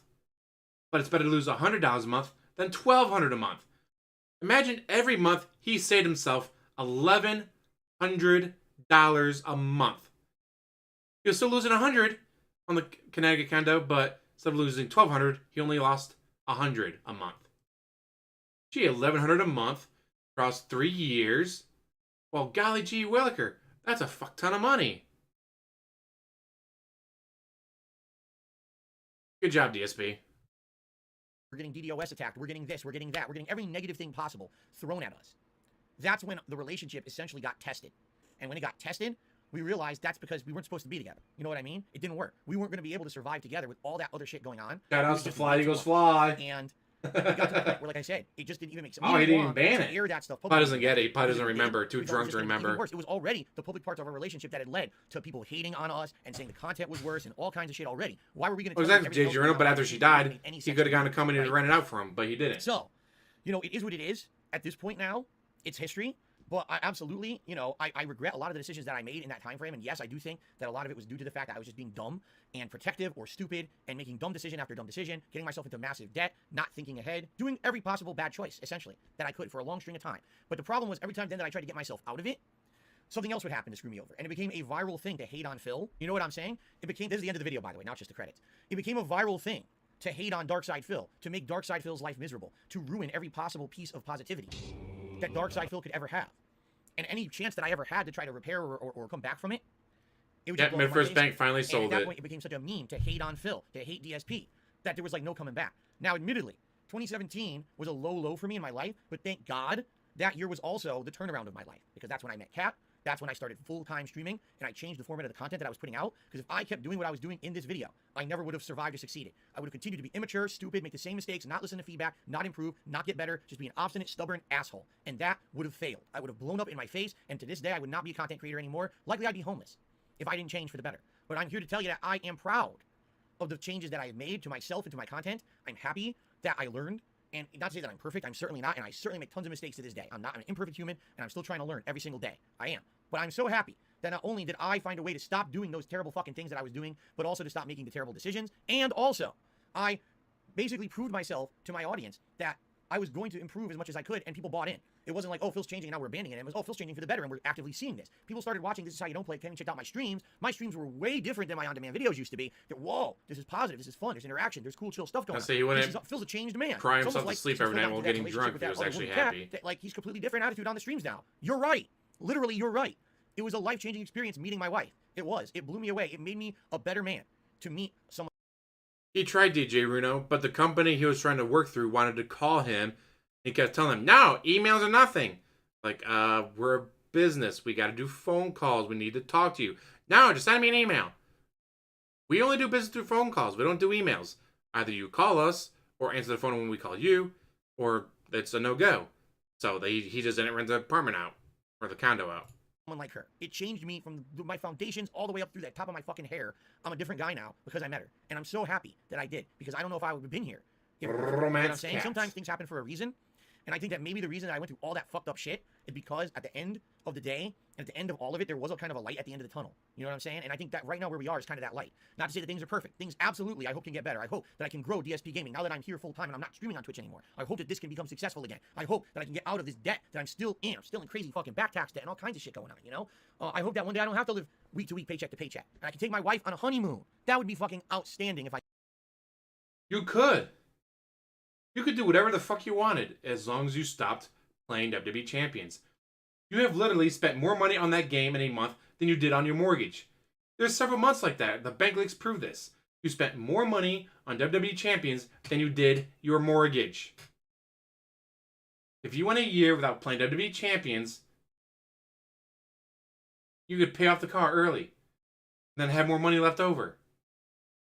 Or just say, fuck it, take your wife on the greatest honeymoon ever after 3 months. Imagine what you could do with $4,500 for a honeymoon, DSP. Just don't play WWE Champions for a couple of months. I could do that. But you know what? You take it all one day at a time, right? You don't get too ahead of yourself. I've learned this. And you're happy and grateful for the little things that happen every day. Right now, I'm incredibly happy with my home life. I'm in a much better situation than anything that happened in this video. And even though I have way less viewership, way less engagement, way less views, I'm still able to make a living, do what I do, and I'm a happy person. And I think that's more important than maintaining any kind of a following like I had in 2010 on YouTube when I was virally popular and everyone knew who Darkside Phil was. So, ladies and gentlemen, thank you for watching DSP Reacts to Down the Rabbit Hole, Darkside Phil. I hope you enjoyed this project. I hope that you learned from the project, because I sure tried to add as much as I possibly could and put perspective. As with everything, take this with a grain of salt. This is my perspective. Doesn't mean that it's factually true. It just means that this is how I remembered it. And you know, the mind can somehow do funny things. I know for a fact there's been times in my life, Especially when you're that I've blackout drunk like you admitted to This being. is all subjective from my point of view, and I tried to make it as informative and interesting as possible. Okay? Whether you watched on stream or on YouTube on demand, thank you. Thanks for the likes. Thanks for the engagement today. Thanks to those who watched on demand. I hope you liked the videos. Leave comments. Let me know what you think. Any super thanks were greatly appreciated. Thank you all very, very much, guys. Really, I really enjoyed doing this, and I'm very happy. Nothing that about I you and your actually got to do it. content has By the way, changed. There's way Message more deleted. stuff that I can do in the future in regards to this kind of stuff. There's other things I can react to. If you liked this because it was my take on something that involves me, I could react to other stuff. What if I reacted? This is how you don't play. What if I react to the video that John Rambo and Howard made about me 7 years ago? Why they broke their friendship with me, right? There's other things out there that we could do if you like this. So let's see. Guys, thank you so much for watching. Until next time. And yes, DSP had a package with his car company where he didn't have to pay for the oil changes. But he never got them changed because the car company never called him to get it done. You know what I did? I called the company. Like, hey, can I set up an appointment for Tuesday? Yes, what time? 2:30. All right, you're set. This is what I'll be doing at 2:30. Getting an oil change. And tire rotation. Unlike DSP. Woo-wee! That was a long one. That was 4.5 hours for a 30-minute video. And now, we're not done. Because guess what we're doing? WWE right fucking now. That's right. Nope. Ain't watching that shit. Oh, this was a good one. 3.5 hours. And mind you, he is just... I just not realized. He is now just going to be starting his stream. I have just done an entire stream covering his video. Been live for 3.5 fucking hours. And he is just now going to be starting his stream. He's got the music playing, whatever. He is just now waking up, waddling down the hallway, sitting down at his computer, and starting the stream. Congratulations, DSP. I'm done. I'm gonna go hold my friend, see if he wants to go get something to eat for dinner tonight. Or hop on Diablo 2 for a bit. Or go to the driving range and hit some golf balls. I'm gonna get to do all this stuff. He's gotta sit there and play whatever game he's playing today.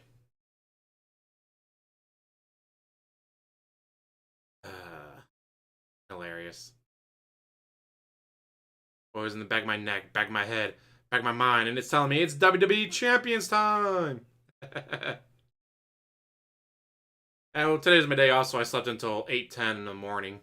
Felt great. It's like, echo time. Time is now 8:10 a.m. Ooh, I'll get up, get a couple things done, get some laundry done, make some food, sit down and do this.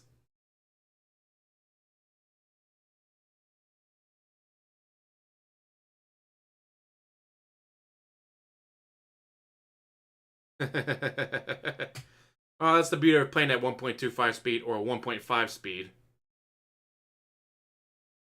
And skipping the goddamn food section.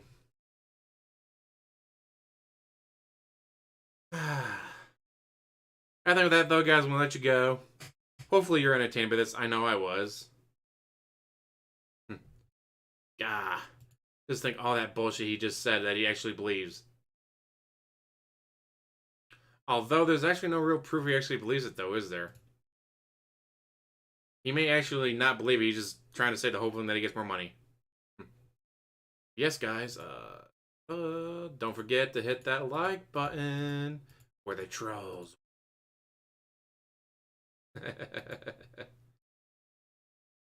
Yeah, guys. With that, I'm going to say thank you for watching. As always, like, subscribe. Oh, go ahead and spam as much as you want. Unlike DSP, I don't have a slow mode, and I don't ban people. We had a troll pop up for a good half hour, and I just completely ignored them. That's what you're supposed to do to trolls. If you feed them, they only get stronger. You ignore them, they eventually starve and go away.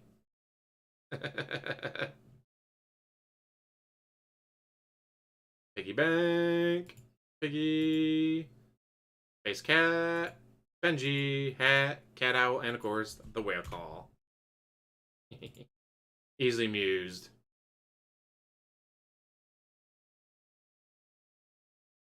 Yeah. Alright, well, I'm gonna go do something besides spend a ton of money on WWE champions. You guys have a good day.